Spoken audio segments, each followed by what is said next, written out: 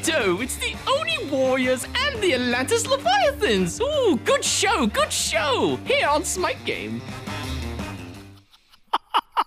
I had a whole rhythm in my head. You know, like before we get onto the desk, I mentally prepare what I'm about to say the way like you do, like if you have social anxieties and you're like on a phone call, stuff like that.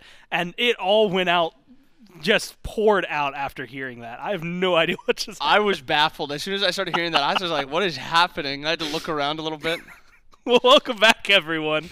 As we get into the second set of the day, it's Corin inbound here. As I believe, if my ears don't deceive me, I think that was the Hindu man on the coming up next there. Did sound like him. The accent was spot on. The tone of voice was right there. You'd have to figure it out. Well, we'll go back and check the footage. It's been a really, really fun day, fun week so far if you've been watching the last couple of days. And the good news is I can give you a quick recap on what's been going on. It's all right here on the bracket. Few 3-0s that we saw in the quarterfinals with 3-1 from the Dragons. They continue that 3-1 streak, and it's a win streak at that just now over the Ferrymen.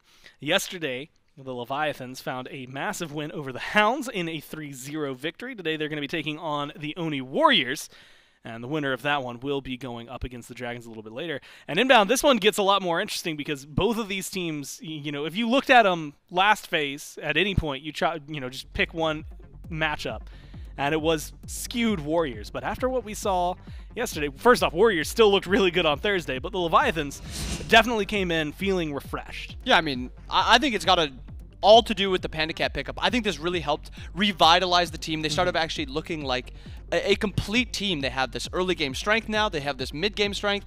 And they're always going to be a good late game team. And now they have just all points of the game covered. As long as their drafts stay on, which I think they drafted really well yesterday, I think they have a great chance to do something in this tournament. And numbers that looked really good, all of them were there for adapting. Ended up going 11-1-5 on the Ao Kuang, and that's just the one game, not including the Hebo and the game before that were amazing. And so, without just having us conjecture about how great they've been, we can go over and have Adapting standing by for an interview now to just tell us how it is. That's right, I got Adapting, jungler for the Leviathans here with me. Adapting, I kind of want to pick off, you know, where they were just talking about a moment ago. You get PandaCat now on the team. Seems to change the dynamic of the roster a little bit, maybe kind of diversify the playstyle. What's it like having PandaCat on the team now over in the duo lane? He's been really good. He's been a really good addition to the team, and he's very vocal. He's talked a lot about like his opinions, and I think more than anything, like we've really started having like a really good team discussion about things, and you know, like everyone's voicing their opinions. We're talking, we're giving each other feedback, and it's been really good. Now, bringing him onto the team, you know, making the swap for Zapman, and obviously that's got to be something that's a little bit difficult to kind of make that decision on the immediate, but it's a bit of a rough patch in phase number 1 for the Leviathans team. Do you think that this roster change is maybe something necessary and maybe kind of now on that upswing here for Leviathans for phase 2? I definitely think it's going to be, I mean, I'm hoping at least it's going to be a good upswing for us. I mean, so far it's felt really good, so, you know, looking forward to keep playing. Now, you had your first matchup already this week. You played up against the Hounds, found a 3-0 against them. Now against the Oni Warriors, the runner-ups at Masters, a long undefeated streak from them in the first part of the phase. What's it like going up against a team as tenured, especially now one that's made also a roster change in their support role? I mean, I'm excited to play against them. They were definitely the team to beat last split, so hoping that we can start off by beating them now and becoming the team to beat instead. Yeah, maybe making their way up into that final. Well, Davin, thanks so much for the pregame interview. I'll wish you luck with the best of your set. We'll throw it back over to the desk. You can hear it, I think, at the very end there, specifically up against the Warriors. It's not a set you can really take lightly, considering what this team has accomplished in the past. And we've had this conversation about how they are not easily held to the standard they've set for themselves, which is because they set an impossible-to-attain standard, and that's never something that you can repeat again. But it is something, in the games that we've seen, their 3-0 this week was the most convincing 3-0 of the ones that we saw. And so maybe a little bit of pressure again just to step up, but like you said, the refreshed feeling that having PandaCat come in for the Leviathans, it feels like it maybe didn't really infuse too much because, as we've seen, the carries most of the time are just hanging off on their own. They come in a little bit later. But it does feel like it's really been impactful for the mood and maybe the culture of the Leviathans a little bit more. Yeah, I think 100%. Panda's not just an incredible in-game player. He's also a player that will let you know what he's thinking outside of Game 2, which Adapting actually touched on, where there's conversations that they're having with their scrims. If something's not working, they want to try to find the solution. Yeah. And it's just, as soon as you make a change like this, there's just a shift in how your team plays and it can be for good or for bad. Obviously, this one's been really good so far. We've only gotten one set out of it, but that set, they looked incredible. I think they looked, other than the Warriors, who took it a step farther and looked phenomenal for all 3 games, the Levi's looked incredible for their 3 against the Hounds too, who also made a change. And I mean, a lot of it goes to Panda, but I think Panda made Sheento look better. I think Panda made Adapting look better. As a whole, this entire Levi's team just looked really good in that first set. Yeah, and honestly, I think that's the big thing. And we've seen that a lot with team changes where, you know, admittedly, there's going to be conversation for days and months, I think, at this point, on PandaCat versus Zapman. And, you know, you're going to see it. I know I've seen Zap on Twitter as well talking about, like, where the Artemis is right now, because a lot of people, PandaCat included, have been going towards that. And, like, is it really as powerful as it seems? Because early game, it doesn't really do anything. Late game is where it's popping off. And you're going to get those comparisons no matter what. But what you're really seeing, and what happens with a lot of these teams and what we've seen in the past, is just that, oh, this is new. Let's get back in this, right? Kind of like I mean, it's literally a refresh button, as I'm sure you've experienced as well, right? Where you're just kind of like, okay, you know what? We've got something new to work with. Let's see how we can make this work. And the 3-0, specifically against the Hounds of all people, who also admittedly had a pretty massive change with Neil coming in. I think it's a good win to get under your belts to start things off. I believe, if memory's serving correctly, it was 2-7 for them in the first phase. Which, you know, again, I went back to the interview that I had. It was Slaney, fineokay, and PandaCat. And PandaCat, so he looked at the team and said, "You guys are not a 6th place player. We got to figure this out." And Slaney had been very vocal about it, how it was like, yeah, there was many changes that they had explored the options of, but they chose, you know, Zap out for PandaCat. But that it was really coming in for the team to help essentially get the burner back under everybody, convince them that they needed to put in double the effort than they had been. Yeah, and you can never really place the exact problem. There's always the chance that any change they could have made would have been the one that answered it for them, but this is the change they went with. They took Panda, they dropped Zap, and it's worked out so far. We're 1 game in, and this is the test that we have kind of been waiting for. The Hounds, like you said, they made a big change. They lost Quig. Quig was a very important, he was very integral to this Hounds team, and they swapped him out for Neil, who hasn't played in a little bit. So you know there's going to be a little bit of growing pains there. Now they have a real test. They're playing against this Oni Warriors team. As you also highlighted, they were the team to beat last phase all the way up until literally the final set where they did lose. So this is the test, and now this is the set that we can kind of gauge both of these teams, see how they play against a team that's of their caliber. Because these are the teams that, I mean, other than the Dragons, they've been 2 of the best teams this tournament. And honestly, I love watching the Oni Warriors play for a multitude of reasons. I'm sure everybody does. That guy on the screen across from Adapting is a big reason. Panitom, for a longest time inbound, and even like your team included, like you could ask the players, you could ask the casters, you could ask the community, and almost everybody say Panitom as the #1. Like, this dude is letting Sheento eat his farm constantly when he's on the Leviathans, and somehow he's still playing better than the other guys. Now he doesn't have Sheento feasting off him constantly, and between him and Pegon, the way they play, the Warriors are just such a powerhouse. Yeah, I think Panitom is finally kind of getting his flowers from everyone and not just getting highlighted by like the pros and the analyst desks. I think a lot of pros and just high-level players and casters in general, they saw what Panitom was doing. They saw how much farm he was giving to Sheento and how he was still able to control the entire map. And now this year, he doesn't have that same type of problem. Pegon is a lot more likely to give Panitom his own farm. And Pegon's the one actually looking for ganks sometimes while Panitom farms mid. And it's this really cool, you know, style that they've developed where it's almost like they're playing double jungle, double mid lane at like sometimes just dependent on the comp that they're doing. And it's like Panitom will clear a couple mid waves while Pegon's ganking. And Panitom is starting to look to everyone like he is the absolute best player in the world right now.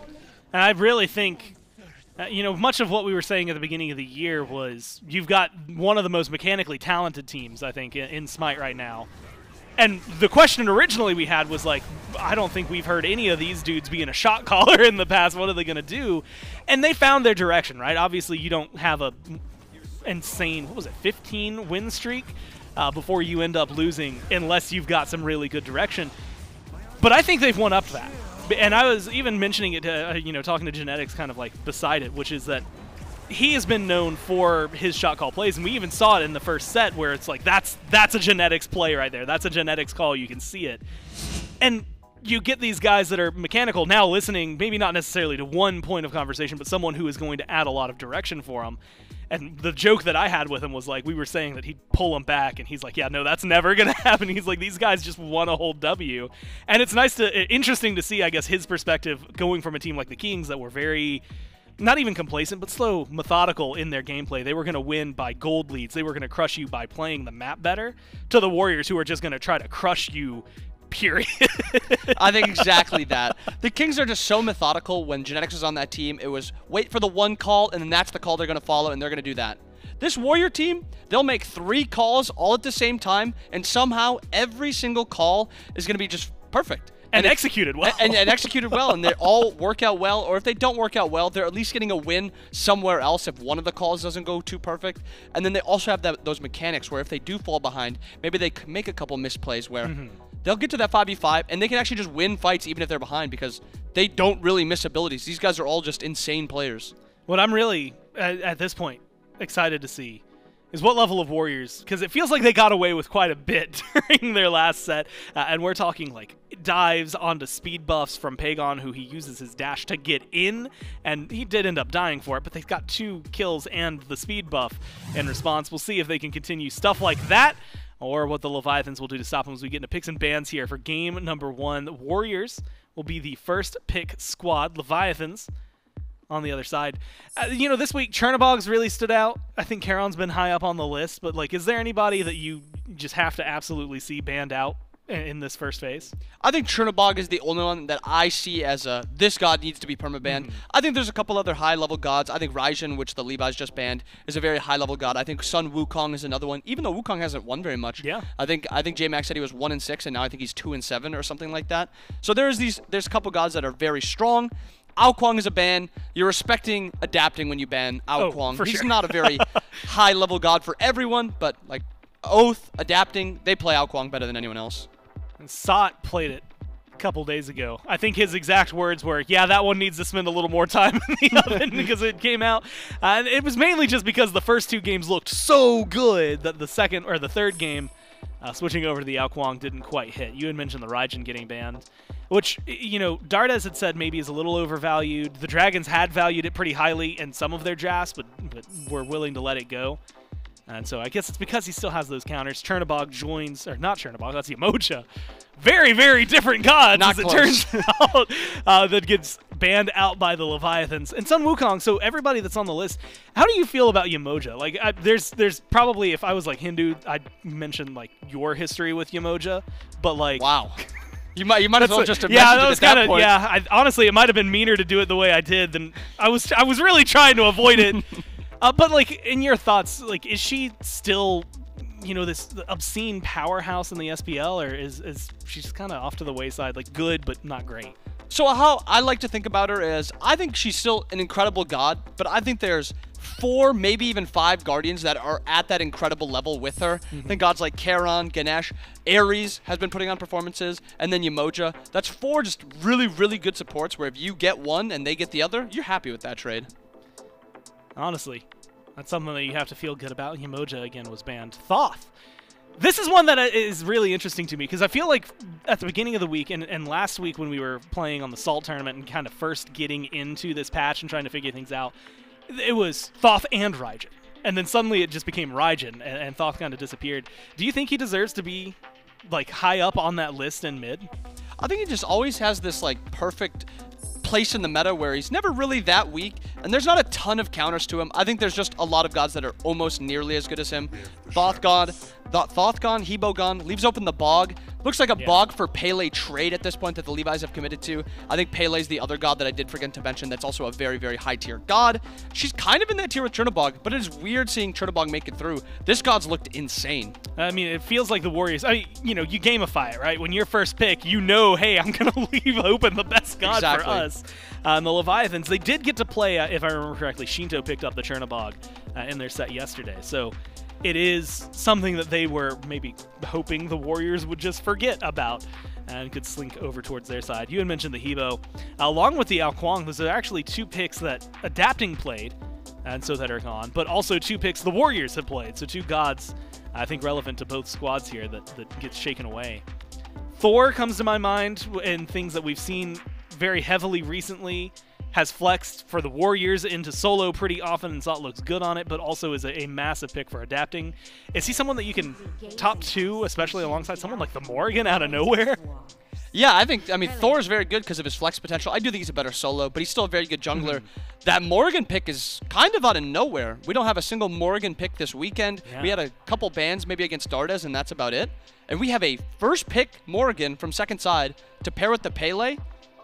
It kind of instantly shows you that this Pele is not going mid. We're not getting a Paul Pele in mid. Sheento, it's not really his style. It's a Sheento Morrigan, I'd assume, and I assume it's Pele either jungler solo.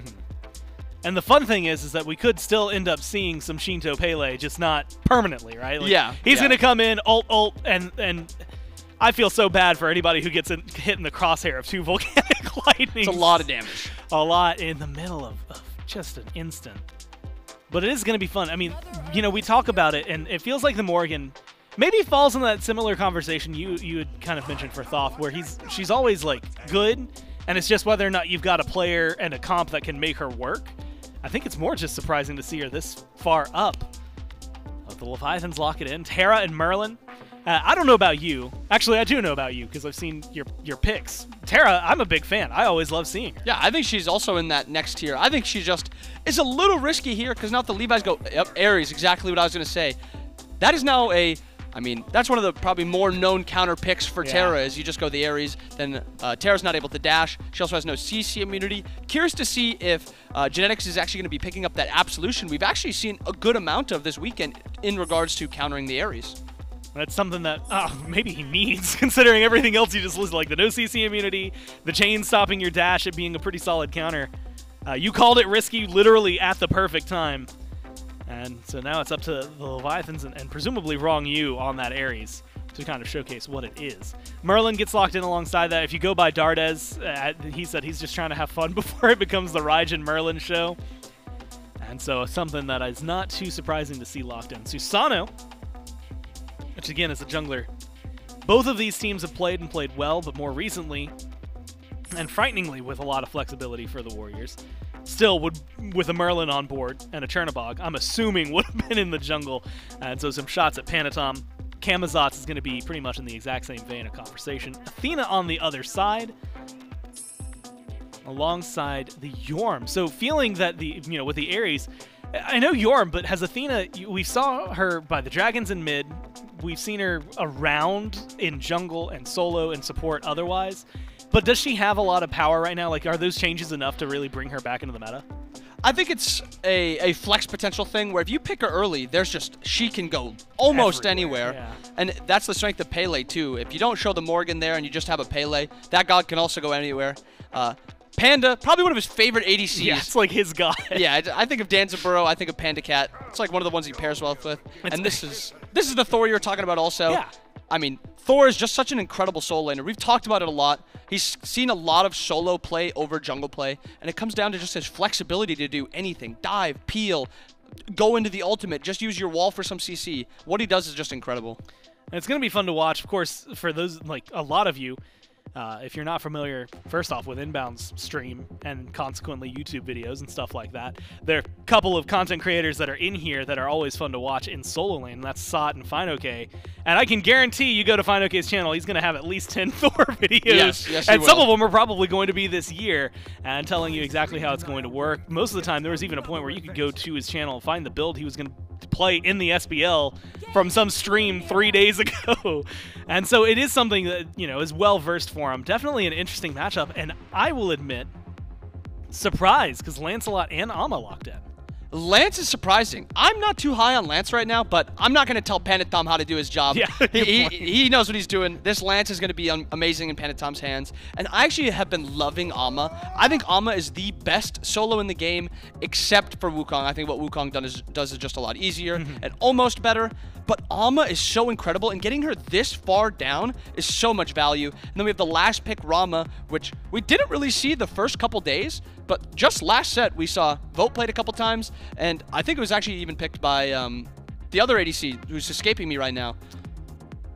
Also escaping you, but he was played a couple times also. He's been played. So he's kind of coming back just today. Is it bad? My brain, the name it wanted to supply of all things was Ataraxia.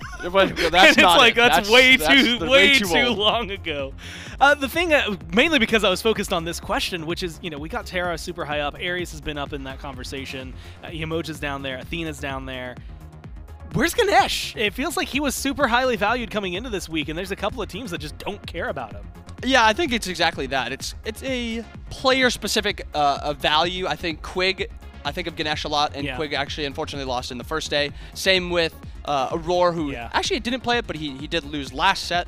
There's a couple players that prefer Ganesh. I know there's also players that do not like playing Ganesh, and they actually think he's a little overrated right now. So it's kind of like that. Some players value some gods, some players don't value some gods. So I think Ganesh obviously still very good. He won last tournament with Aurora, so he's got to be at least a good character. But some players just value stuff differently. Yeah, and I think that's where we're at. It has to be, right, for genetics at least. I was mainly curious because it feels like the Warriors, that was like the kryptonite that they ran into. It feels like they were doing so well in Phase 1, literally until the Ganesh picks, and the Ferryman just started to roll through. But now we're going to look at this, and I want to say, like, look, team fight by team fight. This is a very, admittedly, standard composition from the Warriors in comparison to maybe some of what we expect. Nothing too flexible. The Lancelot, like you said, is a little surprising. Terra has a counter here. So in their team fight, especially knowing that you're dealing with at least one Ares and the potential to have two Ares on the other's team, is there anything they need to do, whether it's early on, mid-game, or even in the late game, that can give them an advantage against a comp that seems to play well against them? I just don't think they want to get forced into too many fights early. You look at Chernobog, Merlin, characters that want to farm. They want to get to that level 20. They want to finish their starters. And then even Alma, Lancelot, they also want to finish their starters. Lance maybe a little bit less, but this Oni's comp wants to farm. We don't really expect an Oni's team comp wanting to farm, so I expect some fights early anyway. But maybe, hey, Sam was wrong, and he actually is able to kind of pull them in a little bit, say, guys, you know, let's not force too much stuff. Let's try to farm for the late game. Let's get our starter items. Because, I mean, you look at the late game fight from this Oni Warriors team, Chernobog, Terra, Merlin, Lance, Alma. Such incredible team fight, incredible 5v5. And you also even have that potential where if you fall a little bit far behind, Chernobog can play either side lanes or he can group up. And the global is going to be massive here, right? That presence, essentially taking these fights and turning it into a multi-number. We'll see how well it works out here in game number 1 as we jump over to J-Mac and Trelly to take us through. Thank you so much, Gore and Bobby over on the desk. That's right, it's J-Mac, it's Trelly, and Doug here for game number 1 between the Oni Warriors and the Atlantis Leviathans. And I kind of want to pick up on the conversation of solo lane, Trelly, because seeing a whole lot of Thor over the course of the weekend. I'm seeing a little bit of Amma finally kind of sprinkling her way through. Amma getting a little bit of a buff coming into this patch, getting a little bit of extra attack speed whenever she does pop that first ability. Is that enough in her kit, that extra little bit of oomph to her kit? Is that enough to kind of what brought her back up into the limelight again? I would say it's that and gooseberries, right? You don't have to build Golden Blade anymore. You can come right out of the gate swinging with some extra clear. Amma's issue was always the fact that her early clear is not the greatest, right? She's going to walk up, pop her shield, and go back and hopefully sustain. And another thing that was a big change for her a while ago, because I remember Season 8, Amma was, maybe even before Season 8, it's been a minute since we've seen like really prevalent in the meta, was the out-of-combat healing change. When you actually pop your 1 and just sit under tower, you're not getting as much healing unless you're brawling, right? So a lot of shift-ups have happened since Amma's limelight that have put her back in a pretty good spot, as you said. I believe 83% win rate in 6 games so far, so relatively high for a tournament like this. I think just getting gooseberries online as quickly as possible, getting those AoE auto attacks, you don't have to build into Golden Blade anymore, and that's such a boost, because if you're up against Thor and Pele and you're building an attack speed item that doesn't give you any sort of tank stats, you're going to be having a rough time with all that CC. A fairly high-value pick, at least in an Amaterasu. Other gods that are in similar spots, Pele kind of comes to mind, has been one that's doing a whole lot of winning on the teams that she's landed on. So a couple of big hitters for both teams here with the Warriors and the Leviathans. Both these teams coming off a 3-0 from the quarterfinals and now going against what could be their toughest competition so far in this tournament, and even potentially the weekend, just depending on who has to go up against the Dragons tomorrow. See who's going to draft out for these divisions. For the Oni Warriors, though, I think the big talking point that's come from this team has been the change-up to their support. Now having Genetics instead of Awesome Jake, seeing if this maybe kind of brings the team back down a little bit. We talked about the Oni Warriors of past, Charlie. It was a As soon as we load in this game, we're gonna W key and we're gonna out mechanic and just outplay our enemy team. Now it feels like with the addition of genetics, we still see some shades of that, but it feels like they've reeled it back just a little bit. Definitely so. I mean, you got to play smart in a situation like this. The Oni Warriors lost their massive win streak and maybe got humbled a bit and said, okay, we can't just, you know, mechanics have everyone in the league. It's not the easiest way to go about our gameplay, especially towards the late game. So I think they have dialed back a bit, but still, that aggression is still certainly their play style, right? They have honed that in for themselves. Quick games. Yesterday, what? Rarely going past 30 minutes, right? Those Fire Giants were dropping before 20 minutes because they know their pressure, they know their game spikes, they know exactly when they can make plays like that. Throw a god like Chernobog in the mix, and Netrioid can be all over the map. The issue, however, and I think something that the Leviathans did really well in the drafting phase, was picking up that Morgan. Now Sheento can match that presence as well. He can easily turn into Netrioid and say, hey, if you're flying somewhere, I'm flying somewhere as well. Heck, mid laners usually hit level 5 first because they just have access to more farm. Sheento could ult over before Netrioid could even do it, right? And right at level 5, he's able to use that global presence to just make a one-man advantage turn into an easy first blood.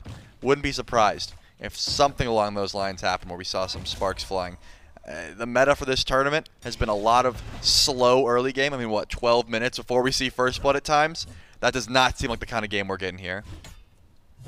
Blue buff invade by Leviathans. Blink in for a tap into knockup is good. Panitom able to double dash out. Jumps on the horse to dismount, but not able to secure the blue buff. That one stolen away now by the Leviathans. Putting that one around the waist of fineokay on the Thor.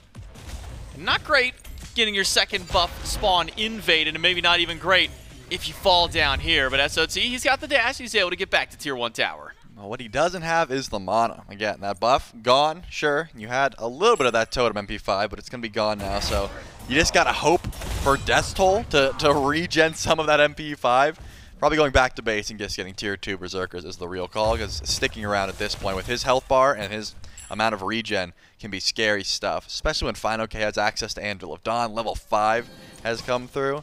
All it takes is one well-placed wall, one wraparound from adapting once he gets access to Volcanic Lightning, which he just ticked over towards, and you could be finding a gank. So I think a smart call for Sot to stay as far back as possible. But that's what I was expecting, right? Blink in, first blue buff. Panitom, he gets low, not quite really fearing his own life at that point. He would have been having to dive a tower. But still, that level of aggression this early on is something that the Leviathans have access to because of the way that Sheento can play the Morgan pick, whereas Pegon, I mean, no one is afraid of Merlin right now, right? Level 6 Merlin, tier 2 Book of Thoth. He doesn't have fast rotations. He's just sitting there farming, whereas Sheento, as already said, can go anywhere he wants, has access to that ultimate.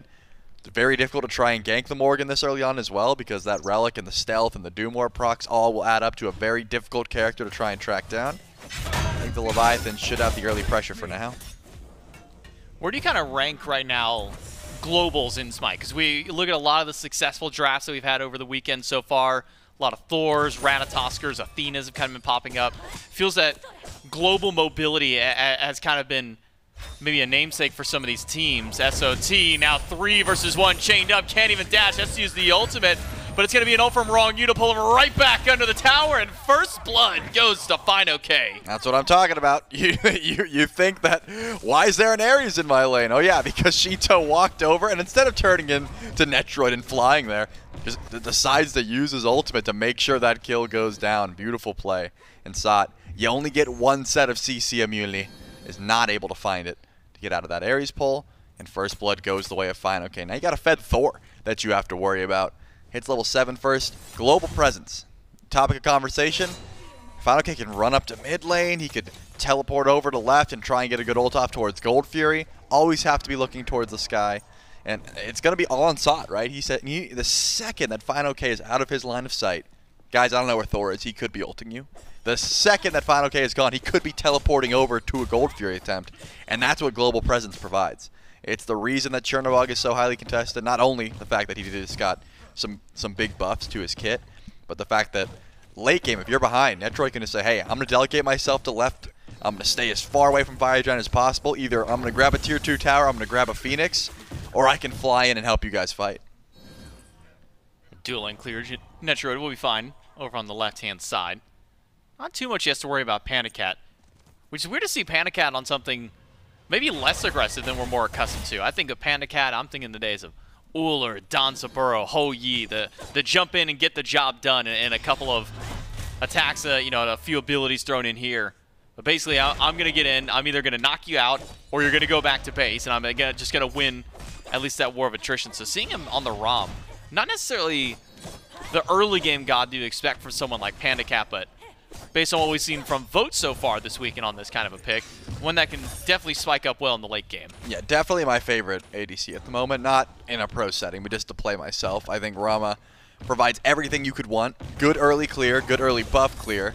He's safe. He's got the range snipes to try and put pressure towards Gold Tree if it's being stolen away. His 1v1 is pretty solid if you're just not fighting into things like the early game just bruisers like Uller, like Anhur, for example. And he can match the pressure that Netrioid can. Not necessarily the rotation speed, but what Hunter can match that of a Chernobog. He can match the late game shred if he's going towards a build with crit or the kin size, which I think a lot of people have been looking towards. Because if you pay attention to solo lane builds, there's a lot of HP in the meta currently. Glad Shield, Manticore spikes, things like that. The Gauntlet of Thebes builds as well. You're going to want kins. You're going to want to shred through some high HP targets. And almost no one does it better than Rama.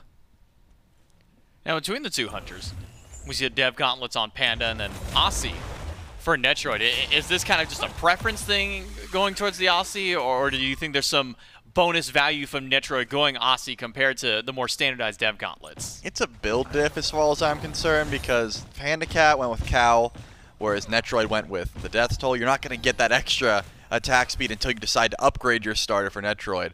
So maybe he just wants a little bit extra early on. He knows Fail Not isn't going to give him attack speed as well, and that's pretty much the item of choice for all Chernobog players at the moment. Third item, you're probably grabbing a Fail Not. You want that extra crit chance and pen and cooldown. So if you're going to go into items like that, Dev Gauntlets, Fail Not, and then what? That's the only attack speed you get. Sot ganked once more. Now this time it's adapting, Oh showing my up to the goodness. party, and What? just might as well throw Sheento in there too. Rongnew's gonna pull him right back in for a kill. But Netrioid and Genetics have joined the fray. Wall from fineokay to try and lock off Netrioid. Damage going into Ronngyu, but not enough. It's Panitom on the scene. Misses the slow, but finds the dash after 1-for-1 trade. And a fineokay in the sky heading away. Thought he would dunk on top of Genetics, but instead, it's Genetics still playing up and aggressive, trying to take this blue buff away. That is crazy. I did not expect a 4-man rotation just to try and put Sot down. Luckily, the Oni Warriors were able to find at least one kill during all of that. But that's annoying. I'm spamming mid-diff right now in my chat because Pegon, again, he can't match that rotation. He's just not fast enough. He doesn't have the global presence.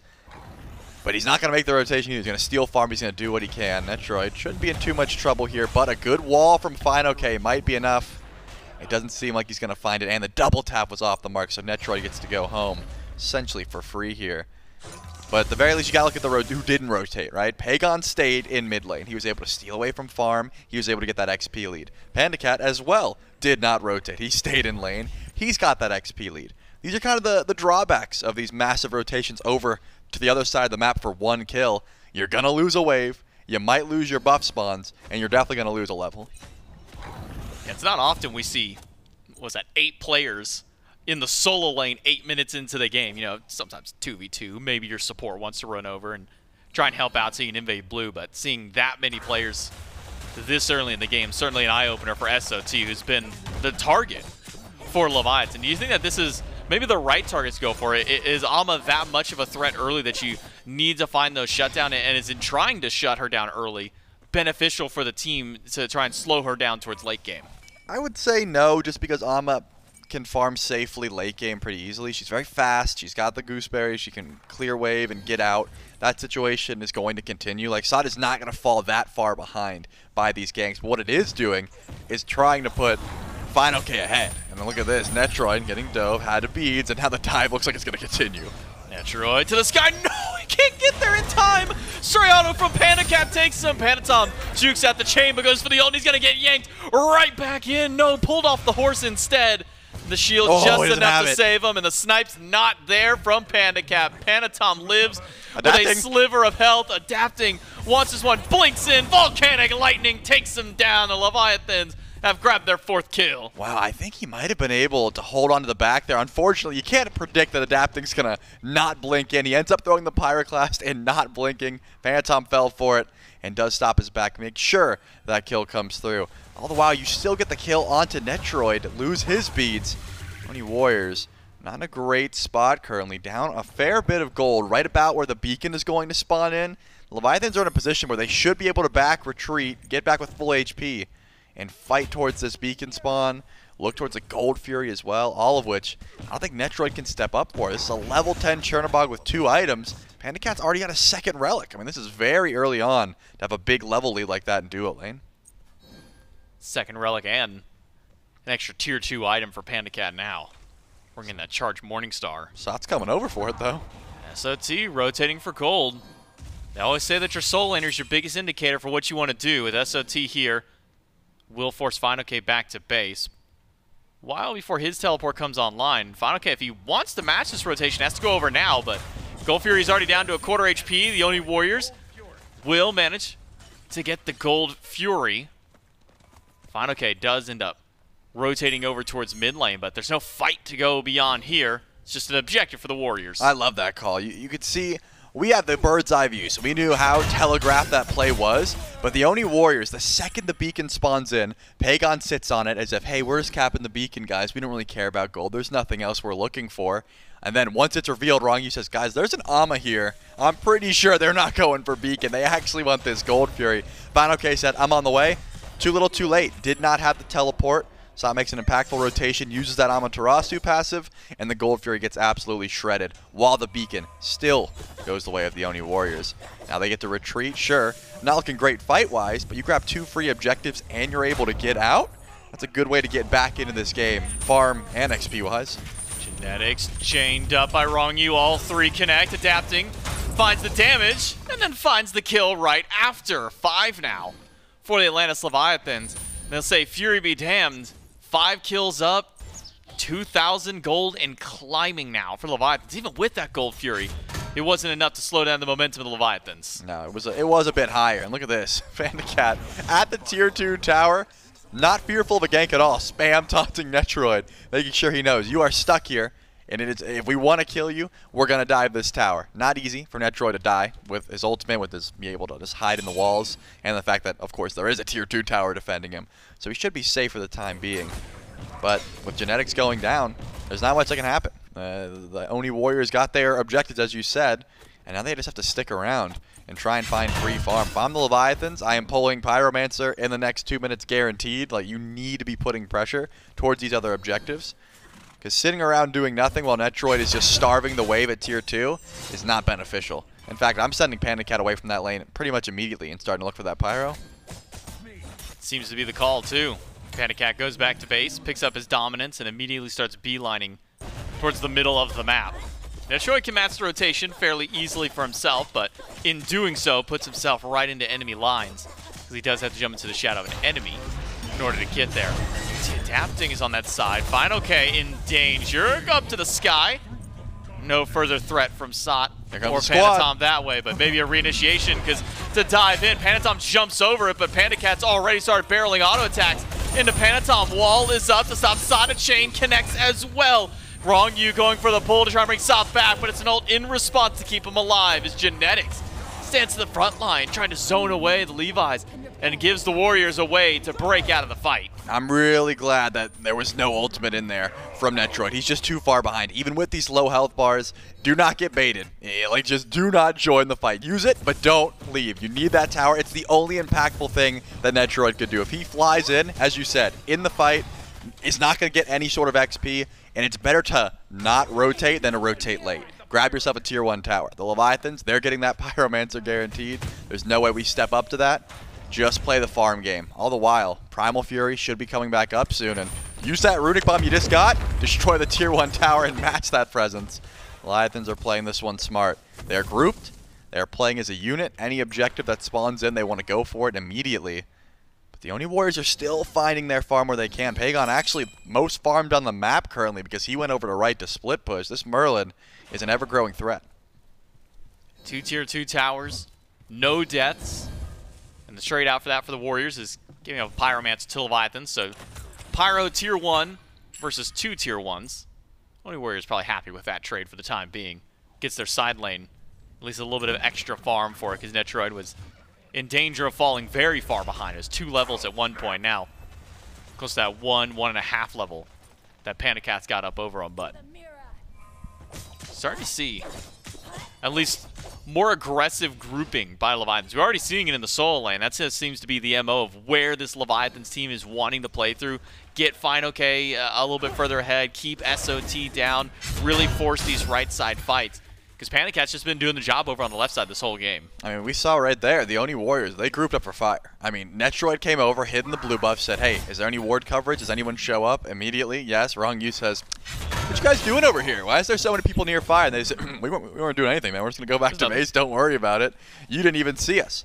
Leviathans do start up the Primal Fury. They should be able to shred through that relatively quickly, but there are 4 Oni Warriors nearby. If they catch wind of this, they can step forward. It's only genetics for now. Okay, exit Netrioid now here. Primal reset by the Leviathans. Panitom Pegon now here to try and pick this one back up. Ronngyu not able to take that one away. It's another Fury for the Warriors. Try and keep this game even. Now only 1,000 gold between the two teams. The Oni Warriors, even despite only having 1 kill to the 5, their objective-mindedness has been able to keep them together. Has been able to keep this lead as minimal as possible. But now, full grouping the Leviathans here around the beacon. 3 on point, 1 on the way. The Oni Warriors might not have the manpower to stand up to Leviathans at beacon. Yeah, it seemed to me like the call was blinking is Ronngyu. He can't really find a target. Genetics wants to get chained out, but no ultimate there, so Ronngyu unfortunately wastes the blink. But it seemed like the call was Leviathans going for the gold figure. They see that the Oni Warriors stood up, and they have to back up because fineokay wasn't there. This Thor, unfortunately, did not show face. Without the Anvil of Dawn, they didn't feel confident. The Oni Warriors say, we're down to 50-50. Let's just pick up the 20% gold fury. Why not? They get it for free, and they get out. Leviathans were able to grab the beacon, but that gold lead you've been talking about, the Oni Warriors have decided, hey, we're not going to fight, but we are going to slowly clear it up with our objective-mindedness. They've got damage to burn through these objectives. Pegon, this Merlin, is still plenty of damage online with the Ob Shard, going into a Soul Reaver here shortly. The issue is just Netrioid, who I guess a level behind is not the biggest deal.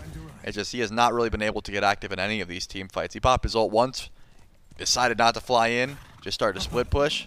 This Chernobog would love to get a little bit more damage online before a true 5v5 breaks out, especially if it's a fight over at Fire Giant. A lot of times when we talk about the Morgan as a guy, we always talk about the transformation targets. So far, a lot of it has been Sheento transforming into Chernobog, so that way you can rotate around to fights.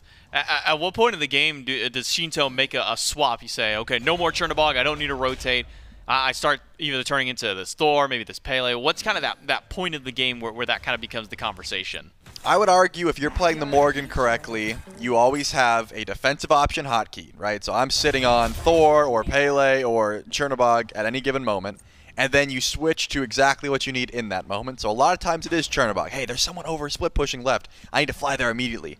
But if not, if you already know it's a 5v5 and everyone is grouped up, you're probably turning into Lancelot or Pele in this case, because Adapting just has more items online. He should go back and finish up what appears to be a Titan's Bane. And then he can just turn into that Pele immediately. It's got some great AoE. Double Pele can delete pretty much any backline in Smite. In this meta, right, you have just so much DPS. So, at the moment, I would assume he's hotkeyed onto the Cherno, but the second he looks for a fight right here, right into Pele. Oh, Netrioid in danger. Sheento blasting through his health bar, even with Panitom showing up. Sheento's not too afraid of what can be done. Does de-transform, goes right back into stealth. Netrioid knows he's nearby, so we'll throw out that curse. I'm glad it was actually Pele. If I said right into Pele and he transformed into Lancelot, I'd look like the biggest nerd. Like, nice one, bro. That Pele is looking crazy. But thankfully, he did turn into the Pele, just like you called. He got the Aegis down, too. So I mean, did get Aegis. Force 2 people to the left side, and that opens up now. Pyromancer, Ronngyu, going to try and pull Genetics back. Next there's a wall, but there's a wall waiting for him from fineokay. Genetics health bar melting away. It's PandaCat who takes him down. But now Pegon and Panitom have shown up. Big joust into the backline to get adapting out of the fight. And Ronngyu, he's hanging on by a thread. Sot's trying to get the kill and finally does so. But PandaCat's already picked up the double kill. Snipes there. Aegis by Pegon. He Snipe hits is those! good! PandaCat picks up 3. And SOT walled away. PandaCat wants to roll right in for another, but he'll give this one over to fineokay. No, he won't. Sot's just a little too healthy. Adapting. Doesn't have the gap closed to get back in. Triple for PandaCat. It only cost them Ronngyu. It's like riding a bike, J-Mac. He does not get old, and now the Fire Giant is starting up. Netrioid wants to walk up. I was going to say, how much steal potential do you have? SOT is going in to just try and zone for this Fire Giant. He's movement. He's got plenty of tank stats. He was able to get the FG gone. A triple kill from PandaCat is not enough. The Fire Giant will survive for the time being. Charlie, the ward was in the Fire Giant pit. He teleported into the middle of 4 people. How did no one think or hear to turn to the right slightly and throw a couple auto attacks? Well, my guess is they said, hey, Sot's teleporting in, free kill. And then Sot said, you fools, I am tanky, and was able to juke out. If they had Ronngyu there and they could just chain him instantly and find that kill, yeah, I love that call. But unfortunately, he was too slippery, had enough movement to me to juke out, and Fire Giant does not end up going down. Pegon unfortunately wasted the Aegis there. He could have saved it for the last shot, but he panicked, and PandaCat held it so well. That's a beautiful kill. 4-0-2, and this is why Rama is just one of the top-line ADCs you can have for these team fights. You can use it to shred through tanks. Yes, he's got kin size. These tanks do not stand very long around him. But he can also go up to the sky and half-health your carry before the fight even begins. So the kill on a Pegon, that puts PandaCat now with a triple kill and a 4-0-2 slash line. Feels like PandaCat's slotting himself right back in nicely with the rest of the SPL crew and on this Leviathans roster. Gold lead still has not spiraled too far out of control. I think the largest lead we've seen so far this game is about 3,000 gold. It just keeps sitting around this 2K mark more than anything. PandaCat spots out Panitom on the horse. Will call out to the rest of his team. Sot walking forward. Dangerous territory even just near fineokay and PandaCat, because as you mentioned, now with that full percent pen online for PandaCat and those kin size, he's going to start melting through the health bars. Netrioid capping the beacon. fineokay spots him out. Wall double tap is good. Netrioid pops the Aegis and he can't even get into the wall because it's already dashed away. Adapting on a killing spree for Leviathans. A quick pick for the team.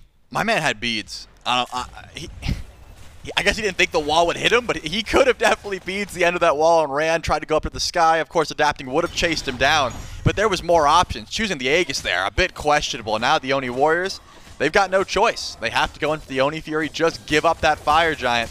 Sot's not going to be able to teleport into this one. The Leviathans pick it up before the Titans leave their shackles. They're able to grab it and go in for the mid lane push. They've got plenty of tier 2 towers, plenty of real estate to try and take out for some extra gold in their pockets. Are they going to try and chase down Genetics, though? There was a minion following him. They've got wind. And yeah, why not? Turn into Sheento, try and chase these guys down. Someone's getting caught out, and it looks like it's Terra. Now fineokay's here. Wall hits Genetics, but it's Adapting who crashes through the backline. Another kill for the King, and fineokay up to the sky. His target is SOT, but he misses out on the stun, misses out on the second with the wall. And Sot should be just fine. fineokay here just to continue pulling while the rest of the team starts to barrel down duo. Yep, all the while, Pegon pushing up mid, recognizes, hey, that left lane, done. I'm going to try and deal with the Titan, play as safe as possible. fineokay's ultimate's down, so don't have to look towards the sky, but the Leviathans, they know they've got pressure, they've got the wave coming in, and they have the one-man advantage for the time being, a 4v3. Fortunately, Pegon gets back to base, so now they know. Maybe we should back up. We've got our Titan pushing. We could grab that mid-tier 2. Pyromancer is spawned in. There is plenty of gold on the map for the Leviathans to try and claim, as well as these power spikes. Upgrade starter items for fineokay off that back, but Adapting would still love to finish his build up. Didn't even have the Titan's Bane until just then. Grab a Protector of the Jungle as well. Big power spikes coming for the 10-2 Leviathans. They are sitting just fine. Only Ronngyu has fallen so far this game. I knew it was close. Like, I knew it was a low kill death game, but no one but this Ares has fallen this game? That's wild. Leviathans up 10-2 with that. A Pyromancer once more added to their pockets. 2 now for Leviathans. All the Furies have gone the way of the Warriors. On the right-hand side, Pyro's Fire Giants for the Leviathans. will take a break from their push. They knock down the Titan on both sides. So now both have returned to their bases. It's Leviathan starting to group up again towards left mid. See fineokay going down mid lane. The rest of the team trekking through the jungle, and Ronngyu just now making his way back to base to upgrade his Pridwin. Massive shield now available to Ronngyu once he goes in for those blink ultimates. Gives him a little bit of extra survivability. Pushing forward, as you said, only a minute 30 left on Fire Giant, so if the Leviathans want to go in for the rest of these tier 2s or a possible Phoenix, time is of the essence, right? They need to step up pretty much immediately. I wouldn't be surprised if the Oni Warriors comms are still very calm at this point, right? They are a confident team, even from behind. They have ways to defend. They've got great defense with this Merlin. It's going to be about avoiding CC. Can't get half health like that from an easy wall. Getting close to fineokay is very scary here if you're a carry. The Leviathans are playing this one slow. The Oni Warriors, you'd think they wouldn't want to die for a tier 2, but they are defending this with everything. They're not retreating back to the Phoenix. They feel as if they can defend this. Still got some time to try and delay this Fire Giant buff. The Oni Warriors keeping everyone nearby. Panitom clears out the jungle. Ronngyu goes with the blink ult. He finds 3 with the chains, but only pulls back SOT. Genetics inside the jungle is getting shredded to the damage by PandaCat, and fineokay dives into the backline. He finds 1 with the ult, but the damage from Pegon is a bit much in return. Snipes are good, nearly takes down SOT, but not quite. It's the tier 2 tower that crumbles instead. Yeah, that fight could have went a lot worse. Pegon losing his beads immediately. I thought there was a chance that fineokay would have been able to grab the ult on him, but ran underneath Phoenix. Definitely decided, hey, let's get the tier 2 and just back up. So many low health bars, though. The Oni Warriors, 1 or 2 deaths there, and you're definitely losing a Phoenix.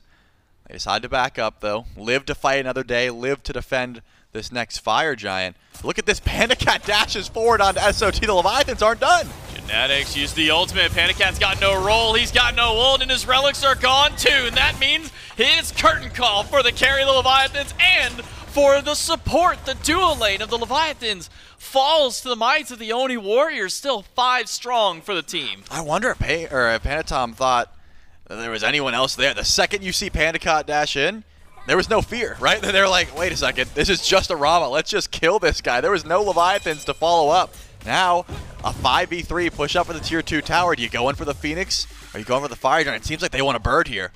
3 versus 5. Satan Genetics still healthy. Wall and double tap from fineokay doesn't do as much as he may have hoped. The Warriors can knock down the first Phoenix of the game while Panitom fights against Sheento. Dunked by Fino to Pegon, who doesn't have his beads, and Sheento doesn't have health. Panitom has erased the mid laner from the Leviathans.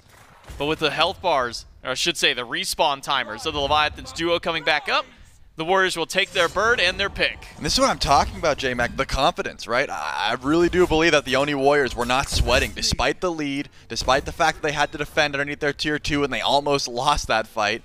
They were just waiting for the misplay, and PandaCat serves it up for them. They sit around the corner, Ronngyu and Panda, hey, 1 chain, we're going to shred through whoever walks up. It's SOT. The Amaterasu is not getting shredded through that easily, and once it happens, you get 1 pick, turns into 2, Ronngyu and Panda go down, 5v3. Yeah, you should be able to grab a tier 2 tower, and unfortunately Sheento couldn't really help, and that Phoenix also drops down. Now you still have a 1-man advantage. Sheento could turn into Netrioid and just fly in, so he'll be here shortly. But let those minions push up mid lane. The Oni Warriors, they can play this patiently. Someone's going to have to clear. Looks like somebody will be Sheento. He's gone back to base. Has his Magi's online now. We'll start working on these fire minions in mid, while the Oni Warriors grab a Pyromancer. No spots for SOT to pick up the bomb just yet. Had to end up putting his Sentry Ward down before he could pick that one up. But now it's the Oni Warriors in the driver's seat, dewarding everything around the pit and removing this vision for the Leviathans. It's been Leviathans for the last 27 minutes of play. But for the last 3 now, it has been all Oni Warriors. With the Fire Giant spawned up, 30 minutes plus past now. We hit that EFG, a very important objective for both of these teams. Still playing patiently. Remember, that mid wave will be pushing up shortly. fineokay can defend it and still walk forward. It actually does use his hammer. He can get shredded through here. fineokay nearly gone. Ult from Panitom's not enough, but Pegon's got the rest. The cleanup kill for the mid lane of the Oni Warriors. and one down for Leviathans. Teleports up for fineokay, but it's 50 seconds for the Warriors to play with.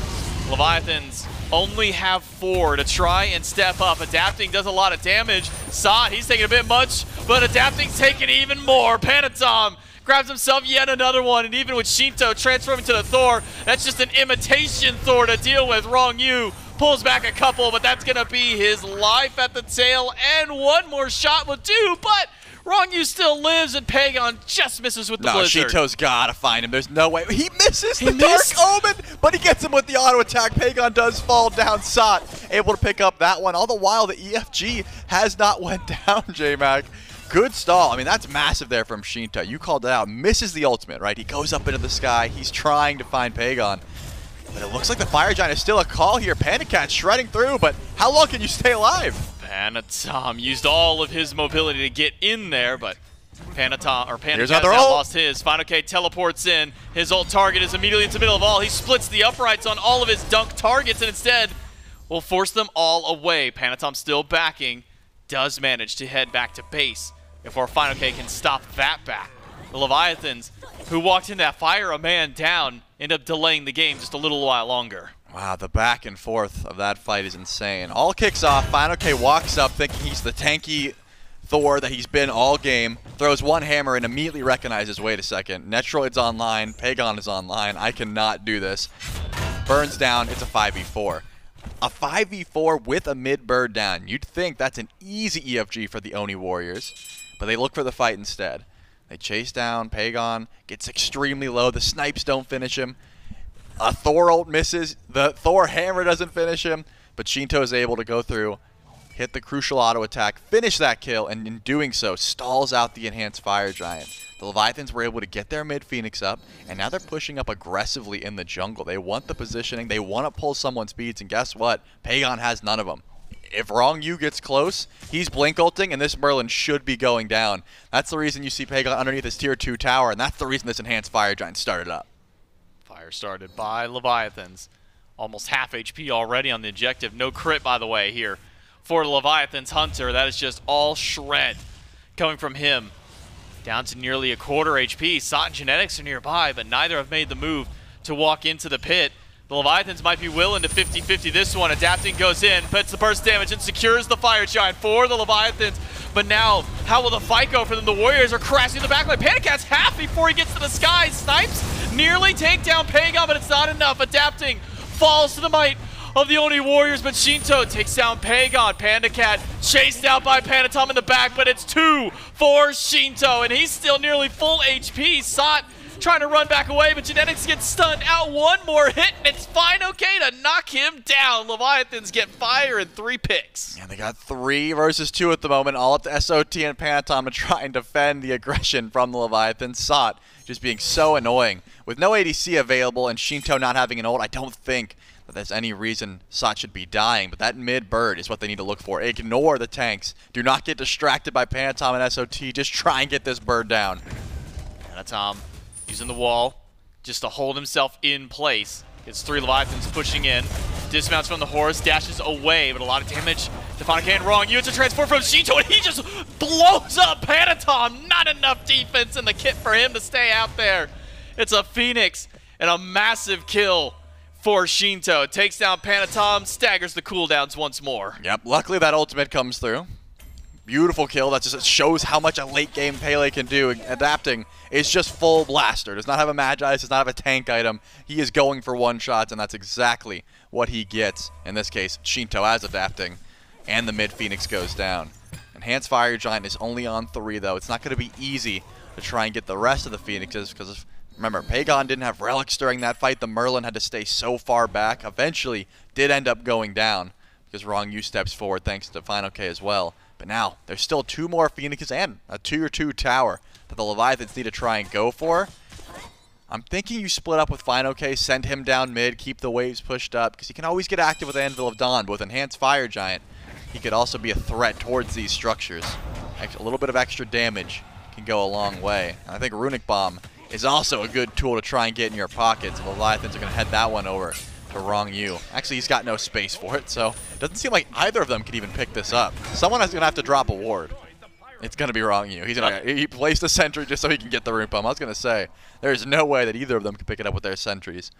But now they've got a little bit of time, a minute 30, J-Mac, before they can really go in for a push on this left side Phoenix. It's not going to be easy, but they should have just enough to step forward.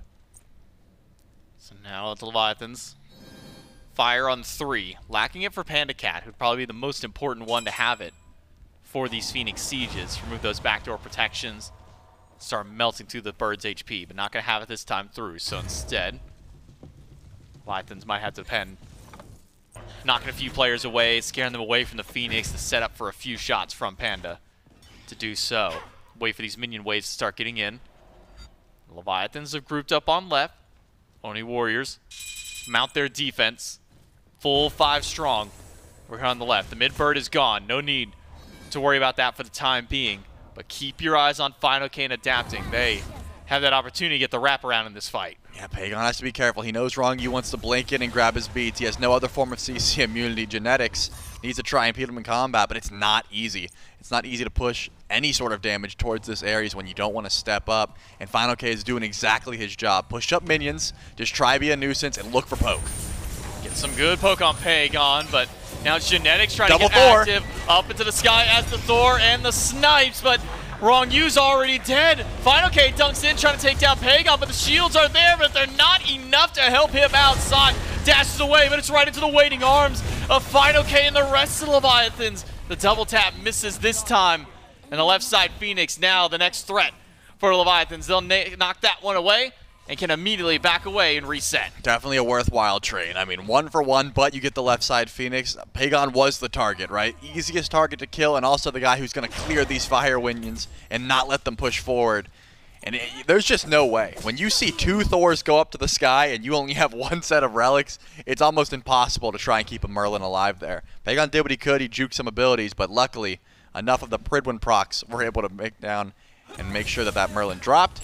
All the while, the fight and the back line just did not go well. Left side Phoenix drop now. 2 birds down for the time being. And the Leviathans are going to have to set up for another EFG, or going to look for a fight in the jungle. They've got ward coverage. fineokay's ultimate is up. Who's going to step forward, though? Netrioid should not be the first one walking in the jungle ever. No, especially... Oh, this is scary. Missing relics. 80 seconds till beads. 100 till Aegis. But adapting, and fineokay didn't spot him out right away. Mid lane Phoenix respawns. 1 more fire wave for the Oni Warriors to deal with in mid. That way their bird can continue to regenerate its HP. With Enhanced Fire Giant back up on the map. fineokay over on here on this left side just to see where everybody's at, see what the Warriors are up to. Communicates to the team, guys, everybody's over here. I see 3, maybe 4 people. Grab this Fire Giant and get set up for the next push. 1 tower left on the map for Leviathans to knock down. It's the solo lane tier 2. And then it's right back to the Phoenixes, but mid should be easy pickings for the Assassins of the Leviathans. Should be. They've got time. Again, I just have paying attention to the relics and the Oni Warriors, and they're just never available, right? When you're up against the Morgan composition with Ares, with Pele, with Thor, that's 4 members that are pulling your beads pretty much consistently. And you got to look at Pegon and Netrioid. They have to stay so far back. They cannot step forward. They can't defend. The Leviathans are in such a good position to just slowly whittle away the life of the Oni Warriors. You said it, though. A tier 2 tower is still available. Probably smart to get that one down before you finish. And look at the pivot. I mean, Pegon feared his survivability. He sold Staff of Beard for breastplate. He needs to survive these fights. He recognizes, hey, my damage is better if I'm alive than if I just get blown through, so I need another way to try and live through these fights. Maybe some physical defense can do the trick. Relics all coming back up here in just a few seconds. 10 seconds or less for everybody to be at full strength across the map. fineokay adapting. We'll work towards mid Phoenix. That one's only about a 3rd HP, though. Not much it's going to do on a full mounted defense. The Oni Warriors are so willing to hold on to this mid bird. They even sacrifice half of Pegon's health bar to try and deal with it. Meanwhile, it's the right bird that's nearly taken down. Sheento walks up. 1 more in hand, takes that one off the table, and now it's only the weakened middle Phoenix, Leviathans. 5-man group up here in mid, trying to find their way through, even adapting now, rotating into the jungle. Could make his wrap around as well, waiting for his team to strike.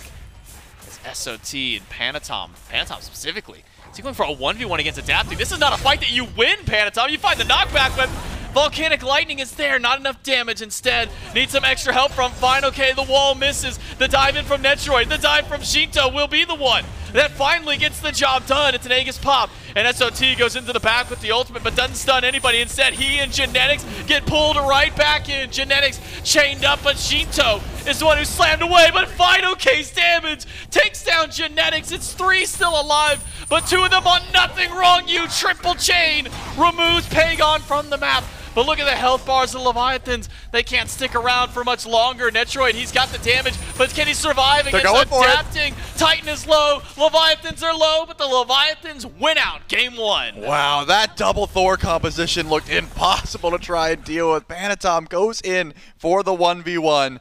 Does not get the greatest trade. I thought the Rama snipes might do it. I thought the first Thor ult might do it. Jukes almost everything. But it was the second Thor ult that finally starts off that fight. Pegon says, wait a second, they used 2 Thor ults, not on me? Maybe I can do something.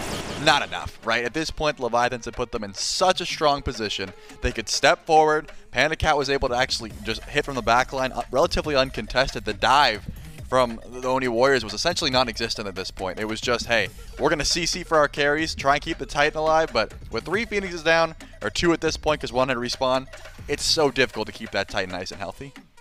I want to call that a clean game for Leviathans, but I just keep flashing back to one crucial mistake, which was PandaCat rolling into enemies at the Gold Fury. That's the moment that kind of kept things interesting for a little bit. Yep. The Atlantis Leviathans able to pull it back together, win game 1 here in the best of 5. We'll see if they can keep up their streak, take it to a 2-0, or we'll see Leviathans tie things up. We'll find out in game 2 right after this break.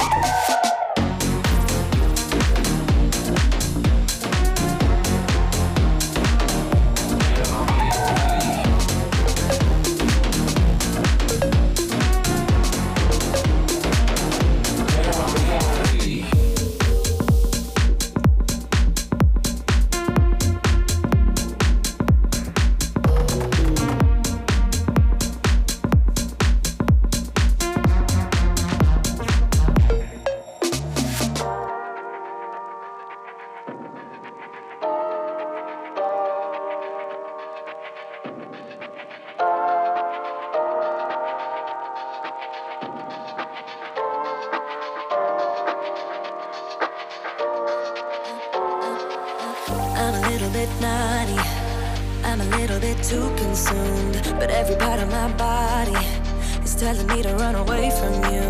Come a little bit closer, yeah, yeah. Come a little bit closer, yeah. You're a little bit crazy. It's been days, but you never change. What's love got to do with it? He comes around, better knock that stuff down. Come a little bit closer, yeah, yeah. Come a little bit closer, yeah. So all my ladies who got a brother that doesn't treat them right, put your finger right in his face and tell that man bye-bye. I'm too fly, I'm too fly. Bye-bye, bye-bye, bye-bye. You're a little bit selfish. You get mad every time you lose. You can't take me with you. I'm scared you're gonna blow your fuse. Come a little bit closer, yeah. I can really start over, yeah. In the back of my mind, there's someone waiting on me. You're just wasting my time because you're scared and lonely. Finally got some closure, yeah.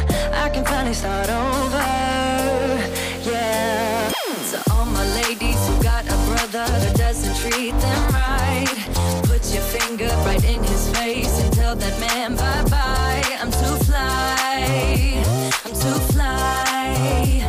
Bye-bye, bye-bye, bye-bye. Here's to the memories. Cheers to who used to be. Your friend said that you left me. I'm glad that's what you believe. All my ladies who got a brother that doesn't treat them right, put your finger right in his face and tell that man bye-bye. I'm too fly, I'm too fly, oh, bye-bye.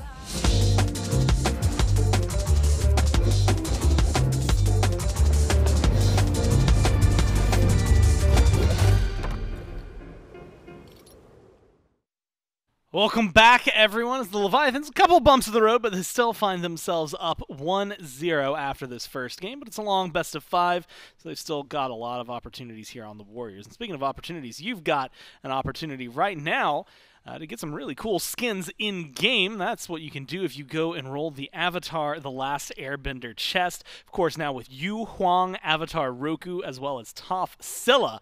That has been added in there. And of course, Toph actually has 2 skins, her Earth Kingdom and her Fire Nation outfit, to be able to lock that out. Of course, you can also then pick up like the Merlin Aang. You can have Uncle Iroh, I guess General Iroh. I guess it depends on where you like what you want to call him. He's really only Uncle to Zuko, so I don't know. That kind of got off the rails there.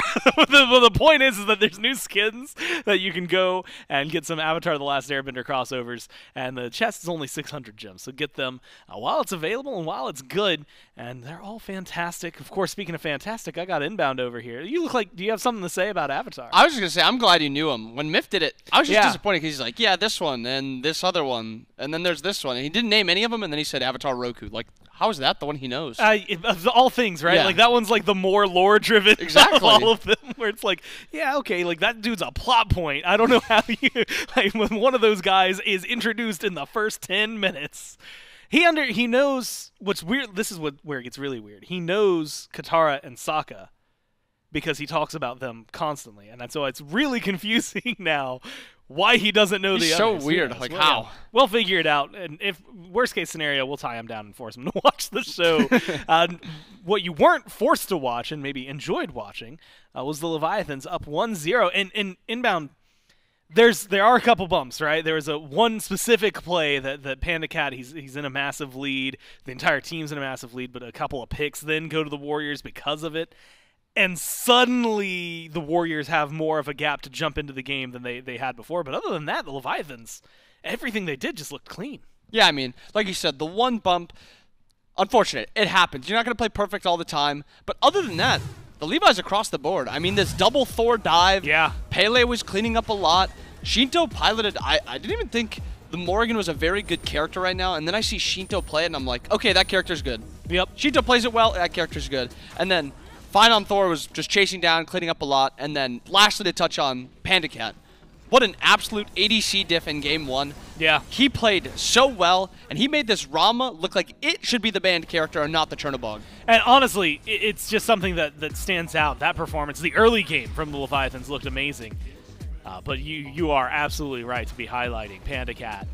Because over the last couple of days, I've even seen people saying it where they were like, yeah, he didn't really do anything different than what Zap would do. He just waited till late game and came in and did carry things. Like, that's not really that insane. This time around, we got to see a lot of what PandaCat can put on the table. And more specifically, I know me and you were talking about it, and we've seen it, you know, a couple of times I've seen it mentioned on, like, Twitter. But, like, the chin size versus no chin size, and very specifically here, towards the end, we saw Netrioid. It's actually in this play. I mean, he hits crits like crazy throughout all of this. Every single member of the Leviathans gets to live through it no matter what. Yeah, I think this kin size is just getting missed out on by a lot of these ADC players. We've seen Panda build it. Panda was shredding that game. 40,000 damage. That's a lot of damage. Yeah, that Shin's probably about half of it because of how many people he was hitting. And then Netrioid 18,000 on the other side. No kins. He actually goes for the full true crit build. I don't know entirely how you'd fit kins into a crit build like that, like you would on Netrioid. I mean on Chernobog, because you want that fail knot. There's a lot of things you want. But I think this kin size is getting missed out on. I think a lot of that damage, that potential of killing those frontliners is really getting missed out on. And that's, I think, the big deal, right? It felt like there was no answer. You had one really tanky Thor, and of course Ares, and sometimes you had two really tanky Thors, and the minute they were able to jump in like that, it just felt like it crumbled underneath them. But as you had mentioned, like, Chernobog has been such a high priority. We'll have to see whether or not the Warriors still hold it as highly as they just did as we jump into picks and bans here for Game 2. They are going to stay first pick, and so that is a huge deal for them. And I had actually said to you that based on just that performance, right, not grand scheme, I'd have to look it up to see exactly what Netrioid looks like overall on the Chernobog. But if I'm looking at just that game, I might be willing to ban the Cherno if you're the Warriors and go for the Pele over it. Yeah, I mean, you're not wrong. He didn't look too comfortable on the Chernobog. I mean, it's been out of meta for a while, so maybe it's just he needed to get another game under his belt, really try to figure out how he's going to play that Chernobog. Maybe it's a build thing where he just wants to build something else next game. But there's always the opportunity of playing a Chernobog mid. Pegon, we know Pegon can play just about any god under the sun, and he plays it extremely well, so there's always potential of that. Oni Warriors banning away the Morgan, banning away the Ares, both two fantastic gods piloted by both Sheento and Ronnie. And then we have the Emoja Raijin banned out by the Levi's. Definitely going to have something different, though, right? Because of all the bans that are now making it through that are on the table. Remember, like, Hebo was banned out last time. Thor now banned out, so 3 for 3. The Warriors are going to let some new things out there. And that's going to include, I mean, a whole slew of things. Raijin, Wukong still on the board. I'm sorry, Raijin got banned out there. Pele, Ganesh, who I'm going to keep going back to because I really like him, but again, you had said it, it's kind of player preference. Thoth gets banned out alongside the Emoji of the Raijin, so there's actually a whole lot available right now for both of these squads to grab. I mean, the Wukong is one to highlight because that's another one that has nearly 100% pick ban along with the Pele. So we got to see what the Oni Warriors are going to prioritize here. We've seen a lot of Pele prio. But Pele wasn't proud by the Warriors last game. They preferred that Chernobog, which is still open. So now this is the decision they have to make. Do they want to go with that Bog again? Do they want to pick it, maybe flex it to mid lane? Maybe give it to Netrioid again? Give him another chance with it. He does have a 63% win rate on that god across his career. And so there's definitely been moments, I don't know why I was going to preface it with saying, like, Chernobog, where he's been meta. That's what we're in. We're in a meta. Like, guess what? He's meta. I guess it just depends on the build. So they are going to go back to it. Not his most played god by a mile, but one that he's been good at every time he's played it. And keeps things interesting, because like you said, he's been 100% pick ban. He's not been picked a whole ton, because he's been focused out. That does leave open the Pele, the Wukong, which we had highlighted maybe at the top, but as well as some of these other Guardians that have been very strong. We also have that Ao Kuang that we know Adapting really likes. I wouldn't expect it top 3 or top 2 at the bare minimum. These top 2 gods should be a god that is very high prioed or has some sort of flex potential. That Pele is the one that's really sticking out to me. Wukong obviously is another one. But Ama, I think, is a god that also kind of goes into that spot, and she's a very valuable character. So maybe something like a Pele, and then they can opt for one of those powerful Guardians left. There's only 2 left now, in my opinion. There's the Charon, there's the Ganesh, because we have the Yemoja, and we have the Ares bands. So maybe the Levi's opt for an earlier Guardian pick. And Charon, I mean, he's been in an interesting spot. Got his first win today, of all things. I'm excited to see him win, but I'm a little nervous when I see the fact that it's 1-6 overall. So Wukong, Hebo, who admittedly... We forgot Hebo. We should have mentioned Hebo. Yeah, he's not a supporter, right? We were really focused on the front line. That's probably going over. Actually, again, with flexibility, could be Sheento's god, could be Adapting's god. Pele, though, because of that, gets let through. Do you like the option to go for the Hebo and the Wukong over a Pele? I think it's just mostly just what's their comfort picks. I think Adapting really does like this Hebo currently. He does love him. I don't think this Levi's team, I don't think they really feel like they need to pick the Pele, like almost like they think it's not as valuable as other teams are thinking it is, and they're just kind of picking it because they know the other teams value it super high. Because, I mean, we've seen a lot of Pele first picks. Yeah. We've seen a lot of Pele second picks. But it seems like these Levi's still really prefer that Hebo over the Pele. I'm really curious to see where the entirety of the Warriors go, because I think that this has been a draft that, like you said, kind of right now it feels like, well, Chernobog's good, so we're going to lock in Chernobog. Well, Pele's good, so we're going to lock in Pele. 2 gods that admittedly, each of them, if you look at Panitom and Netrioid, have good histories on, but we'll see where they end up going. Tear Fear feels a little more, hey, I'm good at this, let me play it, for Sot of all people. And that's something we were kind of discussing looking at the draft. Like the Warriors draft last game felt more akin to maybe like a Kings draft of old, but with genetics influence, as opposed to maybe what we would have expected from the Warriors in Phase 1. This has more of an inkling of a Warriors feel to it. Yeah, I mean, 100% I agree. This one is the, we want to fight early and we want to win this game, get this game off to a quick start. The last comp was more of a, let's farm, let's wait for that 5v5. And even then, their 5v5 kind of fell apart at a point, and I think some of it does come down to how Netrioid played that last fight, or that last game, but looking to clean it up a little bit this game. Merlin ban, Ganesh ban for the start of the second phase. Agni, I guess that leaves open the Charon is the only real high value character kind of left. Even though he doesn't win a ton, he's still valued pretty high. Where do you stand on Marty right now? It feels like his nerfs, like everyone was very, very, very, very, very, very happy when those came through. Yeah. But he's still like poking his nose in, and it kind of felt like, obviously the design goal was never just like, okay, get rid of this god. They want to find him balanced. But I'm curious as to like, where did he end up on your list and in your mind? I think he's like a somewhat safe laning phase god who still needs to scale for that full bluestone, full 20 power spike. His ult is definitely worse. I think that's what I want to highlight the most. His ult feels a lot worse at nearly all points in the game, but that 1-2 at all points of the game still feels just as impactful. I think it's just that mid-game where he feels worse because his ult doesn't have that same type of value of damage. Realistically, that's kind of what we wanted, right? Yeah. Like, I don't want it to go back to what it was. That was a really strong ult. He made AMC, even at his prime, look like a something. Probably a word I can't say on broadcast. As the bans that cycle through, Merlin, Agni, banned out here by the Leviathans in the bottom 2. Ganesh and Terra banned out by the Warriors. And it was an Aphrodite hover for a long time there. But it is a Charon who gets locked in.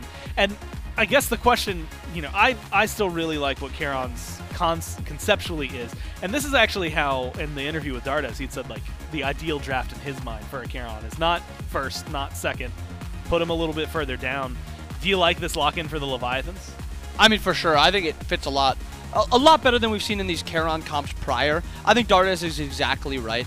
Charon's not a first pick. He's not first year Yemoja or anything like that. He's a god that you want to kind of counter pick a little bit with, and you want to fill out the rest of your comp and then pick the Charon towards the bottom.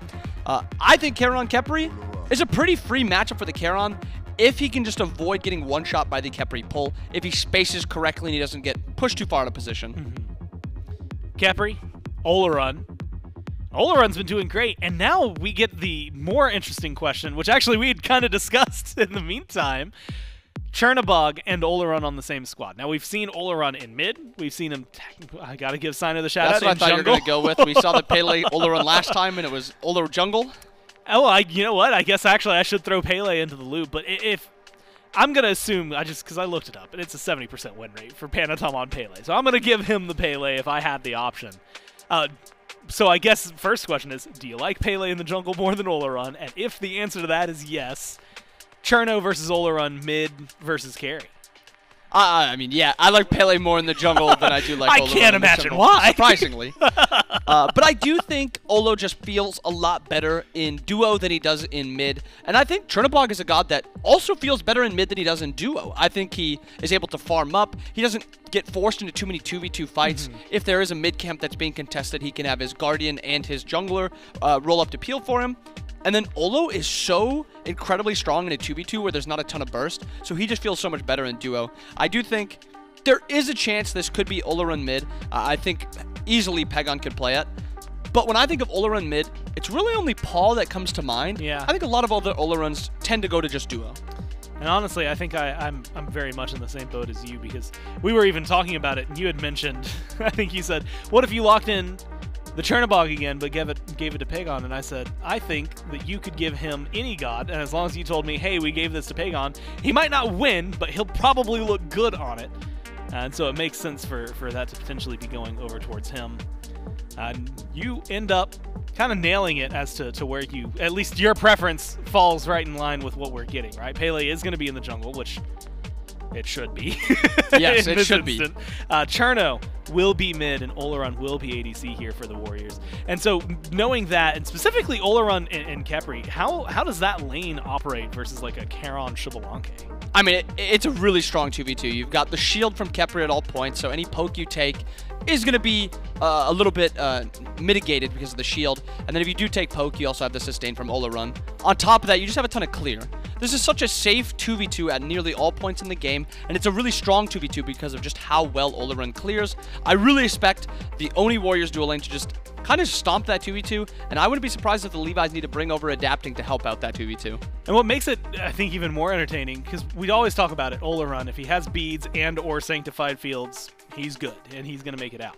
Now you add in, and well, if he has beads or sanctified fields, or Khepri just happens to be nearby with his ultimate, you're probably going to be fine, so pressure might be hard. Do you think that the Hebo, especially knowing what we know, right? Early on, Hebo can still hit pretty hard, but it's a lot of telegraphed play. Is there going to be a lot of opportunity for adapting to even get that ball rolling? I mean, it's not going to be in duo, in my opinion. I think he's going to have to look for either the 2v2 in mid, because, I mean, Chernobog is not a 2v2 god that wants to fight. He's one that prefers to farm. Pele, on the other hand, is a god that will happily fight at nearly all points in the game. So, I mean, that's kind of what differs. I think Hebo, it's tough. I think adapting is always fine farming to late game as Hebo, because all it takes in the late game is one knock-up ult, and you're just erasing somebody off the map. So it's kind of up to whatever adapting wants to do, and I'm curious to see how he does it. We're going to have to keep our eye on the jungle here, because it seems like that will be the crucial key in Game 2. Can the Leviathans keep it going, or will the Warriors pull this back? We'll find out with J-Mac and Trelly. That's right. It's Game 2 now with the Warriors and the Leviathans to see if the Leviathans can put themselves on match point, or if the Warriors are going to tie things up. J-Mac, Trelly, and Doug here for that game number 2. I want to kind of pick up where maybe the Desk left off, talking about the jungle-specific style of matchup. We've been seeing a lot of very early game style of play whenever you pick up this Pele. Hebo, typically 2-3 items before he really wants to get active. Is that maybe kind of indicative of the style of play Leviathans want to take here in this game, maybe trying to push a little bit closer towards that 25-30 minute mark? I mean, any comp that's got a double hunter, I think, is leaning that way regardless, with Panda and Sheento both piloting those hunters. But yeah, you add a Hebo into the mix, and they are definitely slanting more towards that late game, whereas the Oni Warriors, they've got double ADC, yes, they've got the Olorun, and they've got the Chernobog, but I think they can bridge that gap pretty nicely with the early aggression that Panitom can provide on the Pele, and of course Sot on this tier, who essentially just at level 2 has kill potential if you don't have beads, right? He can CC chain you for just such a long time. So I'm excited to see exactly how the Oni Warriors try and bounce back from this one, because they did not have much early action, as much as I would have expected in game number 1, right? It was a lot of just sitting back. The kill differential was massive as well. They really weren't able to find too much. It was a lot of defense, a lot of defensive plays, not a lot of actually, forcing anything on the map. So this comp, in my mind, seems to do all those things just a little bit better, especially giving Panitom this Pele, which has just been such an impactful pick in our current meta. And I really do like the switch up, giving this Chernobog over to Pegon. Wasn't a fan of the build that Netrioid decided to pilot. It just seemed like it was missing a little bit of attack speed, was missing some of that tank damage. I'd like to see exactly how Pegon decides to pilot it.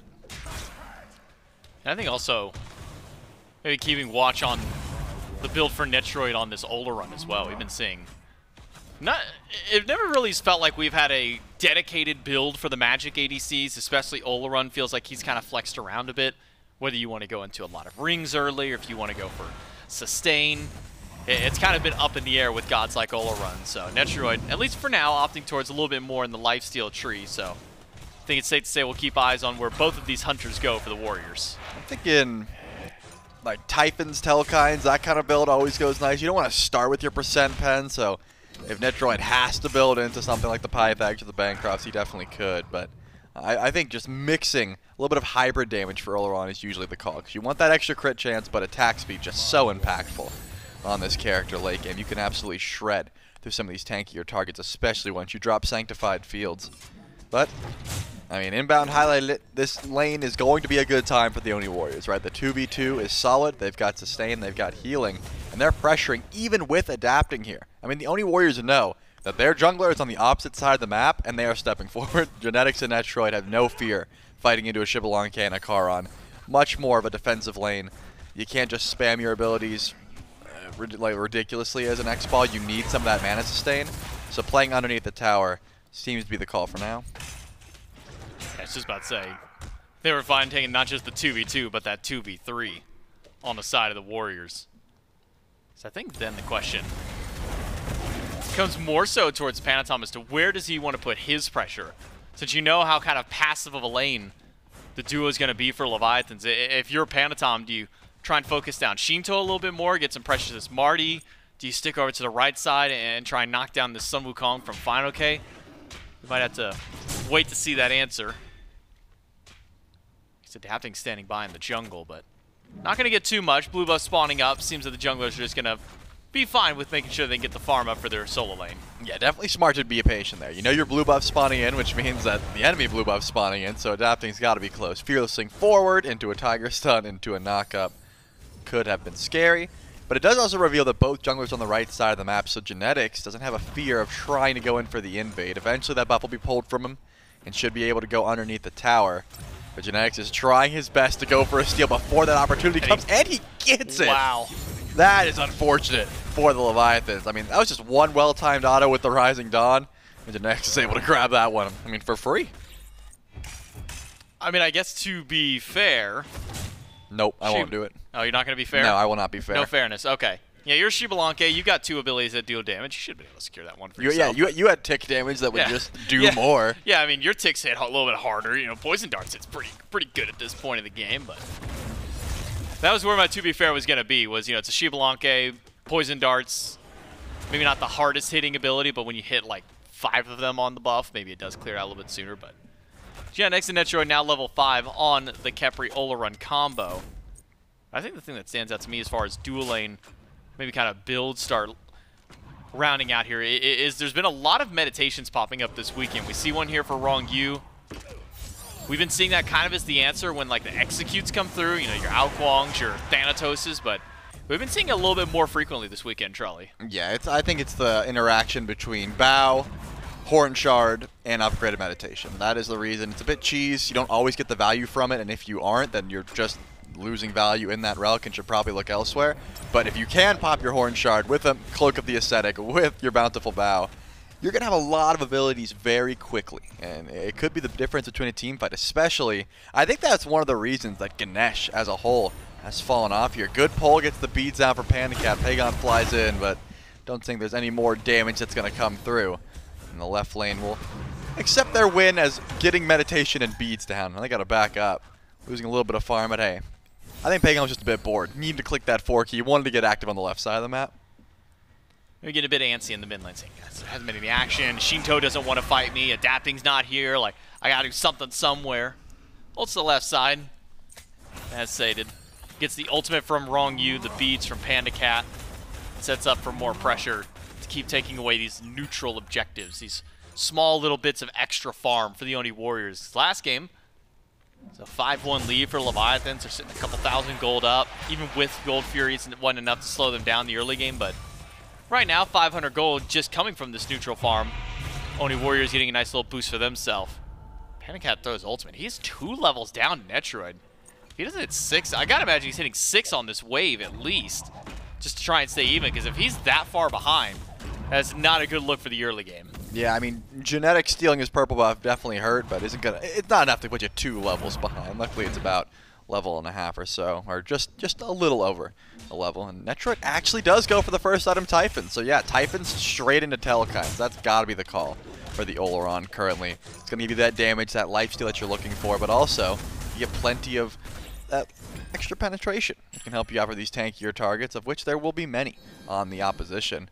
I mean, fineokay on this Wukong, one of the top solo lane picks at the moment, is super annoying when you're sitting as an Olorun because you're so immobile. You don't do that much damage until later on, and you just get the somersault cloud. You can sit there, wait out your ultimate, flop on you, and you just need something to, you know, damage down those tankier targets, and also just try and sustain. So I think it's a smart call there for Netrioid. See if it pays off. There hasn't been much fighting, right? We saw pulling of the X-Ball bead. Since then, PandaCat has sat underneath tower, not really fearful of any ganks coming his way. And it was just 1 rotation from Pegon. Since then, not much. Well, when we kind of talk about the junglers, you know, having a Pele and a Hebo, both very much kind of in that one-shot capability, since they kind of just who runs into who first, usually can end up winning that trade. Sheento pops the ultimate, a little bit of threat under him under tier 1, but you kind of have an answer, at least to the Hebo. If Genetics is nearby, ult that target, crushing wave hits, all of a sudden they're brought back to life. What's kind of that answer to the Pele? What do the Leviathans have to deal with the burst damage that Panitom has? At the moment, their own ultimates, right? You're trying to avoid volcanic lightning. You can see Sheento goes up to the sky anytime someone gets close. It could be some scary stuff. Xbalanque is popped, but for what? To try and get Ronngyu out of trouble, it seems. Here comes the river to try and get him out of here, and that fear is enough. For now, we will not get to see that volcanic lightning because Panitom was feared away.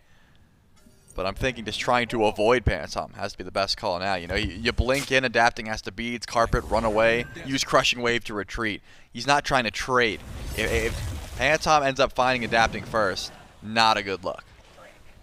Pegon unable to dash back under tier 1, avoiding the gank from adapting. fineokay looks like, oh no, he's trying to steal a blue buff. I was like, is he trying to proxy farm right now? What's going on with fineokay? But wants to steal this blue away from SOT if he's able to do so. Tiger Stun Cudgel, and that takes it away. Sot now without a blue buff. fineokay without about half of his HP, but a win at the end of the day for the Soul Laners being able to steal their buff under their tower. He just wanted to get his Gauntlet of Thebes stacks, man. Sot was trying to not kill any minions, and fineokay is like, I'm going to take this from you. Unfortunate for you, man, there's no MP5. You have to worry about the XP being gone as well. And fineokay totem diffs him. So Sot going to be very frugal with his abilities until that blue buff spawns in once again. Not going to be the biggest deal. You can tell when the action is low because we're talking about the impact of totems and MP5. Yeah, totem's crazy, man. No, I don't disagree. Like, I love me a totem, but, you know, it's not the greatest gameplay hook, you know. Like, oh my god, look at that. fineokay use Cudgel. He confirmed the totem. That's huge. We could cast it that way. We could. In all honesty, like looking at like the history of like casting and specifically around the totem, it's kind of been like a parabolic curve where it's like we had a lot of talk whenever it first came out, and then it starts getting a little bit less, and it's like, okay, yeah, it's just a totem, it exists. And now with the new totem, it's kind of rising back up. It's like, yeah, we got the totem back up. It looks cool. It's real intense. I think it's called the Totem of Skulls. Totem of Skulls. It's a full official name. Respawning here shortly. Sot was able to go back to base for it. He's got the mana. fineokay. Is he stupid? Back? Is he stupid? What's he doing? He's backing right when the Totem of Skulls, and Sot doesn't even know it's up. Sot's ignoring it. Sot's going for a proxy farm. He thinks farm is more important than the totem. The rest of his team seem to think a Gold Fury is more important. No one's going to rotate over to help him. Instead, Oni Warriors are going to go for the Gold Fury, but the tidal wave is already in from Ronngyu. But there's a second wave waiting in the wings from adapting. Ultimate popped in from Netrioid. Genetics is getting low, has the ultimate on himself, but it's not going to proc. It goes down just in time for PandaCat to take that one down. Adapting, fighting off against Panitom, finds his own kill. It's a double for Panda. Crash down on top of Netrioid. fineokay will dive under the tier 1 tower. Tiger Stun's there, and Sheento gets the kill 4 and a first blood and an objective for the Leviathans. That was a first blood and then turned into 4 extra kills, all the while Sot did not match the rotation. That's huge from fineokay being able to make it over. But the Gold Fury does not go down. Also, shouts out to Ronngyu. I think that ultimate definitely stopped the DPS towards that Gold Fury. Could have been bursted down, and then a retreat call would have came through. A couple of the Oni Warriors would have died, but certainly not 4. That ultimate stalled out just enough to make an impactful play.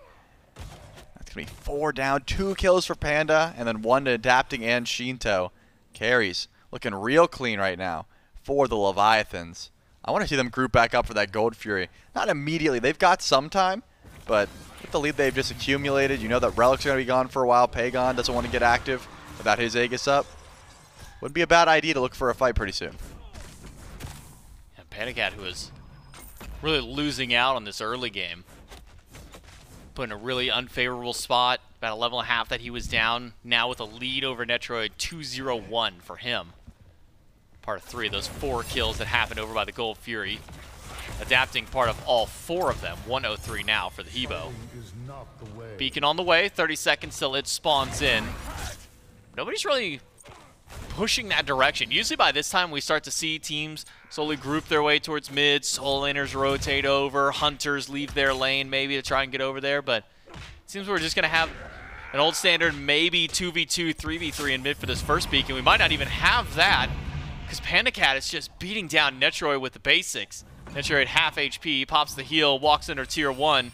He's not going to be ready for that beacon anytime soon. And I like that call. Not, there wasn't much kill potential there, but PandaCat is using that ultimate just to get it off cooldown, just to create some scare, like just using that fear across the map, but also just to make sure that Netrioid can't stay in lane. He's always poked down, doesn't really have that much sustain until the wave comes in.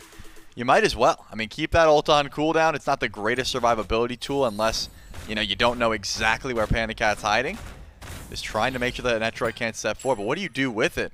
Looks like just go back to base. I thought PandaCat might try and get aggressive. Maybe you see a pull towards the Gold Fury or a bait in off that ult, but no, just wanted to do a bit of a damage check. Netrioid said, yep, I do not want to fight you. I'm not going to drop my ult or beads or anything like that. So that's the end of the play.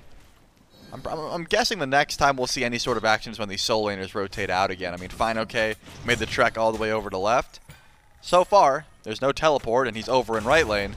So I don't think anything's going to happen now. Okay, just going to clear out his lane. Maybe get a little bit of poke against Sot. Go for the totem. Oh, the man. all-important totem of skulls. Took SOT way too long to do totem last time. He did it before. He did it when the fight was already over. Nope, fineokay's just going to leave it. What's he leaving totem for? Totem's so important right now. It's even. It's 4-4 totem count. This would be the last one, too. fineokay could have put himself ahead and decided against it. He didn't want to go for it. He was fearful of the Pyromancer. Here comes the ultimate, but just to get any sort of CC immunity, I'm guessing Ronngyu was fearful or thought that Pyromancer was being done. There is no ward coverage on it. That's what it was. Assumed that Pyro was being done, but not for the time being. It's just a passing wave from Ronngyu. It's a little drive-by. It says, hey, how's it going? No team fight to be done, except on the left side. Pegon crashed in. PandaCat low, used his ultimate in response. With the double carry, this tier 1 tower might not be much longer for this world. PandaCat not going to be able to stand up and defend this one, but it does force out a rotation from the Leviathans. Ronngyu and Adapting make their way over to left. That one was critting for 400 damage there, Netrioid. I haven't seen too much damage towards actual gods recently, but hey, those minions are getting chunked with only 2 items. Sot goes in for a blue buff invade, and it's the Oni Warriors who start up the gold. Rongyu's here, but how much can he do to try and stop the DPS? Looks like nothing. Oni Warriors get the Fury. Panitom dives to Adapting, gets Crushing Wave out. And the Leviathans turn tail and run. And another objective for the Oni Warriors, as the Fury was their MO in game number 1. They're following suit here in game 2 by picking up the first one of the game. So for now, Pyromancer is still up though. Remember, that's what this kind of started over once we saw Ronngyu send that ultimate out. Wasn't quite back up for the gold, and because of that, why not go in for a pull? Pegon's close by though. He's got no ward coverage, but he's got good ears, so knew that it was being pulled. Probably saw the acid rain from Sheento coming down and decides to face check it. But now, that's it. And that's the benefit of having hunters in mid lane, by the way. Remember last game, it was when PandaCat actually rotated out of duo that we saw Pyromancer start to be looked at. But now you've got 2 hunters that are just sitting there at any moment, Pegon or Sheento, could walk up, hit some fail not crits, get some good TPS, and that Pyro could be done even without the solo lane or the ADCs rotating in. That's right. That's where the fearfulness comes from. That's where the ward coverage needs to be, because of the dynamic of having hunters instead of big auto attack mid laners in the mage tab for now. It looks like the Pyromancer stands tall. Genetics has that ward chalice, so making use of it, right? Placing as much as possible towards these key objectives. Even drops a bracer just in case the Pyro fight breaks out. But the Leviathans are taking the bait. Can we see player damage just for a moment? Wow, second to last. I was sitting here looking at SOT going, man, he still has not stacked up his bow yet. He's still sitting on tier 2 of the Bountiful Bow. Hasn't been able to get enough damage, I should say, to fineokay, but Final also being a little bit less confrontational over in that solo lane. Not that it's anything major, just something I noticed looking over and seeing that there wasn't a finished recipe over there. Bro's not cooking. But now it's the Pyromancer, which is just getting melted. There's no cooking to be had here. Stuck the plastic on the stove a little too long. And now the Oni Warriors collapse into Ronngyu. They get the wave out, but it's Sad who crashes on in. And the Oni Warriors get their first kill of the game. Pyromancer and a tier 1 tower. A nice swing for the Warriors. Yeah, I don't know what Ronngyu was doing there. I think walked forward, recognized the Pyro goes down, turned as to just sort of look, and now a Fire Giant immediately started up here. All the while, yeah, 2 members of the Leviathans on the left side of the map, but they can get here, and this Fire Giant's not going down that fast. fineokay and Sheento have a single job, try and stall, and it goes well. Fire Giant will be dropped, not committed to, by the Oni Warriors. Sure, you get a free fight and a pick, but the Fire Giant at 17 minutes with a 1-4 differential doesn't seem like the easiest play to try and make. They've never had gold-wise because their objective play has been pristine. But still, hasn't been that much fighting so far for the Oni Warriors. Maybe thinking, you know, Netrioid nearby will be fine. Got Sanctified Field, we fight in that, but I'm thinking of the immediate clutter comes and PandaCat drops ultimate again with no one around the scene. fineokay pulled back by Genetics. Netrioid still swinging away. Not as much magic prod online for fineokay, so Netrioid hitting fairly hard up against this Wukong. Typhons, Telkines, and Demonic Grip online now for the Olorun. Didn't do a whole lot of towers just yet, but fineokay, he blinks in, gets the Tiger Stun on the Genetics, and the dash gets caught by the knockup from adapting. Rongyu's gonna row his way right into the back line, but he doesn't have the ultimate to keep this one going, and instead it's fineokay's decoy that's being taken so much of the damage instead. The Leviathans full grouped up as 5, the Oni Warriors still holding strong. Yeah, Genetics has a low health bar. Full grouping, as you said. Both ADCs have left their left lane, come over towards just, I mean, a solo lane fight is what it was. There was no Fire Giant pull. This was more so a, can we grab tier 2 or tier 1 tower? And fineokay says, no, we've got enough damage, we've got tank stats, and we're not letting this tower drop anytime soon. Both ADCs are here, though. Pegon and Netrioid just want to do some damage, want to act as turrets, essentially, trying to keep everyone back. Ends up working out. Unfortunately, Genetics has a little minion following him, so everyone knows exactly where this Khepri is. He got burned by the fire. Yeah, you don't want to get too close to the fire, little guy. And he backs up, goes back over to group with the rest of his minion friends. But I mean, are we just fast tracking to the Fire Giant? There's still an Oni Fury up. There's still tier 1 towers to be had, but everyone is over on the right side of the map, so no one can go back over. Nah, who needs Gold Fury? Who needs Oni Fury? None of that's great. Sad, he ults for red buff. Sheento doesn't end up securing that one. Stolen by SOT. Bluestone damage. Able to take that one out. So a nice little bit of farm denial from Sot. And maybe just some scare tactics more than anything. Say, hey guys, there's a tier ulting me. I wonder what else might be coming my way. Because, well, Panitom was just over on that left side. He'll group up with Pegon instead. You're asking about the Oni Fury. Well, it's right here and right now. Panitom Pegon will knock that one down with no contest for the Leviathans. Oni Fury drop. Finally, we see someone heading over to left lane. And I think Pegon probably should have been here from the start, right? If you're a Chernobog and you don't have full build, and you aren't fearful of the Leviathans just going in for the cheekiest Fire Giant pull of all time, yeah, head over to left lane, split push, join the fight if you need to, but just try and fast track to level 20. With Panitom almost there, at level 20 that is, he is very close to being a tremendous threat to them. I mean, he already is a tremendous threat, but once he gets that upgraded starter at him, jungle fights are going to be going heavily in the Oni Warriors' favor because, I mean, look at adapting. Man's got 3 items. It is a heavy deficit gold-wise, just because mage items are a bit more expensive, but still has not been able to go back to base. Only has 600 in hand. He is truthfully an item and a half behind Panitom. This is even that 1,000 gold difference between those two junglers. You can really see it just based on the expense of the build for adapting. Do more than Soul Eater. No cheap items for those two. Soul Reaver. Soul Reaver. Soul Eater is cheap. Soul Eater is cheap. You're right. God, we have Soul Eater, Soul Reaver, Soul Gem. Got so many souls. And then we got the Ferryman of the Souls here with Ronngyu. And he gets his soul, stacked his HP up. Yep. Consistent about 350 HP. Ooh, that's a lot of HP. At max stacks if he's able to get it. I had a game I hit like, when I picked up the green augmented green buff, I had like 4,800 HP. I felt unkillable. It's funny because I just talked to Genetics before this game and he said he thinks the passive is useless. I was like, there's a lot of HP in there, man. He's like, that's all it is HP. I'm like, yeah, but it's like you're tankier. That's cool. I mean, it's 350 more health. And some gold. Nobody's picking up kin size anyways. What does it matter? That's true. Hey, Pegon got it. He's a genius. He said, wait a second. I need to counter Ronngyu stacks. And he understands. He listened to Bobby on the desk. He said, there's a lot of HP in the meta. I mean, I said that too.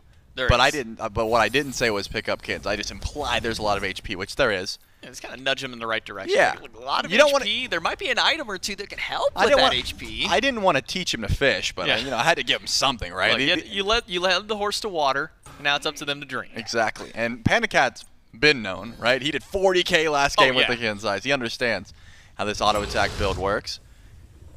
And there is still, finally, Pegon over on left lane, the rest of the team over on right. Fire Giant, I assume the second Pegon starts clearing, you got to make a call. Send Adapting over to left to stop him, or go in for the Fire Giant. Let's watch the Leviathans react.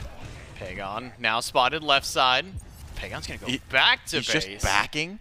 I think they see that there's no Pegon inside the tower, so they will not. Instead, it's time for the fight. Genetics dashes in. It's Sheento already up in the sky, raining damage, but it's not a whole lot of damage. The shield ate up most of that. Panitom is just fine. Instead, he's continuing the fight through Sanctified Field, and PandaCat's got nowhere to go. 2 popped in an instant, and a revive is good. Adapting, you can't go very far. You can go fast, but can you escape? I don't think pulling SOT closer to you is the call. Adapting, he's going to be on the run for quite some time, while Sot chases him out. Already 2 dead for the Leviathans. The Warriors can head straight over to fire. Yeah, Atlas of the Yellow River should be able to get him out here. There's no way Sot has an ultimate or anything like that to chase this one down. I was puzzled by the play because that was a free tier 2, but then I figured it out. Pegon said, hey, we can fight this. I'm going back, immediately ulting forward. But look at this. fineokay stepping in. He wants to stall. Almost dies. I can't see this working out. Eventually, Sheento's got to die here. Oh, Pegon gonna bat some autos back his way while Netrioid deals with the Fire Giant. That goes to the Warriors. Sheento steps up, and it's the last decision that he gets to make of his own will. SoloOrTroll puts him in the grayscale. And the Oni Warriors, who started this game down 0-4, have now tied it up in the kills and have taken a substantial 9,000 gold lead. And they're able to push forward. Tier 2 tower is the next target. Netrioid doing plenty of damage.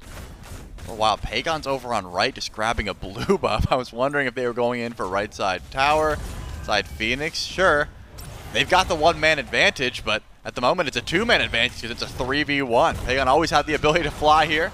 That bird drops down. Still 2 tier 2 towers to go through, but Oni Warriors are going to play this one safe. They've got a 10,000 gold lead after that play, after getting Fire Giant, translating that into a tier 2 into a Phoenix.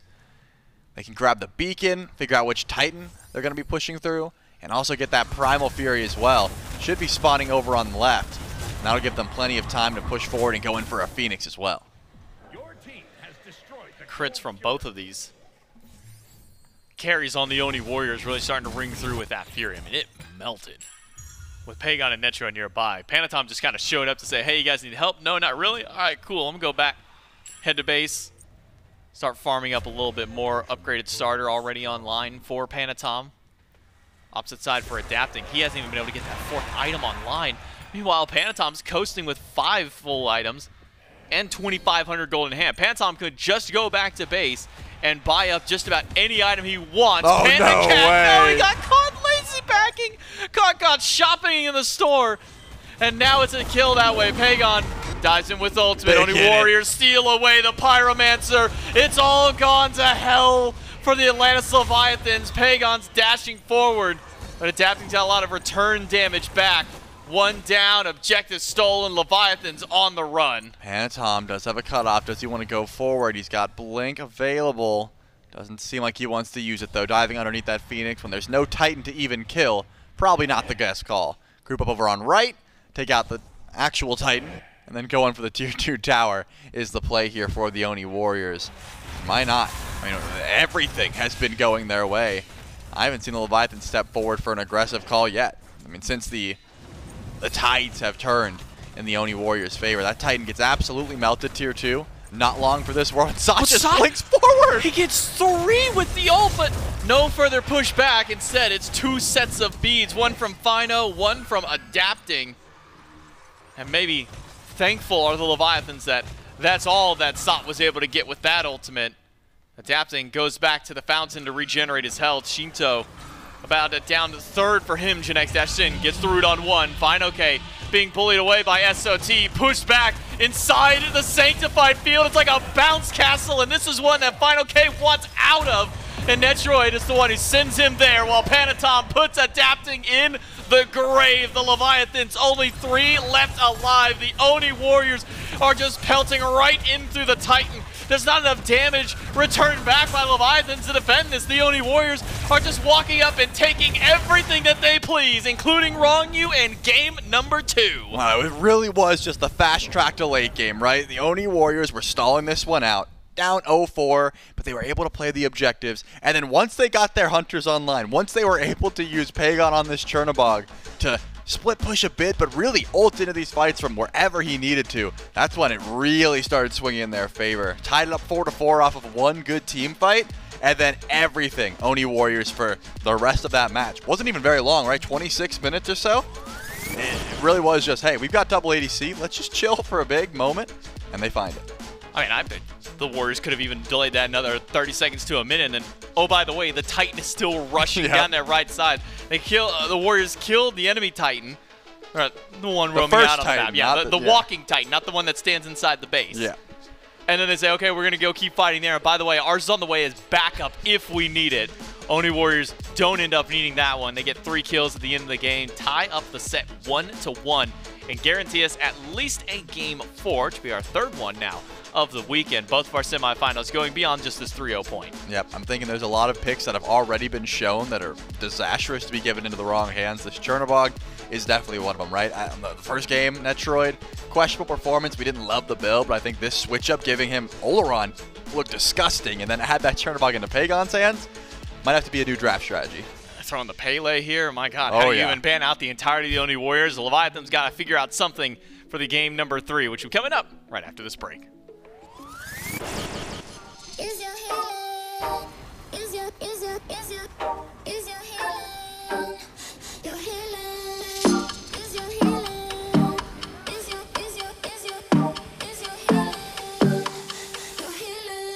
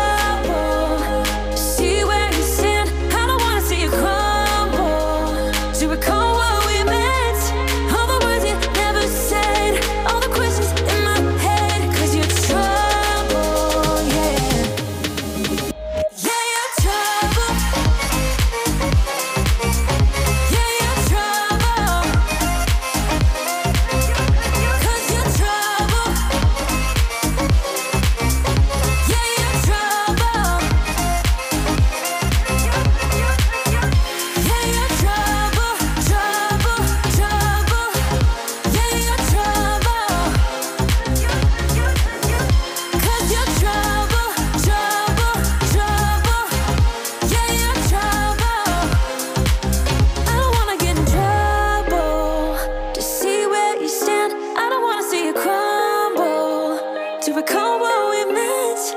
All the words you never said, all the questions in my head, 'cause you're trouble, yeah. Yeah, you're trouble. Yeah, you're trouble. 'Cause you're trouble.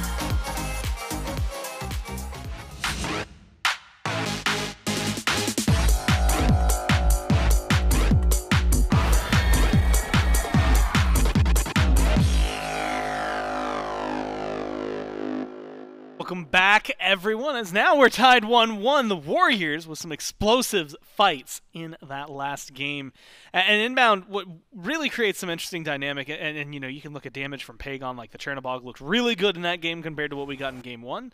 But we and you talking on the way in here, there was a lot of discussion specifically about the solo lane look, which was definitely a big difference. Specifically, the Thieves has been coming up constantly here for Sot, and so far it's been working well when he's built it.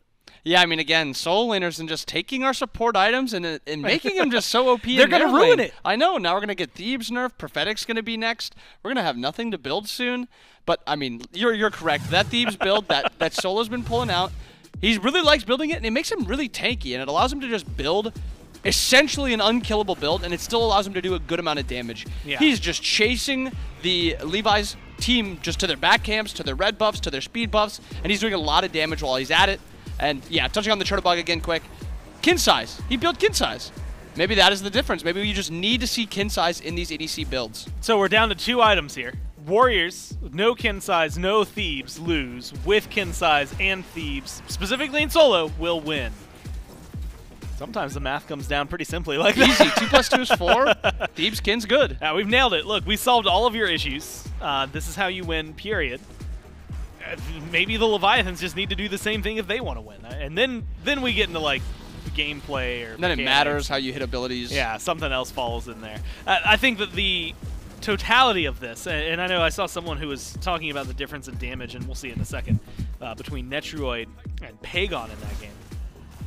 But really, I think what you're getting is difference of gods as well, right? You know, you got a crit pickup for Netrioid on the Chernobog in game 1, not a whole ton of damage. 4K difference between the two here, but Pegon going for the chin size feels like he wants to shred those tanks a little bit more, is hitting the health. Meanwhile, Netrioid, first off, 16K is nothing to scoff at, but also, Olorun sometimes is, do you have Sanctified Fields? Cool, our team can fight. And Netrioid did a great job of that and stacking damage along with him. The double hunter, the amount of push they had, I think really is what opened things up. It felt like Phoenix's towers were really easy for him to get. Yeah, I mean, after that first fight that the Levi's actually ended up winning, it seemed like it was all Warriors from then on. The Sanctified Fields, Khepri pull, and then just a lot of auto attack damage. There was a lot of people getting shredded. That Khepri with the shred on his 2, and then just demo grips, actually stuff like that. Actually, I don't think he had demo grip, just the Typhons this game. But just a lot of damage, a lot of shred. Overall, I don't know. I think the Oni Warriors have a lot that they can take from this game compared to the first game. I think that double hunter comp actually fits them very, very well. So I hope that they stick something like that. And, I mean, Chernobog, he's good. He's good. Yeah. So we're going to have to probably see him ban, maybe a trade, something like that. That's, I think, the big difference at this point, right? Is maybe ban him away the way everybody else has up to this point. Feels like he's just too good. We'll see whether or not they make it happen here. We get to pick some bans for Game 3. Remember, it's a best of 5. So 1-1 means we have at least 2 more to go. Leviathans, for the first time this set, will be first pick. And they do take care of one of those picks. The Olorun up front immediately. Though the Chernobog from the Warriors, they know better than to let Sheento have that, or to let PandaCat have that, so they're going to ban that away. Does get us into, I think, a fun territory, and honestly, something I had forgotten until you had mentioned it was the fact that the First Blood was also the first 4 kills. I mean, like 4 gone on the Warriors in that very first fight from the Leviathans. And the reason that was so easy to forget, despite being such a massive play, is because literally everything that happened after it. So Leviathans with a really, really good start. Just need to figure out how to make that a little more consistently. Going into the bank time here for the bans. So they decide on the Pele. And so we're at least starting to limit some of these power picks that we've been seeing the last few games. I mean, Pele's won the first 2 games in this set, so it makes a little bit of sense for that god to be kind of thrown away. She's not a god you can really first pick, or if you do first pick her, she's not completely comfortable. I mean, we saw Paul first pick it, so it's not too surprising. But that flex potential maybe opens up where... Yeah. What else would they be picking in this first slot? I mean, Raijin's up, Wukong's up. They're forced to ban the Morgan, obviously, because Sheento had such a fantastic game 1. But I think Pele is a god that you'd probably want to first pick and force the enemy team into banning. Yeah, it could be something that you can scoop up. Raijin has been very kind to Sheento in the past, and I have to imagine it could continue to do so if locked in. Umoja is what's banned out by the Leviathans. I also think Thor. You know, we talked about it. He got banned last time around. I wouldn't be surprised if one of those 2 gets onto the ban list here for the Warriors. Because it feels like, I mean, you lock in the Thor. Yes, you've gotten rid of the Morgan, so maybe that helps a little bit of it, but fineokay is willing to play it, Adapting's willing to play it, and it feels like as a first pick, it was a big problem to deal with before. So maybe some options for him. We also have the Ares is another thing that I want to touch on. Yeah. Ronnie's game 1 on that Ares was absolutely flawless. I actually saw a tweet from Zap, I think it was, where Ronnie shouldn't get this pick again. He was so good on it game 1, he should not get the pick again. But if you do take that first side, is Ares something you really want to ban that Raijin is still up to? So if you do ban Ares, Raijin's an opportunity, Thor's an opportunity. So now it's just like, where are we looking to trade? Ares might be something they are willing to first pick just because of how Ronnie played game 1. You know, it's really interesting, and I haven't updated it necessarily after the last game, but seeing, you know, like the gods in terms of their pick ban percent, and seeing like Chernobog, you know, Raijin, Wukong, Pele makes sense. But then you get a chunk of supports like Umoja, Ganesh, Ares, Athena, Charon, like just where they've been and where they found that strength. They opt to ban, of all things, the Anhur, and then grab the Raijin for the Leviathan. So I guess, I mean, I saw you drumming immediately. You're ready for the solo. I like the drum god. Feeling it. Do you like Raijin? Well, duh. Yeah, that's Raijin's a dumb good. question. As a first pick, I guess, is there enough counter to him that you could maybe make something work if you're the Warriors? I mean, I think it's just the gods you're getting in trade. Wukong is a god that sticks out that's really strong. Yeah. Thor's another one that you touched on that is very strong. So you're going to have to give up a prio god when you're on the second pick side. But it's what can you get in return. This Raijin first pick, a lot of value, not too many counters, but there are some gods that make it a little harder. E-set is actually one of those original counters to Raijin, but you're not going to see an E-set. No. Agni's another one. Are you going to see an Agni at least this early? Probably not. Hachiman is what they default to, which is a little out of nowhere. We haven't seen a ton of Hachiman this weekend. Yeah.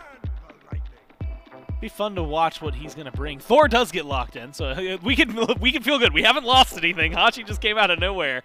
And admittedly, maybe it's not out of nowhere, right? Because when I'm looking at Netrioid, Hachi's been a very kind pick to him, and with the way I feel bad throwing him under the bus, but we saw the play in game 1 on the Chernobog, and so you want to get him on a hunter that can feel really comfortable. I think the Olorun was a good return to form, but Hachi will be a step in the right direction. Yeah, I mean, first phase he played a lot of Hachiman. I'd assume. I mean, they didn't lose a single set, and he played a lot of Hachiman. So the Hachiman's going to make a lot of sense in Netrioid's hands. Thor's the other pick. Now this leaves open that Wukong pick as a possibility for fineokay and the Levi's. He just lost on it last game, so maybe there's some little, worry about picking it again when you just lost with it. Yeah. But I think it's still such high value. Another one they could go for is Ama. There's a possibility one of those to drop into that second ban phase and then just pick the one that's not banned. But the Levi's have a lot of opportunity for what they want to do here. It's going to be fun. I mean, God-wise, there's so many available. I started looking up Hachiman numbers, and I don't know. Now I'm just like staring at random names from days of old. Ataraxia again? Yeah, actually, yes, he's on there. Right between Diesel and Streak Up. With 15 Olorun games. And he had a 53.3% win rate. So for those of you who are really, really wanting your Ataraxia stats, there's some numbers that get in there for you. It's going to be the Jormungandr, who I had kind of forgotten to mention, but he's been pretty big in solo, especially considering what we've seen lately. And the Ares, as you were talking about, gets locked in one more time. And Ares, man, it just feels like he has so many success stories when you get him in the right hands. And Ronngyu looked great on him earlier. Yeah, and there's nothing sticking out with this comp that's like, oh no, you can't play Ares into that. It's a good pick into Hachi. You can blink chain him and kind of force us all very early, allowing the rest of the team to kind of chase it down. And that's kind of the same thing with Ares into any god. if he just blinks onto this Hebo and forces out Hebo ult, that is now a god that Yorm can now chase down. Same with the next jungler that the Levi's end up opting into. The Oni Warriors actually lock in the Hebo, probably going either to Panitom or to Pegon. We've seen a lot of funky picks this weekend, so maybe SoloOrTroll's been practicing his Hebo or something, but I would expect either mid or jungle. The last time he took a mage over there, he played Merlin and I want to say the Morrigan, and the Merlin he won on, but it wasn't because of him. And the Morrigan they lost on. But it wasn't because of him? Well, I don't know if I'd go that far. It was definitely some interesting games from them. I also can't remember if that was a Warriors thing or if that might have been Divisional Stars. I can't even remember anymore. The bans come through in the second phase. Warriors get rid of the Artemis and the Susano. The other side for the Leviathans ban out Khepri and the Athena. So a couple more of those Guardians going on the list. And that leaves open Charon, who's been high up there. It's locked in yet again. With the Hebo, the Thor, the Hachi, it feels like when played properly, and when I say played properly right now, I immediately envision Aurora hit 4 people with a Charon ult. So when played like that, it feels like it's something that could be incredible for the teams. I mean, last game, Ronnie hit that 4-man ult at that Gold Fury, allowing them to actually get that early lead, and part of it probably comes from him a little bit. But they ended up losing that game.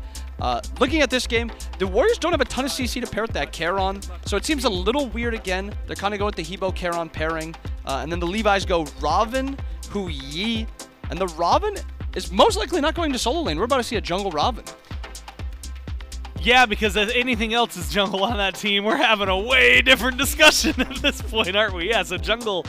How do you like Raven in the jungle? Like, does he still feel accomplished over there, considering how often? I feel like we actually started to see it blend a little bit more than what we used to. Yeah, I mean, he's gotten a few buffs, a few nerfs over the past month, 2 months. I think he feels fine in jungle. I think he feels fine in solo. I think he's good in both of them. He's kind of a flex pick. I think just overall, he's not a super strong character, so I think he's fine. And then we actually get the last pick, Daji. Yeah. And you think about Daji into a god like Raven. There's 2 immunity forms on Raven, and he's still going to Daji. I assume this genuinely means he's just not looking for that 1v1 fight too much. He's going to be looking for that Hu-Yi. Hu-Yi has no form of immunity, no form of CC immunity.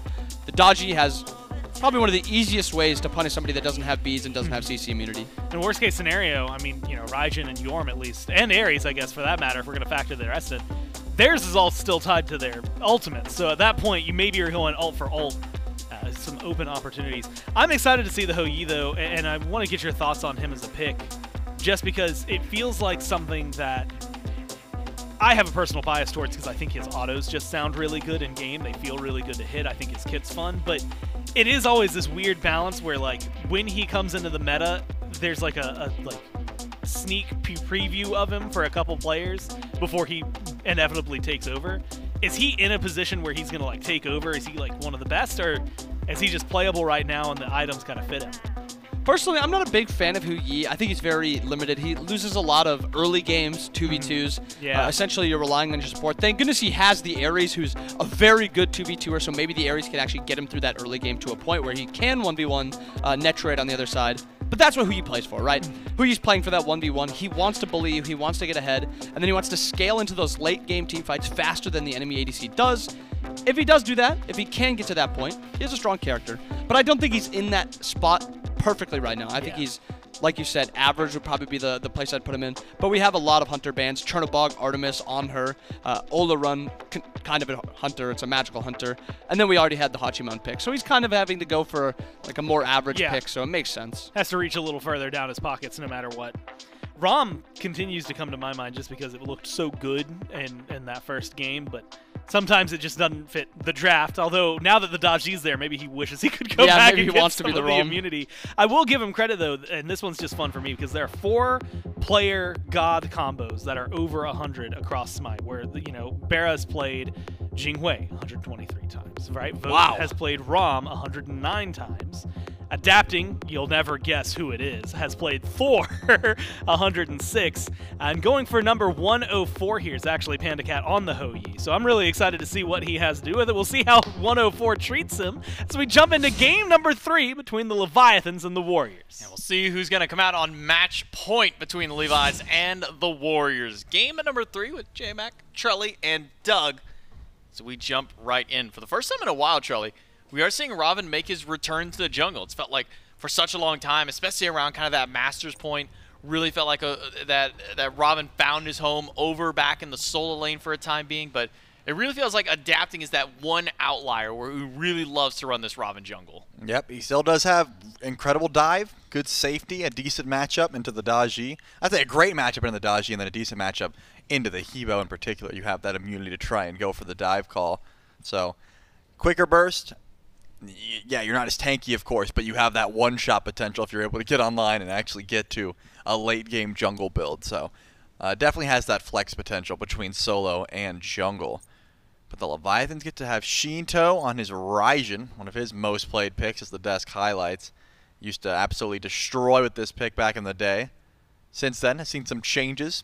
Very highly contested pick in the moment. I tend to agree with Dardes. I think it's a bit overrated, but if you have a tanky front line that can keep this Raijin safe, which in this case you've got Adapting, who of course is a pseudo-tank, and then you have fineokay and Ronngyu. If Sheento's able to free cast and avoid the knock-up from Pegon, the stun, the ultimate from Sod, and of course the pull-in from Panitom and Genetics, he can absolutely destroy, right? If you're just able to free cast with your drums, like, you will go crazy. It's all about avoiding CC on Raijin. That is your biggest concern, and the Oni Warriors have a fair bit of it. So now the Oni Warriors, after a big win in game number 2, tie up the set. What was Ronngyu and PandaCat doing there? It looks like they were maybe trying to go for a purple buff invade, but Genetics and Netrioid able to secure that one for themselves. And I think bring up the topic of conversation with the Hou-Yi, because Hou-Yi been played once so far this weekend. I believe does have a win. But it feels like this is, well, maybe if Hou-Yi himself is a meta, always feels like it has a place for PandaCat specifically. When I brought it up in game 1, but when I think of PandaCat, like, this is one of those few gods in hand that like immediately comes to mind with him. Well, one thing that brings Hou-Yi just a little bit higher in the meta is that buff clear, right? Being able to triple bounce. Bobby highlighted that the 2v2, what we're witnessing right now, is the greatest in Adapting. Unfortunately, will be falling down here. Sheento wants to try and find a return kill to revenge his jungler, but cannot find it. Doesn't have enough damage. And he's going to have to suffer for losing first blood and giving it over to Pegon on the Hebo. Not the god you want to be given first blood to. Worst case, it would have gone over to Panitom, your opposition, but still giving a Hebo first blood, the extra cold bounty. At least decent favoritism now in lane up against the Raijin. Great start. Great turnaround there for the Oni Warriors in that 2v2. And now a jungler showing up to the right side. Adapting had just gone down. Now let's try and help out on the other side of the map here. fineokay, already half HP. Panitom and Sot walking forward, but not going to have the damage combo to try and deal with the solo lane of the Leviathans. For now, they want to try and go for a kill onto Adapting, but how much damage do you really have with 1,000 cuts? Not at level 3. Just not enough damage. Even so, the trading. It's funny because both junglers did decide to go right lane, right? Usually someone heads over to left for the shield junglers and the other junglers goes, okay, I'll go in for right, and we both get our free buffs, and that's that. But both junglers felt they could fight, which means it's going to be a 50-50 from the duo lane. And the Oni Warriors will be able to grab that shield buff for themselves with no contention from these junglers.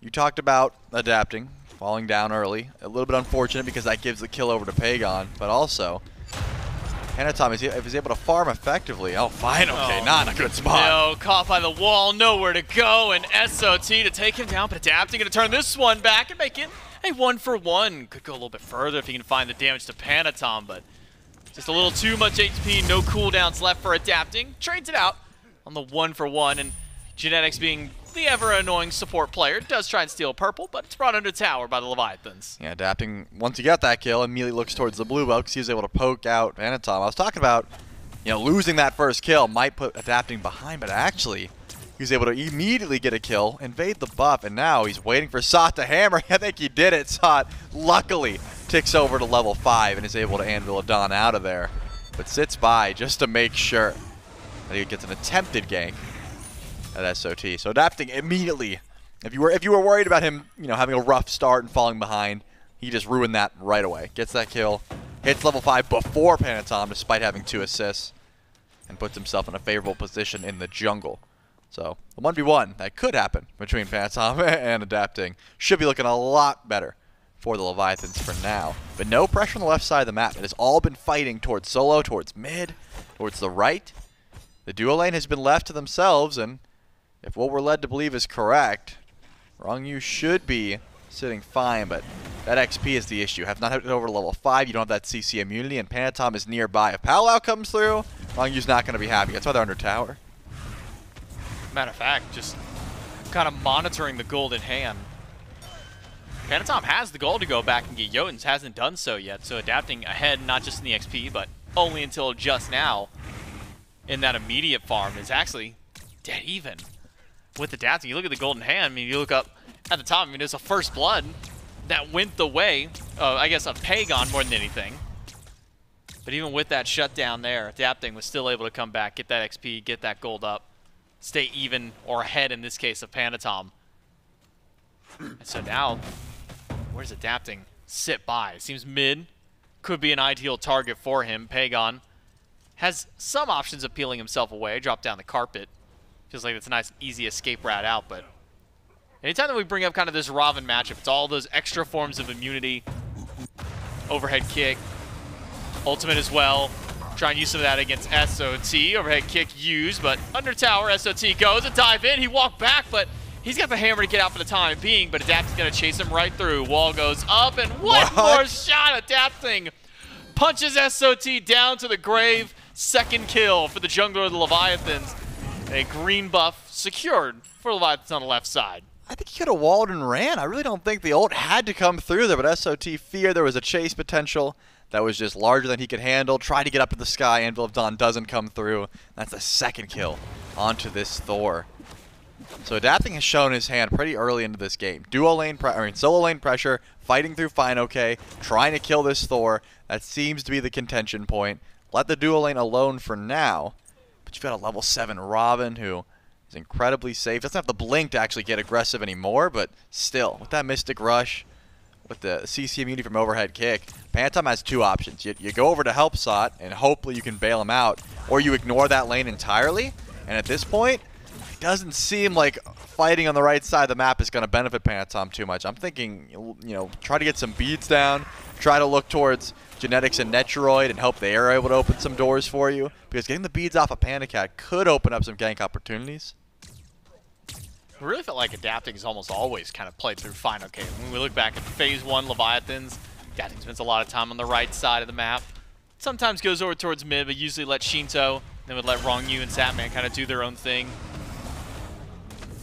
Falling similar now, making sure that fineokay and the Yorm has a decent time up against SOT. And now maybe with this swap from Satman to PandaCat, knowing that Panda likes to play as aggressive as he does, can be maybe more comfortable leaving those 2 alone over on the opposite end of the map. Sheento walks into Pegon. Crushing wave I thought was on the way, but Pegon doesn't pull the trigger on that one yet. Adapting. Use that overhead kick to get back to safety under tier 1. Yeah, didn't quite have that burst potential, even ticking over to level 9. Pegon's got the level 2 crushing wave, decides against it, doesn't want to go in for the crushing wave, probably because Adapting was nearby. If you use that ultimate, a lot of your safety is gone, a lot of your escape potential is gone, and you're trading, or looking to possibly trade your life for Earth of the Raijin, and I'm thinking that's not going to be the worthwhile trade, and Pegon decides it as well. So he ends up backing up, and PandaCat, he knows that he's got to stay all sorts of safe underneath this tower. I told you, 1 pair of beads is all he gets, right? No CC immune ult for PandaCat on this Hou-Yi, and doesn't exactly know where Panitom is. Hasn't crossed over any wards or shown himself. So you got to watch out for how much damage or even where that Palau is coming from at any given moment. Even with beads, sometimes if you're not quick on the beads, if it's an insta-pull, you could get yoinked back, and you have to be very careful of that. And Pegon playing aggressive. Well, the slowest moving wave. It's always a treat to watch that ult move across the map, because you know it's just going to take forever to get to its destination if it's anywhere that's not like 100 units within you, like within your range. That one won't get anything. fineokay going for the invade. Doesn't steal this one away. In fact, he might just lose his life because of it. Can't get to the ultimate in time. Pull back onto Genetics. We'll grab him in the middle of 3, but a quick tide wave out. He'll be able to row out of that danger. Pegon chained up 1. Second one misses, and Crushing Wave gets him back to safety. Clutch there. I thought Ronngyu had the chain. If he did, Genetics might have been falling down, but Genetics knew he was able to roll his way out of there, assuming that those chains did not connect, and because they didn't, no kill required. Taiko Drums almost was able to find Pegon, but as you said, that Crushing Wave is going to be able to get you out of trouble 9 times out of 10 if you're near that tier 1 tower, which Pegon was. So didn't have to fear any more damage and didn't have to use that Aegis if he was worried about trying to survive there. 2 to 3. Oni Warriors still slightly ahead. I think ganking right lane and actually putting fineokay down was a pretty clutch play there from Panitom, and punishing fineokay for stepping too far forward with not quite enough tank stats, right? He only had Chronos Pendant at the time. He's working on Glad Shield, but doesn't have it built just yet. So if you don't have that ultimate charged immediately, could be in some big trouble. PandaCat just has the beads to make it out of this one. He does end up using it, even if Netrioid had everything. Never going to find a kill there, but the beads, that's important. Hou-Yi needs that level of safety when there's a Daji around. I'm looking towards duo lane now if I'm Panitom. Questionable ult there for a moment. Ultimate from the Daji. Rongyu's going to get pulled back in. Now Netrioid has rejoined the fray. First chain goes through, and Panitom's out. But that's because Sheento's crashed into the backline with Adapting, taking down Netrioid for stepping too far forward. He'd used everything to get in, and now Genetics has nothing left to get back out. Zot crashes in to try and bail out his support, but he can't do so. It's 3 in a row for Adapting, about to make it 4. Ronngyu grabs 1 auto in there to take that one away, but Panitom makes out with like a bandit with the kill onto Sheento. Adapting, not too happy about that. We'll get some damage up against Panitom. That's a 2-for-1 swing for Leviathans. Yeah, that was a questionable play by the Oni Warriors. Going that hard for Ronngyu? I mean, they knew that they were able to find a pull-off of the Pal-Out, but there was not enough damage to ever look for a kill there. I'm guessing they didn't know about the huge level of rotations. Of course, fineokay teleporting in was massive, but even without fineokay teleporting in, Ronngyu was not in much danger. Luckily, Sot also teleports in, hits a good ultimate, does 90% of Sheento's HP, and Panta says, alright, I'll come back, I'll blink in, or use my Trickster Spirit in, and just confirm that kill. Once again, Genetics way too far forward. One chain will confirm the kill, but I don't think you even need the chain at this point. He's just going to get Adapting. You got a green buff, though. That's massive. You know what? He did steal green. You know what I actually did learn while playing just the other day, Trelly? Lay it on that me. if you steal the enemy buff, you don't necessarily get their augment. That much I knew. But if you do steal their buff while you already have it, you actually lose your augment. So it could have been a negative. It could have been a negative. But it didn't matter. But he stole it away, so it's just a net positive in that case. Well, it was always a negative dying for a buff. Well, yes, it is a negative dying for a buff, but his positive is that he stole the buff away. My extra point of losing augment had nothing to do with whether it was actually a positive or negative. It's just something I learned through my play. Is Pegon not cooking? No, he's not cooking. I forgot to mention that Pegon is not cooking. That's crazy. I didn't notice. Pegon, he went to the gas station and picked up a couple of hot dogs off the roller. He got gas station sushi or something. He's not cooking. Unfortunate. Evo would certainly benefit from that bow, but I guess doesn't care about it too much. You already have very short cooldowns. The beacon does spawn in. Here comes the teleport. Ronngyu feels confident now that he's got the Yorm on his side. And this beacon will go the way of the Leviathans, essentially uncontested, because there are no more Oni Warriors nearby. Sot might look for an ult after the beacon goes down, but during, yeah, that one is going to go the way of the Leviathans. Levi's get beacon at number 1 of 3. Netrioid charges in with ult. PandaCat tries to jump away. Panitom is chasing him down, though. Ultimate from PandaCat trying to slow things down. He has beads, but the damage alone is enough to take him down. And if that wasn't enough, there was a wave on its way through. Oni Warriors find a pick on the duo of the Leviathans. But can Panitom get out? He's standing nearby. The back stopped just in time. Though I don't think Ronngyu would have gotten the damage off instead. He'll blink in, finds chain onto just Netrioid.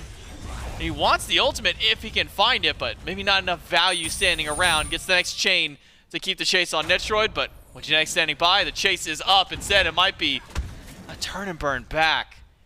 Well, I'd say that until Panitom made 2 abilities from Adapting and thought twice about it. It's the end of the fight for now. There is still damage to be done. I don't think Gold Fury is an option with how unsafe PandaCat's probably feeling with only 2 items and the fact that his beads are such a precious resource. And with that, even without PandaCat, the Leviathans feel like they can start up the Gold Fairy. Maybe looking for a bait, though. Pegon nearby, Crushing Wave is available. Scary stuff to go for a coin flip Gold Fury with Hebo available. And look at this, PandaCat goes to mid for some free farm and ends up getting chunked. Not the safest place to be. Probably go back over to duo, man. It's not a good time being around a Hebo and a Daji. No, it's certainly not a fun time over there. Hit by one water spout, and it's essentially half his HP at that point. He doesn't even have a oh, he still has his tier 1 tower standing. I thought for some reason my mind just said, yeah, that tier 1 tower is done, but no, Netrioid walked away from that one. We'll let the minion wave in, and now PandaCat can try and get some of that safe farm. This thing level 12 to 13, a little bit behind Netrioid. Only one really in the lead for Leviathan. Sheento, no, not Sheento, Adapting, that's the name I was looking for. 1 level up, Ronngyu, about a half level or so up over Genetics. So I wonder how this changes now. Maybe the momentum of this mid game, because the last couple of games we have, Charlie, very slow startups. We're looking 8-9 minutes before anything really starts to ramp up, but this game's had a lot more action here in the early. Certainly has. Doesn't mean the objectives have been popping off. I mean, there's been attempts at the Gold Fairy, but no one's actually committed. These solo laners have been dictating a lot of the pace of this game so far. I mean, fineokay and SOT teleporting in for the majority of the scraps. fineokay being a part of 4 of 6, and SOT part of 3 of 5. So as long as the solo laners are in lane, you know nothing big is happening, but I know there's a Thor nearby, and here comes fineokay. So both of these teams grouping up towards the Gold Fury. It seems like the Leviathans will go for the aggressive pull. How much zone potential do they really have, though? It's going to be all about fineokay. Where's Pegon? How much burst does the Oni Warriors really have? fineokay pulls away from Fury. Same with the rest of the Leviathans. They don't even fully pick it back up just yet. fineokay just throwing some of the spit piles around. Trying to get some of that free extra damage through. Get those Glad Shield procs in if he can. Ronngyu goes in. Blink Chain onto SOT. Doesn't have a second chain to go. Instead, it's just the fire. To see if he can find anybody with the ultimate. 2 chained up, but beads from SOT, ultimate from Pegon to counteract what Ronngyu wants to do. That may just be the end of the fight for Leviathans for now. Crushing Wave gone. The biggest burst damage that the Oni Warriors have is also gone, but that's not enough for the Leviathans to go in for a Gold Fury pull. They're happy with pulling some relics, pulling some ultimates, but not happy enough to go in for a 50-50. So they're going to leave for now. Sure, with this rotation out, I mean, the Leviathans just spotted like 2 Oni Warriors go right lane. This is going to be a trade at best, and Genetics might go in for a steal with the ultimate just because he can. But the Oni Warriors are accepting that they can get the Pyromancer in tow, and they're just going to trade both objectives there. So no bloodshed, just a peace treaty, if you will. We'll go for one, you go for the other. Leviathans happy with their trade, assuming that the Oni Warriors can't immediately use that Runic Bomb to grab a tier 1, which SOT is trying to do currently. Firm handshake between gentlemen saying, you get that one, I'll take this one, we move on, move about our day. But as you say, SOT does manage to knock down the tier 1 tower, so a little bit of extra maybe going the way of the Oni Warriors there. Looking even up at the gold, though. It is about 1,500 for the Leviathans, so coming out maybe behind in the initial trade, but their farm game has been up and ahead of the Oni Warriors since nearly the beginning of this game, even despite that first blood bounty going over to Pegon. Almost forgotten about that just because of the pacing that Adapting has had. 4, 1, and 2. Even after going down for first blood, it has not slowed down the king on the Raven. So now the Leviathans with no objectives up. Stygian Beacon spawning in might be our next opportunity for a team fight. You'd think that, but no. I would think. The Oni Warriors will not be stepping forward. Hope. I would also hope, but they don't care. They say that beacon doesn't give movement speed anymore. It gives damage. Who cares about damage? Useless. We don't want to move faster. We want to, or we don't want to do more damage. We want to move faster. But I like doing more damage. Well, not but moving faster is pretty cool. The Oni Warriors don't care about it because if I had to choose a power, I'm choosing speed. If you could just like, yeah, you're right. I think like super strength comes with too many drawbacks. You like break off your doors because you opened it too hard in the morning. Like super speed would be nice. Super speed would be a cool power. If you had to choose just between those two, at least, I think there's other powers that might be a little bit cooler to go with. Maybe the power to do Fire Giant, something the Leviathans would love. That's a power that I think a lot of players wish that they could have. It's a power I wish I could just like give to my teammates in games as well. It's like, hey guys, we're doing Fire Giant. Like, Nah, I don't know, man. You know, dual lane tier 1 tower sounds really cool. It's like, guys, it's 25 minutes in. We can do Fire Giants. I mean, look at Netrioid. He's not going to be leaving anytime soon. He's at that tier 2 tower. There's no way he's heading over towards Fire Giant. The Leviathans grouped up tier 1. Could be something they can try and start up here. But with Pegon doing so much damage, the level 18 Hebo, top XP in the game. Still not easy to try and push in. He did end up cooking. He actually picked up the late game bow. That's the tech. He went for a midnight snack. The midnight snack. He goes for the late game bow. Hopefully he gets to cook soon. Actually get that benefit. I love the fact that he backed like 3 or 4 different times before realizing it. What's crazy is like, you know, you look at the early game, like doing 2,000 damage to enemy god. It feels like, depending on who you're playing, that could take a bit. With Pegon, he can literally just do that with like 2 abilities now. He could, but with how passive this game's been, yeah, doesn't seem like he's going to be stacking that one up anytime soon. You have to do, what's he at, 5 stacks and needs 1,500 more damage, do a third of what he's already done this game as extra. Again, he's just got to hit a couple of people with an ability. Like, that's a good start right there. Look, that's 4 stacks for hitting fineokay. Just keep that going there. World Serpent from fineokay gets him out for the time being. Not a whole lot of threat with how much HP he still has in reserves. The Atlantis Leviathans have slowed down their momentum. Stygian Beacon was taken without an objective on the map. It feels like both teams just kind of lost at what to do. Just like lost puppies, running around trying to find anything to farm. I guarantee you Genetics doesn't stack that cloak. Depending on, like, even if this game goes incredibly long, it's going to be so difficult because he has to hit physical gods. There's no way. He's lacking on the magical stacks. He's just been following Ronngyu around getting his free stacks, but he's going to have to hit Adapting and PandaCat, and that's not easy to do. I mean, sure, if Adapting's diving your team, but doesn't seem like it's going to come through. fineokay gets the late game cloak. He has a much easier time, right? His targets are more plentiful. All he has to do is look for Pegon. That's probably his easiest target to stack up that cloak. Just goes to show, late game is the target for both of these teams. Pyromancer once again goes the way of the Oni Warriors. They'll be able to hold on to this Runic Bomb at least for a bit, 'cause there's no easy tier 1 towers to grab. But Leviathans, they were able to grab the Fury for free last time. This time, I'm hoping the Oni Warriors step up. I think they've got the ability to try and defend. Soul Reaver picked up for Pegon, completely mirroring the build of Sheento. So these mages are in a great position to fight. Sheento throws 2 abilities at the Fury, not leash, so doesn't do anything this time.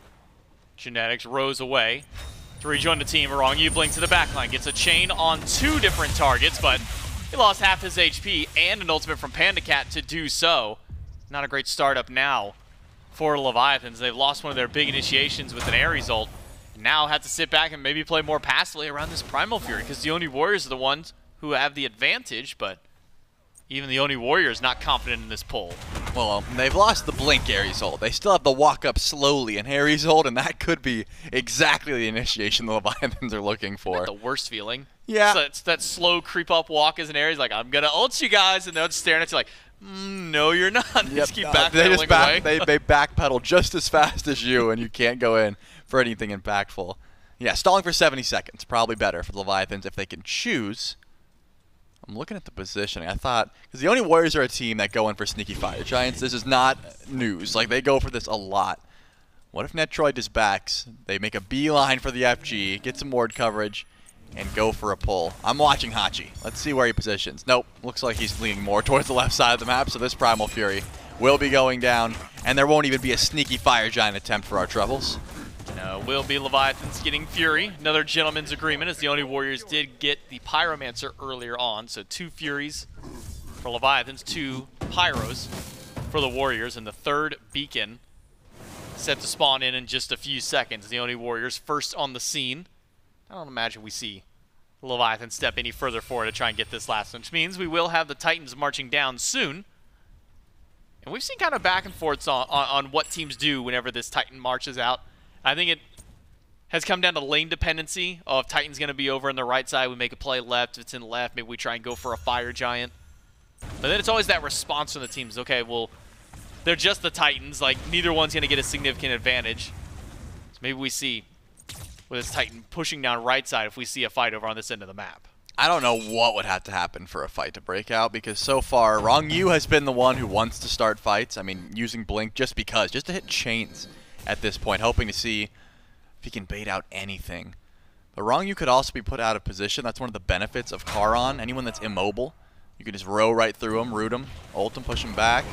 All of that possible. Pegon tries to get aggressive, ends up losing that poke trade, because why would you go for it? That means the Leviathans want to step forward. They know Hebo is relatively weak. Not weak enough that Pegon has to go back to base, but he would like to. So you know Hebo's not going to be here for a bit. The Leviathans don't know this, but Daji's nowhere to be found.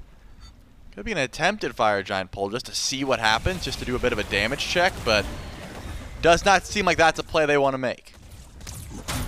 Pegon's done cooking, though. His bow's finished. Yona's not done cooking? Panda. Right, he's had it since the beginning, and he's not done cooking. You're telling me he couldn't get, was it 750 damage in autos yet? It's all come from... Actually, I'm going to say he barely has 750 damage. He has 2,300, but wow, PandaCat has not really been involved. There has not been much a whole fighting. lot of the nothing that's been going on, I guess it's fair to say. Fire Giant could have been at least a potential call, but with Titans up here, Leviathans will go ahead and clear out this smaller objective of the two for the time being. Oni Warriors, with the Pyromancer spawning in for a third time, they'll say, okay, have fun with the Titans, you guys do that, we'll take another Pyromancer for ourselves. I'll get their second Runic Bomb. Well, third of the game, it's second in pocket. And time able to go back for Bumbus Hammer. That's going to be a big power spike. Beads timers, a topic of conversation for late game, right? You get one Palau, hey, it's okay, I beadsed it. Hopefully I can stick around. Panitom gets a second ult, that's when things become a problem, especially for PandaCat, especially for Ronngyu, who doesn't even have beads. He's going to have to rely on no escape for CC immunity. That means Fire Giant will be started up here by the Leviathans.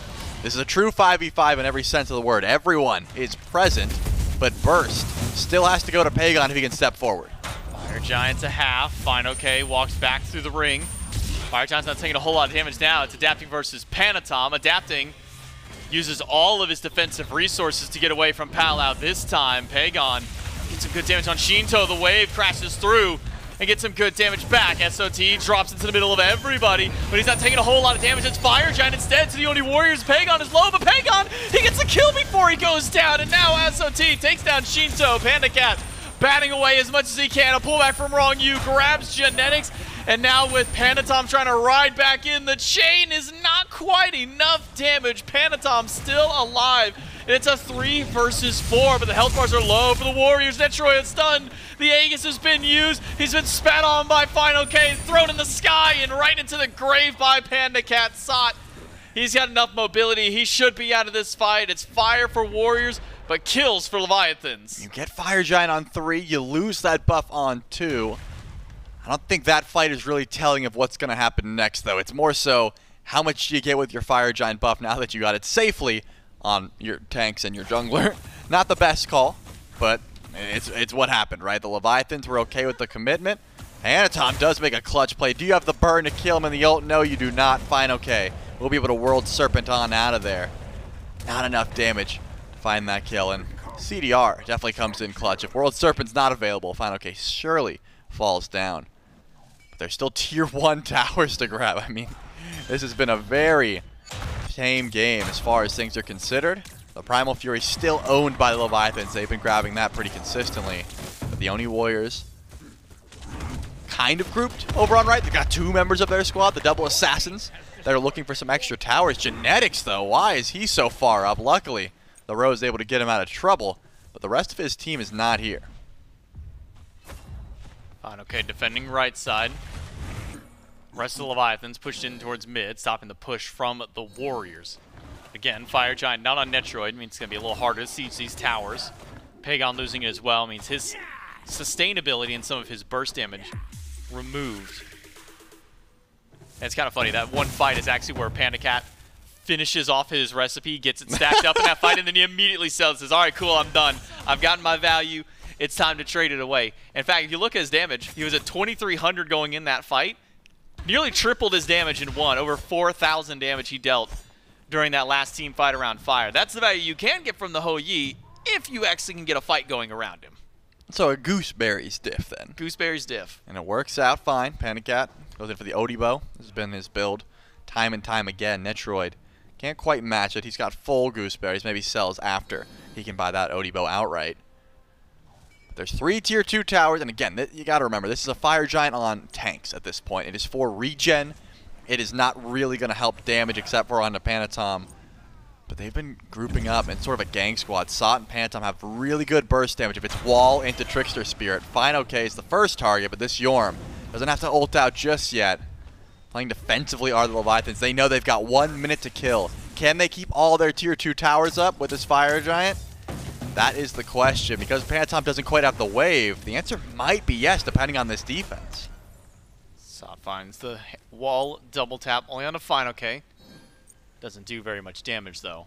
fineokay fairly tanky. Sot with no real damage built into his kit besides that bluestone. Leviathans hold the defense at this tier 2 tower. Missing Panitom though on the side of the Warriors. So unwilling to stand forward. Sot hit by the damage of Sheento, and now adapting, wrapping around the back. SOT, he barely makes it up with just a couple of 100 HP left. One more in hand from Panda would have done the deed.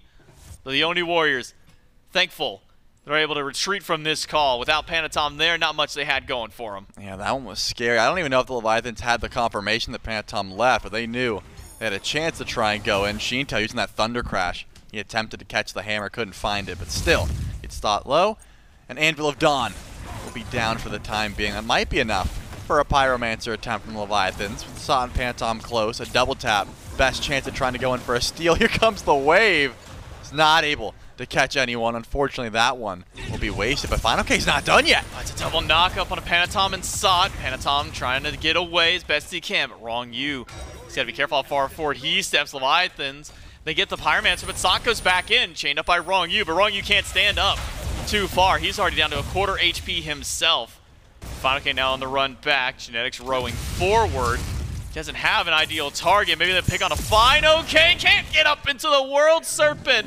Netrioid takes him down, and a blink by Panitom means it's curtain call for Ronngyu. The wall locks him in. The knock-up on the PandaCat, and the drop down by Pegon. Sheento, how far can you crash? It's just in time. Sot a little slow on the stun from the ult. Sheento, don't turn back around. You have 2 chasing you out. Beads and Ages. Those are not going to save your life. Pull him right back in with the pow loud. Sot hammers him away. It's only adapting left, and that's just for a brief moment. The Oni Warriors at a Pyromancer fight win game 3. 30 minutes in as well. This was very interesting the way this game really came through. The Oni Warriors knew they had the ability to go in off of their CC. We talked about it earlier. Just a nice wall from Sot, a good Trickster Spirit in from Panitom. They had plenty of delete keys if they were able to close gap and actually group up for some of those team fights. And it was more so the Leviathans overstaying their welcome. fineokay twice in that game tried to get into the World Serpent, but just was not tanky enough. It's a difficult line to walk when you want to do damage on the Jorm, but you also want to be able to survive. And sometimes you can't balance that damage to tankiness ratio, and you end up getting picked. I mean, we're 24, 25 minutes after that game. Scores 6-5 by about the 13-minute mark. Then we see a fight finally break out over at Fire Giant. 1 to 2 extra kills pops up, scores 8-7. And all of a sudden the game ends in an 8-12. One more team fight is all that the Oni Warriors need. They get a deicide. They march right down the mid lane. They take game number 3 and put themselves on match point.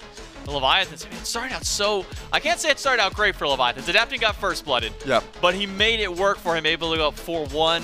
Then after that, it all started falling apart. Oni Warriors now up 2-1. Can they keep this going in game 4? Find out right after this.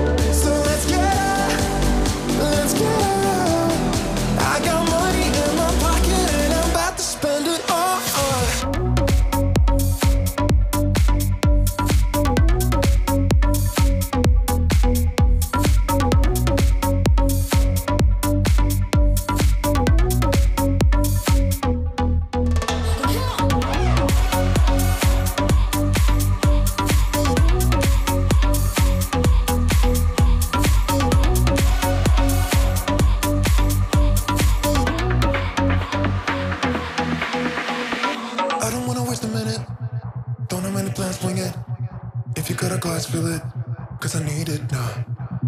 Money is a in it, I don't wanna think about it. So if you know the song, sing it, cause I need it now. Take me to a place where the music's loud. I don't wanna think right now. Flashing lights running through the crowd. I don't ever wanna stop. So let's get out, let's get out. I got money in my pocket and I'm about to fucking drop it with you now. With you now. Tear the roof off every building. I know I'll be spending millions with you. Just tell me what you wanna do. So let's get out, let's get out. I got money in my pocket and I'm about to spend it all.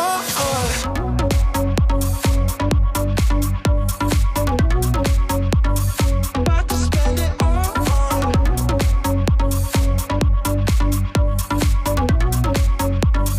About to spend it all.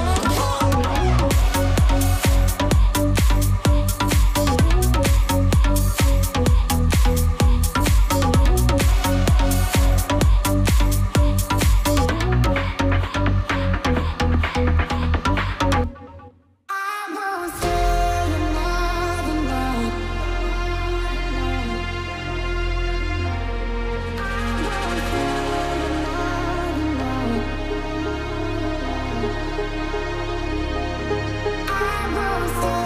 night.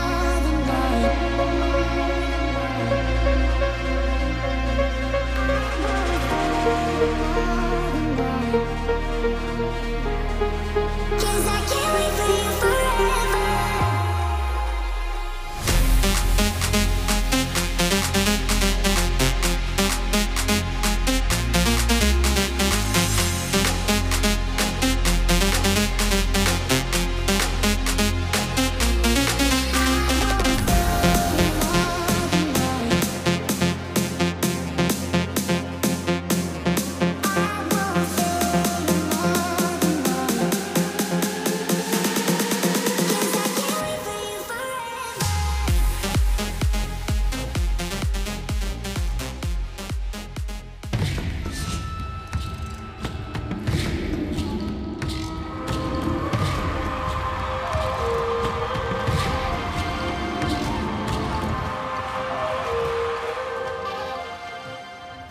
Well, that's right, Smite fans. Not only are the Warriors leading 2-1, but you can go to advance.gg and still get yourself one of these. The eShell Shaker has the beautiful logo, one for Smite, also eShell. And one thing, well, first off, it also comes with a sticker I learned as I was playing with this one and found out. And I know, first off, we've talked a lot about these shakers and specifically things that I like about them. One is definitely the lid, right? It's got a nice handle for carrying it around or latching it onto things. If you have like a carabiner, you can just pick it up onto backpacks, take it with you hiking. The lid feels really good in general, but because they're ice shakers, and you're probably using these with one of the fantastic flavors that are currently sold out right now, but of course some of the other fantastic flavors out there, you probably would wonder like how well it works, right? The cup itself is always really good at insulating, but this thing's like super easy to clean because it comes apart so well, and I'm like kind of blown away by that. So hey, go get your eShell Shaker while you can, because a lot of these things just disappear quickly. I also stole this from the caster portion of the set, so I'm going to have to remember to put that back,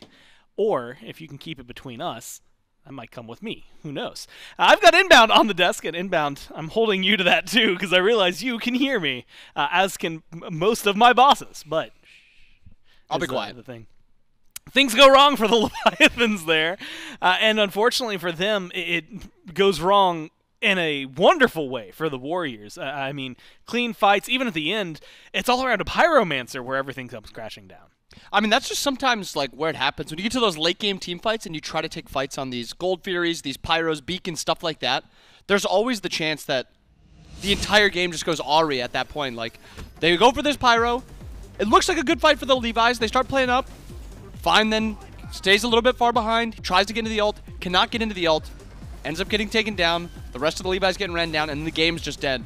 The game is just done 10 seconds later. Yeah, I mean, sometimes it's not a blink and you miss it entirely, but it's almost blink and you miss it. It lasts just long enough. That's probably 2 blinks if you looked away for a little bit.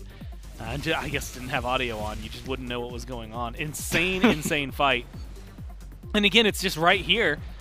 The kills, I mean, there were only 15 on the board so far. Nothing too crazy. A lot of people I saw in chat were debating what to put the blame on. Some didn't necessarily like the Jormungandr. Some feeling really just good about how the Warriors play in general.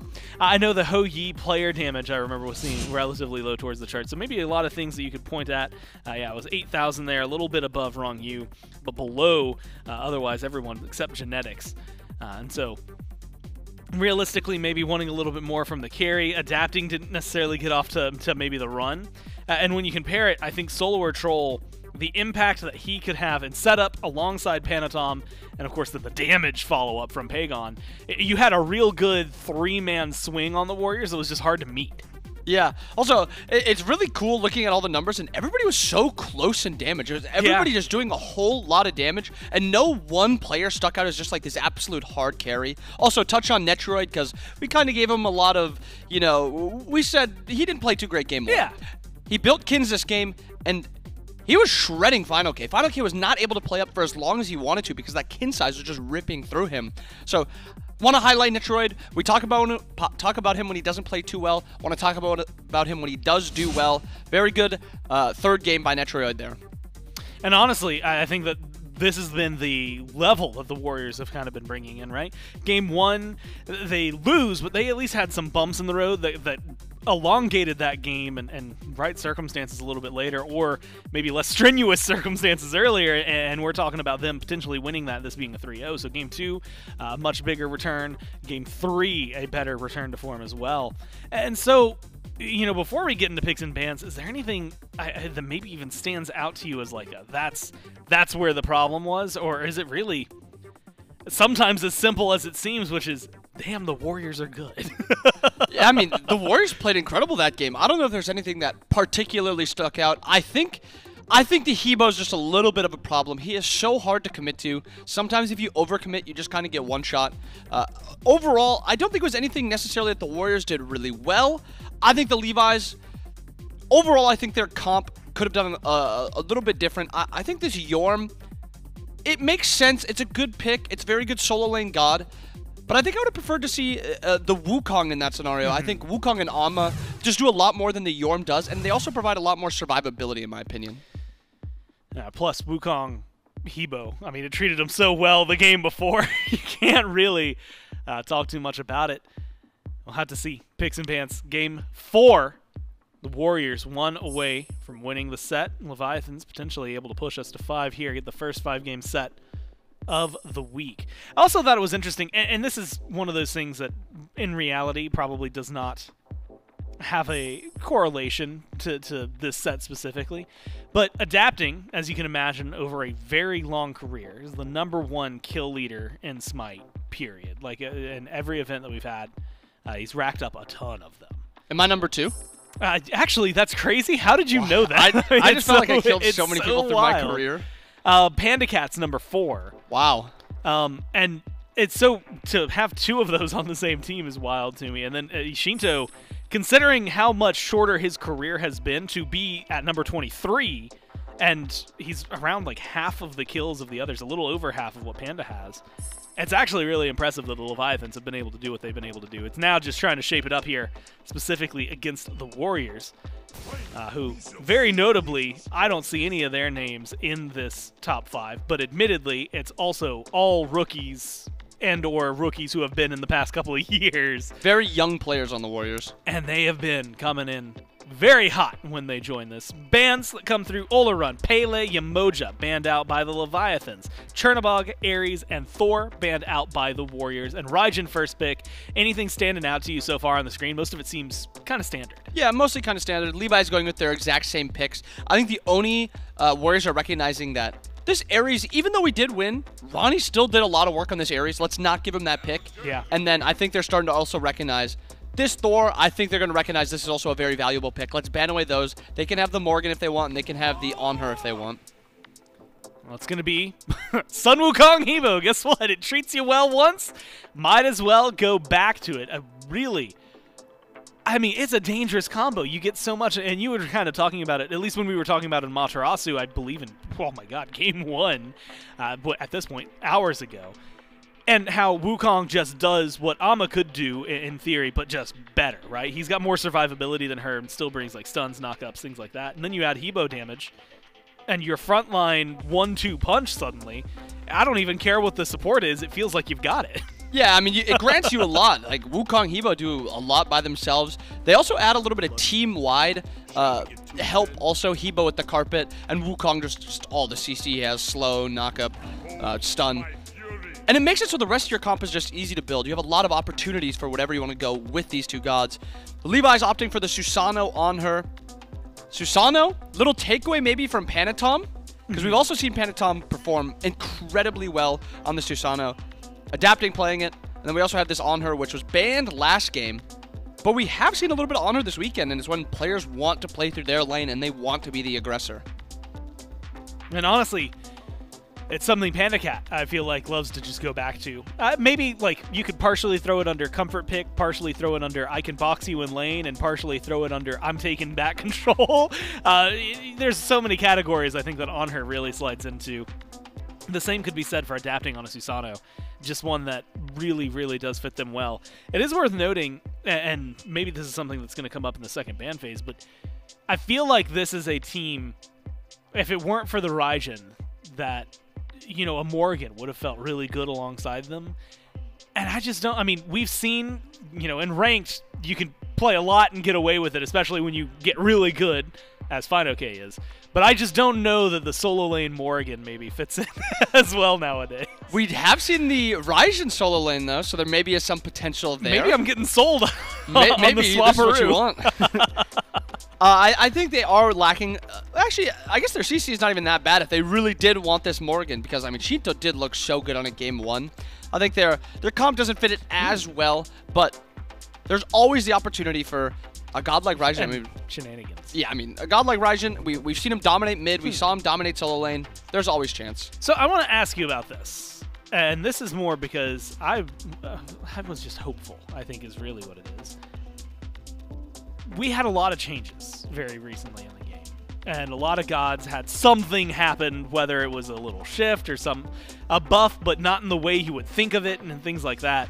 And so Cernunnos gets locked in here. For a while, you know, he was in that conversation of like, here's the 3 ADCs you can play, and realistically it was you had one pick, and then if you hoped these were the other 2 or 3 scraps that you went for to try and make up for it. It was a Apollo hover before Cernunnos was locked in, so it's a kind of a 2-part question, which is A, what is Cernunnos bringing that this team really wants, outside of Netrioid really likes the pick?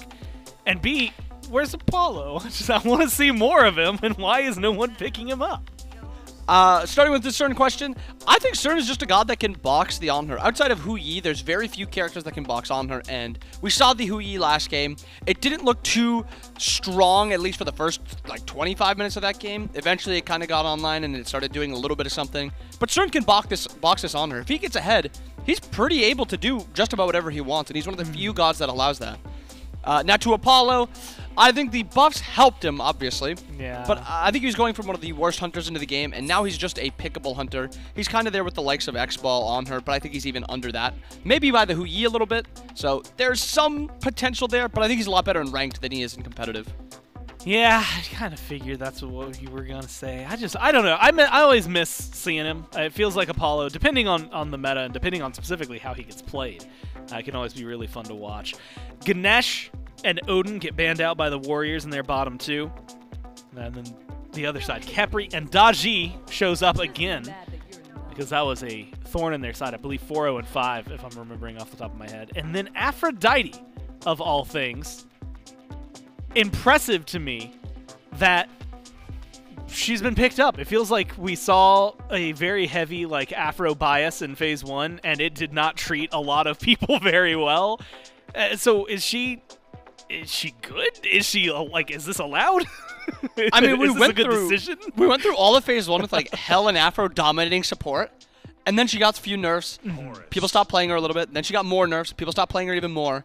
I think she's at a healthy spot now where if the meta, I mean, the comp mostly, if the comp allows you to play Aphrodite, she is still such a good help for your hyper carry to just absolutely pop off. A certain Afro 2v2 just seems so obnoxious. So much safety granted to a character that does a ton of damage. I like the Afro pick. And then Horus, Amma for the other side. I like seeing the Amma. Amma does what Wukong does. Slightly worse, but she's still a very good character. And then we get to see the Horus, a god that can kind of shut down the Aphrodite and what the Aphrodite wants to do. A god that will dominate that 2v2, which you want your Aphrodite to be doing. And if you think about kill lanes, on her Horus sounds like one of the best kill lanes there is. Yeah, I mean, to the point where they were hovering a Ymir there for a second, and that would literally have been the 2012 kill lane of, I put wall up, you get impaled, we kill you, have fun. You didn't get to play the game. Now, you still don't get to play the game, but it's different, right? Because now there's Prot Shred along with the stun and healing. And more CCs. So maybe it becomes a little more, I think like what you said, a little more kill lane oriented. It'll be fun to watch, especially when you're going up against, you know, Kern, who you had highlighted could box, but Afro, who's not necessarily known for her outright tankiness. Amma, and then Awilix at the very end. And normally that comes in with a ton of knockups. You got one from Hebo, technically one from Wukong, so maybe a little bit in there, but that one is definitely not a pick that has been very common. Panitom has performed well on it in the past and has gone to it, but Awilix has not been at the top of the list for a little while. Yeah, I mean, exactly. There's not a ton of players that I want playing this Awilix, but Panitom is one of them that I really think does pop off. You have the Hebo. I think that's one of the original Awilix combos was just playing Hebo, Awilix. All Hebo has to do is walk up in 3, and now he doesn't even get rooted as E3s, which is one of those changes from a few patches back, which really helped him out. This could be a character that either flourishes, dominates this game, or she falls behind, she isn't in a great spot. She could be rather useless. And you know, I want to dive in really to your bread and butter here, which is, you know, Amaterasu and Horus going up against Sun Wukong and Aphrodite, like frontline battles. Where's the control from the Warriors going to come from, and is the CC the Leviathans bring in maybe too strong for them to handle? I mean, it's a tough ask for this Warriors comp. Afro's not a truly frontlining, hard by herself frontliner, and Wukong's not that either. Wukong's more of a flank solo laner. He's almost playing like an assassin with just a little bit of extra tank to him. So it's going to be a hard ask for this Warriors comp to be able to frontline. And then you compare it to Horus Amma, which is, I mean, Horus can frontline as much as he wants because he always has that safety of his dash. He also has the safety of his ultimate. And they have really, really good chase. I think there's a lot of pressure on the Oni Warriors frontline this game and a lot less on the Levi's frontline. It's one of those drafts for the Warriors that feels very much like a Warriors draft is the way I can describe it, which does not do justice to what I'm trying to say, which is more that it's just aggressive. It feels like it's a draft that maybe wants to run you down before you can get those things online. So we'll have to see, can the strengths of the Leviathans outweigh the fast pace of the Warriors? Will they do or die here in Game 4? We'll go down to the casters and find out. We'll see if we can find our first Game 5 of the weekend, or is this one going to fizzle out to yet another 3-1 and send the Oni Warriors to the finals? It's J-Mac, Charlie, and Doug here to get those answers. If the Warriors do win, Charlie, we'll have a repeat of the first phase's kickoff tournament finals. We had the Dragons and the Warriors face off. That was when the Warriors started off on their full win streak for the entirety of the phase up until Masters finals. We'll see if Warriors can reprise that again, or can we see that bounce back by Leviathans? The fans seem to be just slightly favoring over towards Leviathans, 52 to 48 on the percentile for the fans. I started to feel that. The fans, their, what's the word? Not their faith, that's not what I'm looking for, just their opinions waver towards Leviathans the second I see that Afro locked in. Not because of genetics of Afro, just Afro in general. It has been a pretty solid pick for this team in the past. Awesome Jake used to play it all the time. But it's just so hit or miss, like so hit or miss. If you are getting impactful Undying Loves, you are winning the team fight, right? If you're Kissed Panitom and he goes and just dives the back line and just hits some insane one-shot and you immune all that damage, you can easily carry a game that way.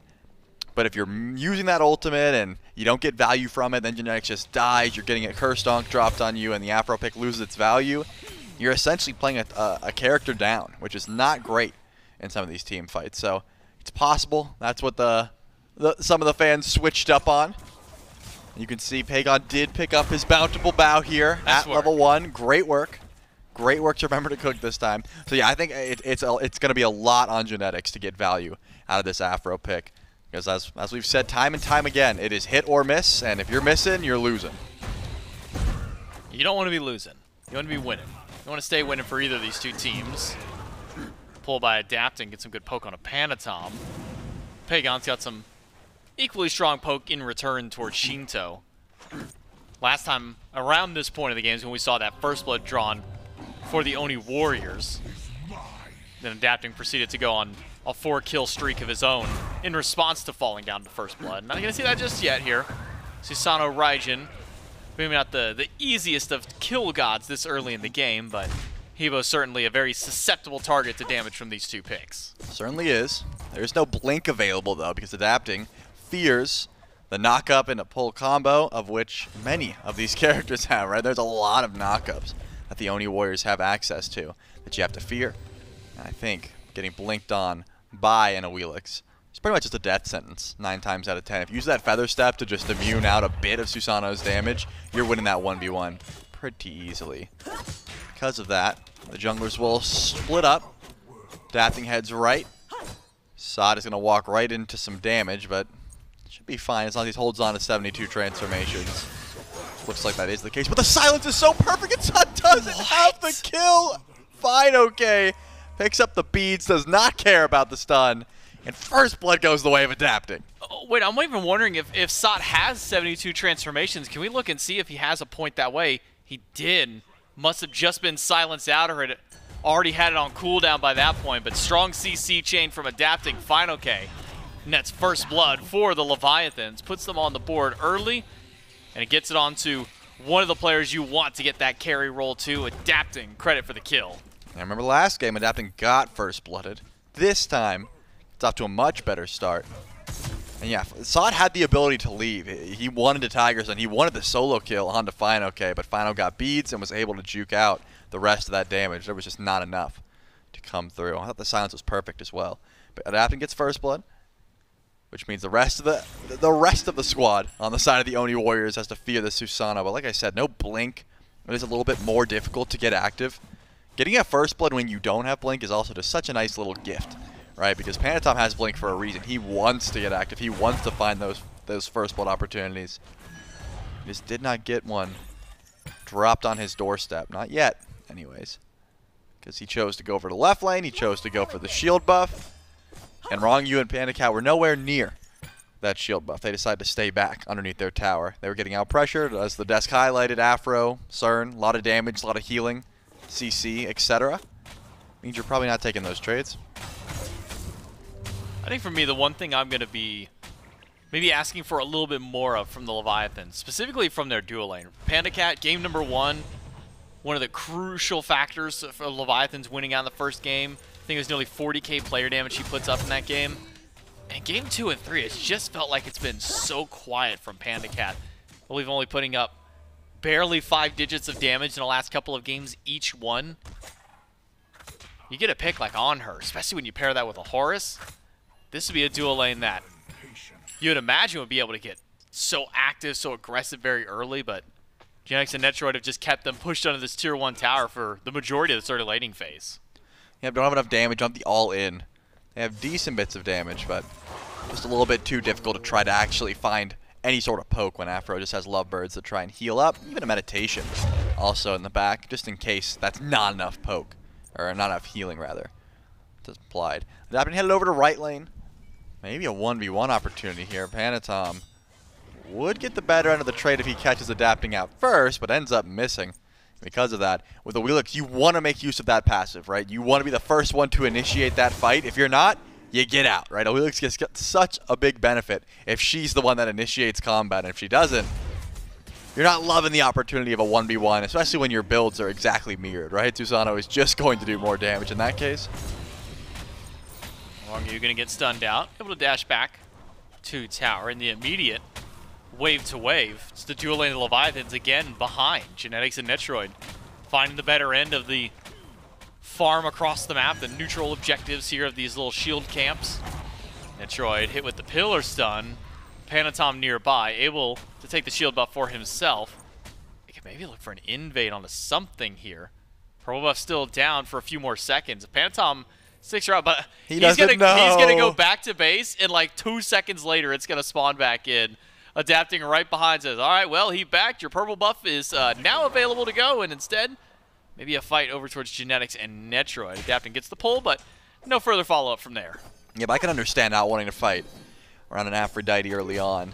You're just wasting damage, wasting your valuable time. And you're not going to find too much. Probably just an Undying Love or maybe even nothing at that point. So Adapting heads over just to make sure the purple buff is not invaded. And decides to leave. Remember, Netrioid isn't going stacking this game. Decides to start the Aussie, which we've seen time and time again. Whereas PandaCat is going that ornate arrow into the death gauntlet, which means you're going to get, of course, the stacking items online, but crit. You're almost guaranteed going crit when you're starting ornate arrow, just because you get so much more benefit. If you get that ornate arrow later on at level 20, you don't really have to commit yourself to 3 crit items. You can usually just go Deathbringer, another one, and then the ornate arrow counts as your last crit item, which in this matchup, when you know you're against a Aphrodite, not a traditional tanky Guardian, can really help out. Sheento, Thunder crashes in. It's a crushing wave right after, and Genetics and Pegon returning. Fire back in because Ronngyu crashing in. Genetics will get the first kill for the Warriors. Pegon, he's still alive through all of this. Genetics is keeping him alive with all of the extra healing. The Aegis pop by Pegon, and even with fineokay on the scene, it is too little too late. The Warriors did their pick onto the mid laner of the Leviathans, and now with SOT rotating around, fineokay, maybe a bit of a panic ultimate there. Maybe he thought that a few more of the Warriors were collapsing back in. Yeah, if that Tiger Stun came through, could have been pulled, or at least fear of the pull. Maybe they didn't know the Gravity West Surge was down. So fineokay just uses that Dazzling Offensive defensively, just to make sure he's in no sort of trouble. But that was a great play. I mean, Sheento, his lightning crashes in right next to a Hebo and says, I can survive this. And he could. There was not that much damage. It's a level 8 Crushing Wave, not a level 9. That's a big difference DPS-wise. The difference, of course, was a well-timed Aegis from Pegon. And what we missed there, of course, was that Genetics came through, didn't get the kiss. I was waiting for Undying Love. It never came through because he was attached to no one. If you miss that kiss, you don't get any value from ulting yourself. Genetics had to stall and used his meditation, used his healing on himself, and then finally was able to get that kiss onto Pegon and ended up not having to use the ultimate. Beads and a lot of Sheento's HP now missing. Genetics rotates in, attaches Pegon, gets some extra poke on mid laner, adapting, pulls SOT in with the ultimate, but SOT Ox form out. Does have the ultimate. Why? He did. Why not ult? Just questionable decisions by SOT this game. I mean, he had to use the Ox to immune the knockup, but I guess felt like either A, he wasn't able to get up into the air at that point, or B, just didn't have the ability to do so. I don't know. Ends up falling. Ult to immune the knockout. The knockup pull. Yeah, I mean, that's the thing. They timed the Susano ult and the silence well, but then it was, I have to Ox form to not get yoinked, and didn't end up working out. SOT goes down for 0-2. And a second kill goes the way of Susano adapting. It's been on point so far with trying to kill this solo lane. And SOT is like not that far behind. It's not going to be the end of the world because they're both stacking up Thebes, so they're both just going to stare at the wave and be like, God, the worst. Yeah, they're going to poke it down and then watch it die. They never really want to one-shot the wave here. Yeah, see, now it's weak. And then they just look at minions. They don't really want to get the last hit so they can get their Thebes stacks online. They're just looking at each other while they run around the minions. This is peak solo lane performance right here. You might not like it, but this is what it's going to develop into. It's just, you use your abilities on anything but the wave to clear at this point. Oni Warriors, though, pulling the Gold Fury. Ronngyu is in the know. But does he have the damage to follow up? PandaCat, can he get within range for his Fury? No, he cannot. The Oni Warriors will type a Gold Fury. And immediately starts to continue pushing up. Maybe take back some of that gold lead the Leviathans had. Put themselves in the lead. 300-400 gold up for the Oni Warriors now. And most of that lead, I imagine, kind of coming back from fineokay over in the solo lane, level 11 versus the just now level 10 of SOT. Still over and left, though, is Panitom, waiting for an opportunity to blink in, or a jump. That'll do it. Blinks in to catch it. The beads come down, but PandaCat, you're not surviving this one. Who's going to grab the kill? That one goes to Panitom. Wow, Panitom blinks for the range of that one. Says, oh, you jumped. That's a very slow moving on her jump. Pegon in the middle of two. He's got Crushing Wave to get out. He goes back to his teammate, and the Typhoon goes into the Aegis, but Sheento still has the damage. And too late for Panitom. He's caught in the middle of 3. Double kill for Sheento. The Drum finally gets his kills. Yeah, that one, unfortunately, is a little bit of a bait. Now, using the ultimate, Ronngyu brings the minions forward. This tier 1 tower is certainly going to go down. You got to just let Pegon go there. He made his bed, just let him sleep in it, but unfortunately, it seemed like Panitom's like, if I come through, if I stall, maybe we can let Genetics show up. Then we have an Aphrodite. We can keep Pegon alive. None of that happened. Genetics was too far away, and you end up losing 2 there unnecessarily. It was just too much aggression. Pegon likes the 1v1 because Hebo has a fantastic time into Raijin. You just knock up his Percussion Storm and say, yeah, go ahead, ult, see what happens. Can you Aegis when you're on the Taiko drums? No. Doesn't end up working out, though, because, of course, Adapting comes through. It's his 4th kill he's a part of in the game, 2-0-2, then sends them both over to Sheento. Mad that this is actually solo lane performance right now. Bring the buff into tower, let the tower do the work. Minions die to tower. This man going Cloak next, too? He's just going a support build. He's just a support with Bluestone. That's what he is. He is a support with Bluestone right now. Man, Inbound was right. Solo laners keep ruining support items. Those are going to get nerfed again. Then what are we going to build at this point? I mean, I don't think anything about what Sot's doing currently deserves nerfing. I think he's fine. No, but if late game he gets all these items stacked up and becomes unkillable and is like soloing carries, then we might have to discuss. Now they're gonna look at the stats and go, man, there was like 4 Gauntlet of Thieves and Prophetic Cloaks built in one game. Clearly something's pretty good about those. If they win. If they win. If they lose, then yeah. Only 2, I guess in this case, only 2 Gauntlet of Thebes can win out at the end. So the 50-50 on a win-loss for those items. But Sinjin Beacon started up. It's Oni Warriors on the scene, on the point. Zoning the Leviathans away from this one, even despite the 2 kills for Sheento that he picked up earlier. Still not quite threatening enough to want to step up to Genetics and Pegon, given that second form of immunity that Pegon can have. Not just from his ultimate, but also from the Aphrodite. Even with that Aegis down. I figured it out. What you got? So, Genetics is going Heart Ward here, obviously. And they are just going to sit together as a squad. God, it's the aura. They're just going to all have their full aura builds. Oh, no. And hopefully, Genetics kisses to one person who's going to completely carry the game. Whether that's Net, Pegon, or Panitom, to be determined. But he's been spending a lot of time on the left side of the map with Netrioid. Hasn't gotten much done. Now he's going to try out Pegon. He's just kind of feeling out his options at this point. Whoever Genetics does connect to, though, is going to be extremely tanky by the time SOT groups up. How many more auras can we stack here for Genetics to benefit an ally, benefit the team? I do want to see some Asclepius coming through. Yeah, the CDR aura that you get from it, that's pretty good. For now, it's Sheento, who gets spotted out inside the jungle, goes to the ultimate, but SOT gonna go aggressive. Jumps up on the cloud and runs away defensively, potentially. Had spot out Adapting, running his way through the jungle. But Oni Warriors, they'll go to the Pyromancer. Ronngyu is nearby, but Oni Warriors a little too quick on the trigger and take the Pyromancer away. Yet another objective for the Warriors, and maybe a pick on SOT. He's fairly tanky for the time. Typhoon, though, will knock him down. Killing spree for Adapting on the left side of the map, but Ronngyu ends up going down in mid, as well as a tier 1 tower. PandaCat's close by. The kiss comes through, and the knock up PandaCat. Very low HP, but his tier 2 tower will be able to keep him safe for now. As Sheento comes through, that Primal Fury seems to be the target.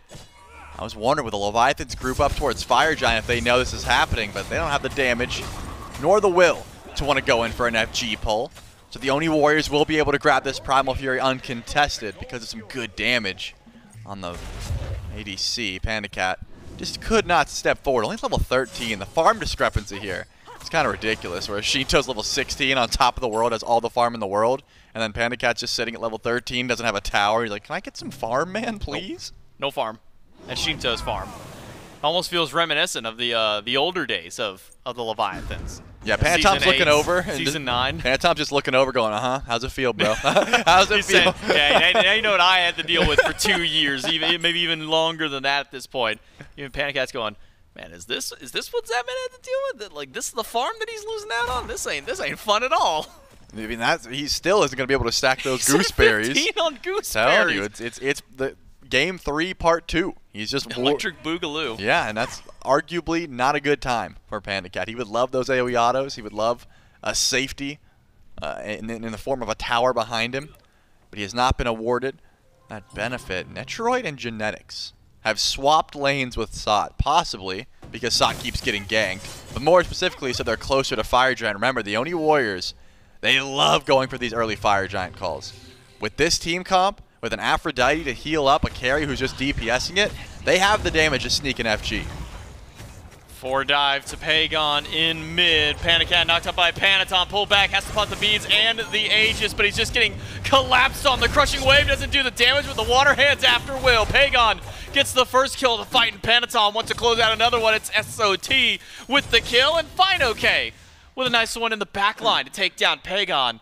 3 versus 4. The Oni Warriors defend their tier 2, and they can keep up their chase, though fineokay quite speedy on the Amaterasu, should be able to make his way out. It didn't seem like that was a chase the Oni Warriors really could go for, and even if they could, Adapting was nearby, trying to stop that aggression anyways. But still, there is a duo.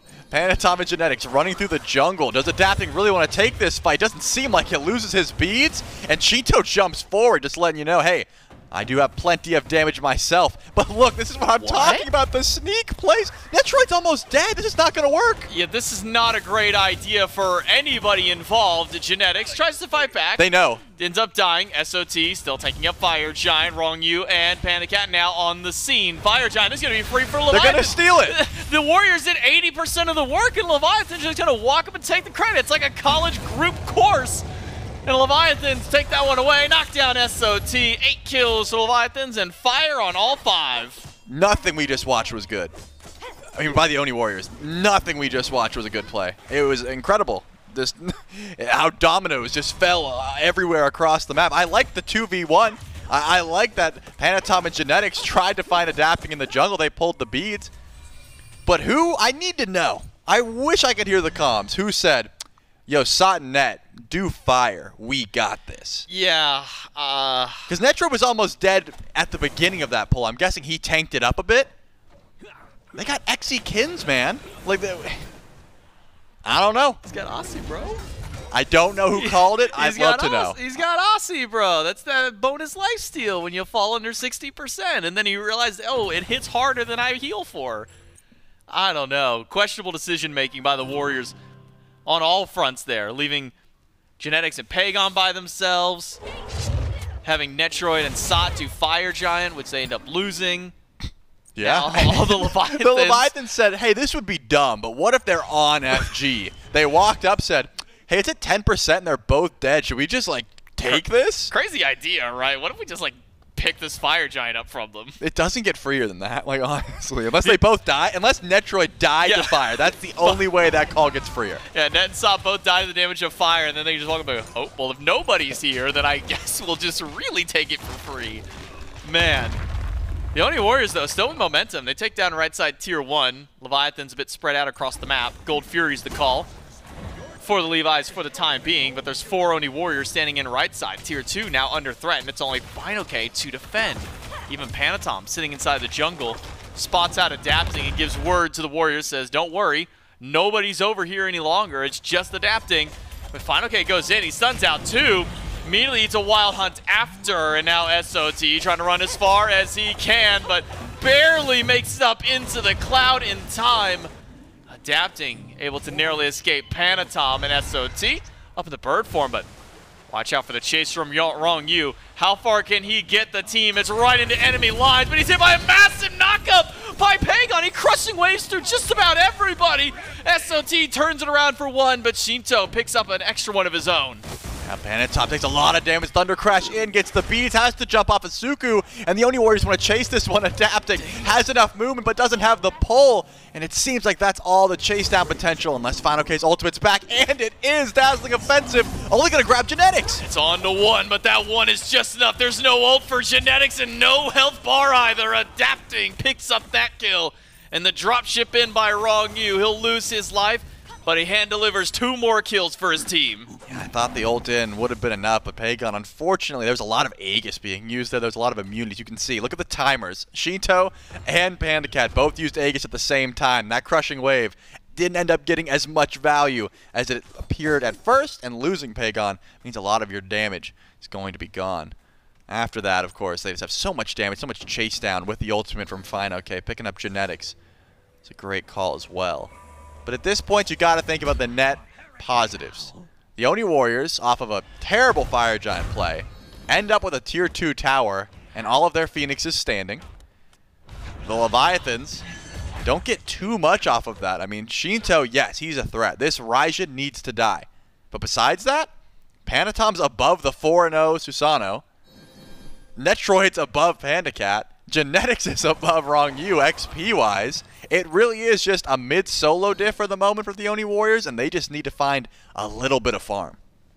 5-1-2 on Sheento, 105 for fineokay, and a 4-0 adapting. Piling the Susano. 3 towers still standing for Leviathans to work towards. Matter of fact, PandaCat wasn't even able to take down the Bastions before. Those were still standing up. PandaCat did manage to finish off his gooseberries during that fight at least, so the AoE autos are there just in time for him to probably inevitably end up selling them about a team fight or so later, but he gets it done. And the Leviathans will only knock out the tier 1 tower on left before everybody heads back to base. Fire Giant has worn off of everyone from the Leviathans, so it's a setup for the next fire, which the Leviathans could hope that the Oni Warriors do the same thing. Send a couple people, walk up, take it for free away from them, but unlikely to be the case this time. I mean, from what I've been seeing, Panitom has been, riding around on Suku trying to find adapting. He's been the target. And sure, the 4-0 shutdown is nice, but Sheento's the damage dealer, right? This Raijin is the main problem in these team fights. If Panitom is kissed to genetics and they can get to the backline and find Sheento, I think things go way differently as opposed to trying to find adapting. Genetics actually starts this one kissed to Netrioid, and the Leviathans already start up their FG.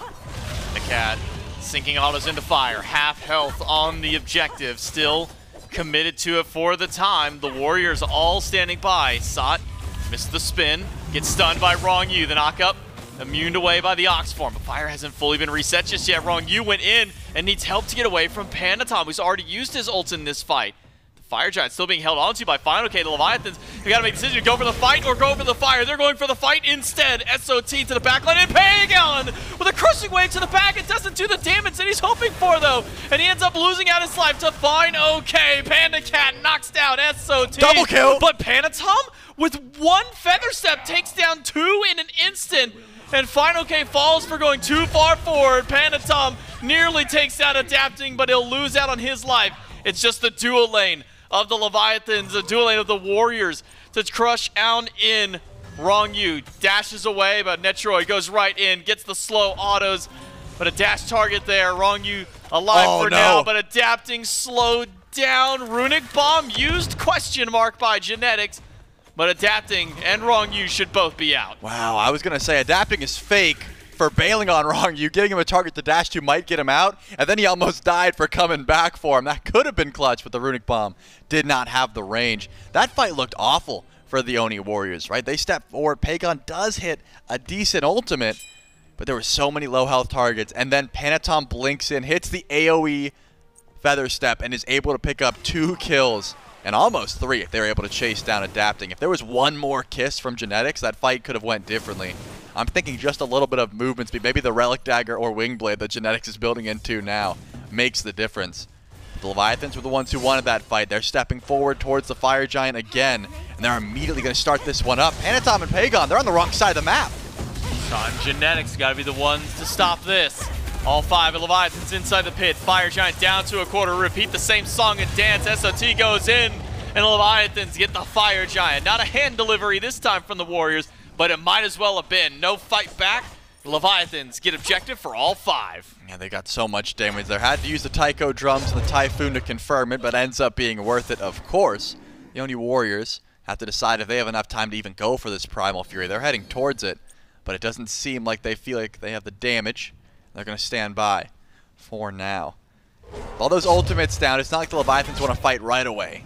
They want to try and stall for everything to be available. But the Oni Warriors have to worry about Titan as well. That's something that when you're defending, you have to watch out for. Meanwhile, the Leviathans, they can push forward, use their Titan as a resource to grab at least one of the last tier 2 towers that are available for them to pick up.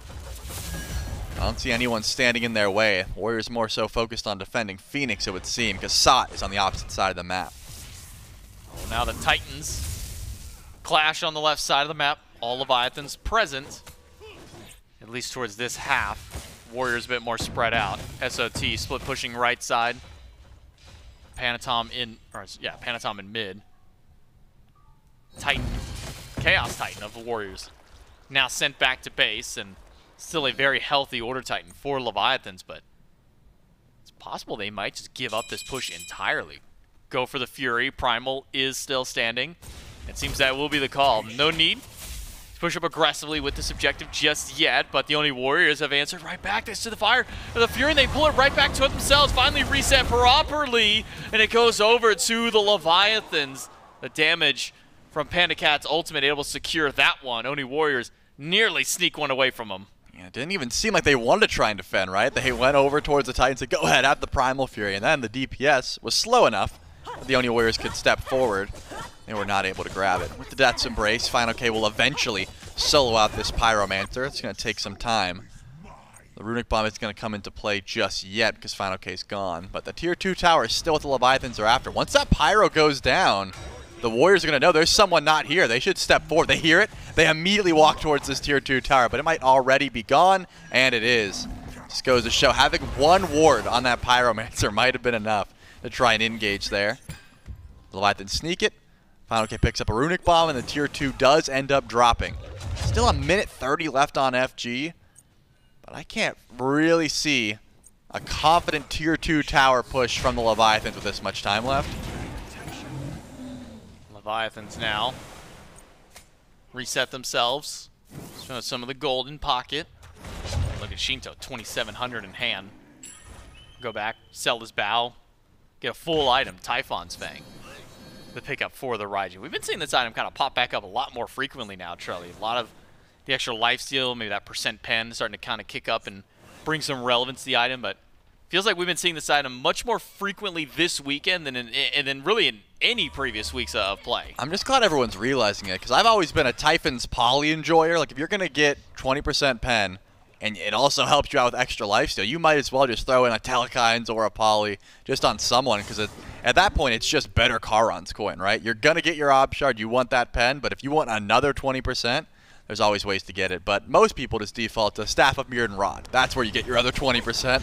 In this case, if you need one item, and it's going to be at the end of your build, you're not stacking Charon's coin. You might as well just grab the Typhons, which Sheento has. But it seems like that's the end of this push. They were able to go in for the Tier 2. Fire Giant buff fell off in 11 seconds. The Oni Warriors did not like the idea of stepping up to that one. And now we get to see a possible grouping in the jungle.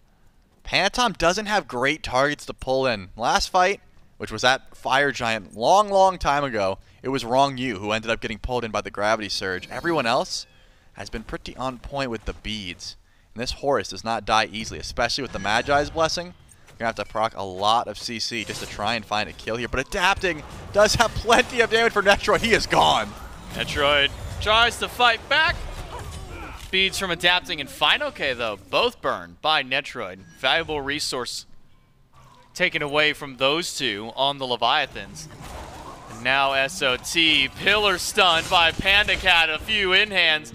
One more should do it, or maybe an ultimate from Panda. Needs a little bit of help from Adapting. That guy's supposed to be tanky? 7 in a row, yeah. Could have fooled me looking at the stats that he's got there. I mean, look at all the his whole build is just being tanked. Like, he does no damage. Every time he dives Sheento, I say, where is the damage? And he's supposed to be tanky. That's the whole point. He just got absolutely melted. That Kins item goes crazy. Is that new? Is that new? When did we add that in the game? Was that this patch? That must have been a celebration change. That's crazy. Has to be. Man, maybe Zapman was onto something on all those Twitter posts. I keep seeing talk about this thing like Kins eyes. I'm like, bro, I've never heard of this item before. Somebody finally picks it up and shows, man. Oh, no, it was an Ornate Arrow diff. You crit him. You crit him. That's what it was. He's got 20 stacks. Yeah, yeah, okay. Okay, that checks out. Fire Giant might be enhanced if they're able to stall this one out. Need to install it for another 17 seconds, and with Ronngyu standing guard, I don't think the Leviathans have any reason why they couldn't go for this one.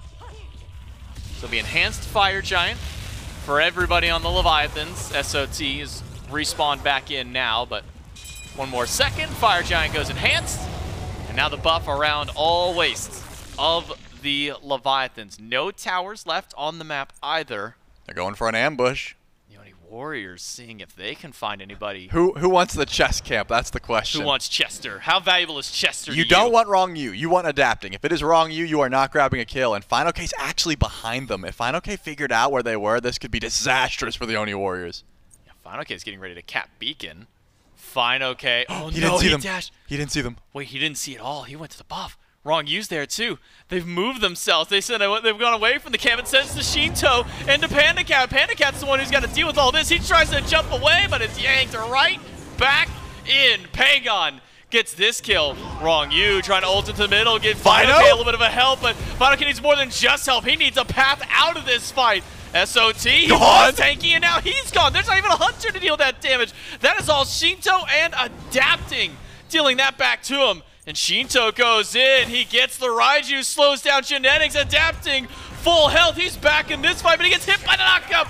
And Panitom and Pegon put him out before Ronngyu clips the wings of Panitom. Now with Netrioid dashing in, auto's not enough. Pegon takes him down, Netrioid traded. There's still two alive. It's back and forth. It's Fino with the double. Genetics, the heal isn't gonna be enough. There's still two chasing him down. Silent, slow, dash, triple for fineokay. Deicide for the Leviathans. That was a Panitom diff, though. That should have been so much better for the Leviathans. The fact that he won the 1v1 versus adapting in the jungle is insane. With EFG, this Phoenix is definitely gone, but SOT should have the damage to keep his Titan alive. PandaCat won't be able to get here for quite some time. I'm thinking you lose all your Phoenixes, though. You just ignore SOT, right? You just tank them all up? Yeah, you gotta get all of these. fineokay will slash away with Ronngyu standing by. By the way, Ronngyu was nearly dead in that fight. Still back alive. Stuns out SOT, ignore SOT, take down middle Phoenix, and Rongyu's got the taxi service right out. So he and fineokay can head back to base, spend up some of the gold that they earned in their fight, and all the while PandaCat respawn back in and takes down a Fury. He grabs himself a Primal, free of charge. Ends up getting a Deathbringer as well, finally. Sells that starter item, so this Anhur really has reached peak performance. fineokay's got 4,200 gold. And for what? Upgrade your beads, bro? You gonna get a 3K defense pot, man? What you need all that gold for? Who's hurting fineokay at this point? Does he even need it? Well, he almost died. Almost. And then he dazzling offense away, and then he came back in and went crazy. So, hey, almost doesn't count. You need to confirm that kill. It's only horseshoes and hand grenades. Yep, and we're playing none of the above. We're playing Smite. But Panitom knows that there is an Anhur with 0 relics for 30 seconds and a Raijin for 0 relics. And he is hiding in the jungle, very close to a ward, but not quite on a ward. Will anyone... Oh, he's been pinged. They know exactly where he's at, I'm guessing. He's around the wall. I don't know if maybe he caught us. He was. Oh, he's got to go. They are all heading towards him. He realized, oh no, that's fineokay. I can't kill that guy. fineokay walks through. By the way, speaking on, we talked about, trying to get your food stacked up, your recipes. Remember that prophetic stat, that prophetic cloak second item from SOT? He still doesn't have the stacks that built on that item. I don't care what anyone says, this build does nothing. He does no damage, and he's not tanky. The Oni Hunter's Garb was not finished, notably. Sheento, who just shredded through him like wet tissue paper, did not have an Oni Hunter's Garb to shred through now. But, I mean, Sot does no damage and just stalls at this point. It's unfortunate. If he had the cloak, maybe we're talking a different story. But the Soul Eater Glad Shield is a big reason as to why SOT could have been a threat, right? That's the reason this Wukong can actually be a threat to backliners. He is currently not a threat. He's got HP, though. He's got health. You know what? But you know who doesn't care about health? Kins and Soul Reaver. I'd like to introduce you to them. Their names are Sheento and PandaCat. Oh, man. Man, both those items. You're telling me we got 2 items in the game? We got 2 of those? We got 2 items that do good damage to HP? Man, SOT. And he did a lot of damage earlier in the game. Not as much now. Somehow still more than PandaCat, though, despite how much damage PandaCat does with this build. I mean, I guess he's like only hitting SOT, so I don't More know. power to him. Maybe Sheento just disguised all of his damage as Hunter damage. Yeah. Maybe Secretly, Sheento's actually playing both Raijin and Anhur. yeah. Anything PandaCat does has been Raijin damage, and we have just been incorrectly. It's been tracking incorrectly the whole time. That's my bad. I should have known. But they're stepping forward. Leviathans know their EFG is their next target. Look at all the Warriors though, just stepping up, waiting to see who they can find. I was gonna say a pull onto adapting would have been nice. Find his beads before the fight begins, but didn't quite have the option. Water spout off the mark. Now EFG goes down. I assume. Well, no, I'm wrong. The Oni Warriors want to step up, but they might be too little too late. Warriors on the scene, but stopped by Ronngyu, a Typhoon to confirm Fire Giant, but the Warriors aren't giving up. They said, well, your big AoE CC is down, but they are just not fast enough. fineokay on this Amaterasu, jumped in the movement speed stance, and nobody is catching up to you here. Fino even dashes back for a moment. The Oni Warriors, they can't stop the fire, they can't stop the Leviathans. In fact, Rongyu's gonna go right back in. SOT's by himself. He's got Run, blink. little bird, run. 3,000 health. Is that enough to save your life? Dash in by fineokay. Pull in by Adapt when he's knocked out. Has to use the beads to get away from Panitom. That might have been enough to put a hesitant step in the Leviathans. All three Phoenixes will be coming back, though. If the Oni Warriors want a comeback, this is the time to try and keep this right side Phoenix alive. But who's going to defend the left wave? I don't think anyone can. It is all going to be about splitting your forces. Panitom, who has been a big reason the Oni Warriors have been able to stand up at this point, not a part of the fight just yet. By the way, Adapting's ult is already back. Ultimate from Sheento gets some good damage to Netrioid. SOT, well, he doesn't have health anymore. He's back to the base once more. Right side Phoenix gone. Mid and left have respawned, but left is being dealt with by a fire wave. So that bird has been removed once more. The Oni Warriors, can they find a pick onto fineokay? The answer to that is no. He pops ultimate, immediately goes in, gets a one response from Genetics. Now PandaCat transformed into a pig. Panitom jumps over the wall, but he's spotted out by Adapting and fineokay. This has been a very scrappy last 60 seconds, and in all honesty, not a whole lot has been accomplished by it. I mean, right side Phoenix and left goes down. The Titan is taking some damage, which is a bit of an issue. But the Oni Warriors have shown that they're able to step up and at least threaten the Leviathans, right? They're not walking forward and saying, hey, we can take whatever we want. They are playing cautiously. And I guess when you got EFG for 2 minutes, you can play this one a bit slower. You're not at a point where you can just W key the Titan down. You need 3 Phoenixes before you're in that road. Or a pick. I think they would take either. What beads did they get? They grabbed Sheento, and his beads will be down for another 90 seconds. Of course, they grabbed fineokay. Adapting lost his a bit earlier. But so much of this gameplay has been the Oni Warriors trying to step forward, trying to find ambushes, and it hasn't been working out. This Awilix pick is just so much better if you can knock someone up, pull them in, get the kill, and then figure out the rest of your team fight. Have not been able to do that so far. Sheento on his back to base with his 4,000 some odd gold in hand. Got an elixir of power and a potion of power. So massive damage infusion now to the already hitting very hard, very frequently mid laner of the Leviathans. Warriors make a stand at their mid bird, weakened though it may be. Adapting. He's just going to go end. He's like, I'm going to hit the Titan, man. He legitimately just might walk behind them and end this game. He's spotted out. Panitom goes in, gets the beats from Adapting, pops the Typhoon in response, hits 2 with it. Adapting is down, but he's done a lot of damage to Panitom. Mid-Phoenix traded out, and that's the callback for the Leviathans. They lost their jungler. He's down for a minute. The Oni Warriors, though, they're not going to give up this chase so easily. Response ultimate from Sheento and from PandaCat. Nearly take down Netrioid and do a lot of damage to Genetics. A dive in by Sot. Still trying to get out. fineokay's damage isn't quite enough, and PandaCat is just getting melted away. Pegon does an absurd amount of damage, but so does Sheento. You got to keep eyes on the Raijin. But fineokay is already down. He's so far low in the back line. Look at the Oni fire minions starting to pour through. You got to make the commit now. You got to get the kill, but Pegon's not the one to do it. Instead, it's Netrioid. Double kill. It's dead. And the Titan is dying. Sot can't stop it. The minions He can't even clear the wave. He can't even clear the wave, J-Mac. Build some damage next time, Sot. I mean, Sheento, the fact that he lived that long is the reason no one backed. Also, fineokay stalled out Netrioid. And the enhanced minion wave is what put the nail in the coffin. and we're going to 5. We're going to 5. First game 5 of the weekend. We had, what was it, 3 quarterfinals that went 3-0. Got our first 3-1. Now it's 3 of those sets that have gone 3-1. So now we're on a game 5 trail here in our second semifinal. See which of these teams is going against the GA Dragons. I mean, this is a weird game, Charlie. Yeah. This was not a clear-cut win by either team throughout this game. And jokes aside, no matter what Sot built, he was not clearing that wave. That Titan was dead regardless, but a little bit unfortunate that he's just sitting there like going back and forth trying to keep his Titan alive, and it was not going to happen. I mean, props to fineokay and Sheento. They stalled enough because by all accounts, the Oni Warriors won that fight pretty handedly. But when you have 3 Phoenixes down, you got to pay attention to just more than the other enemy gods. Oni Fire minions are pretty dangerous, and fortunately, there's not enough damage to deal with those ones. The Atlantis Leviathans stall out just long enough to win out in game number 4. And right after this break, we'll come back with game number 5.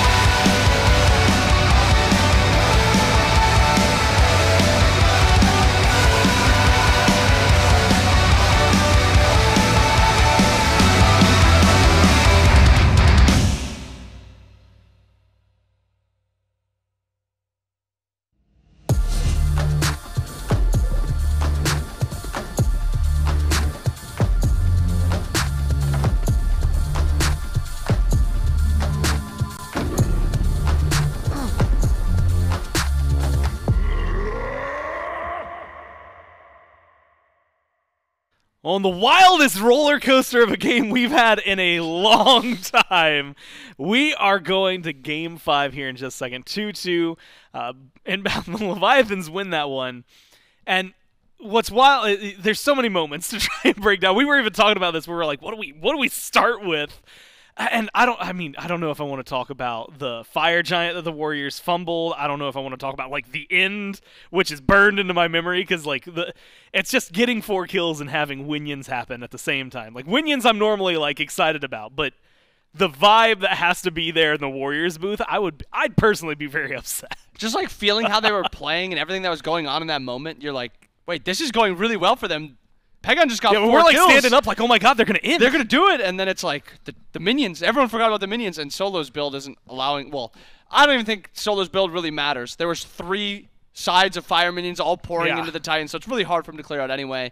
But yeah, I mean, like you said, so many moments. The fire giant that the Warriors pulled early, and then the Levi's ended up walking in and just stealing it. And then we had 2 more fire giants that were just as insane.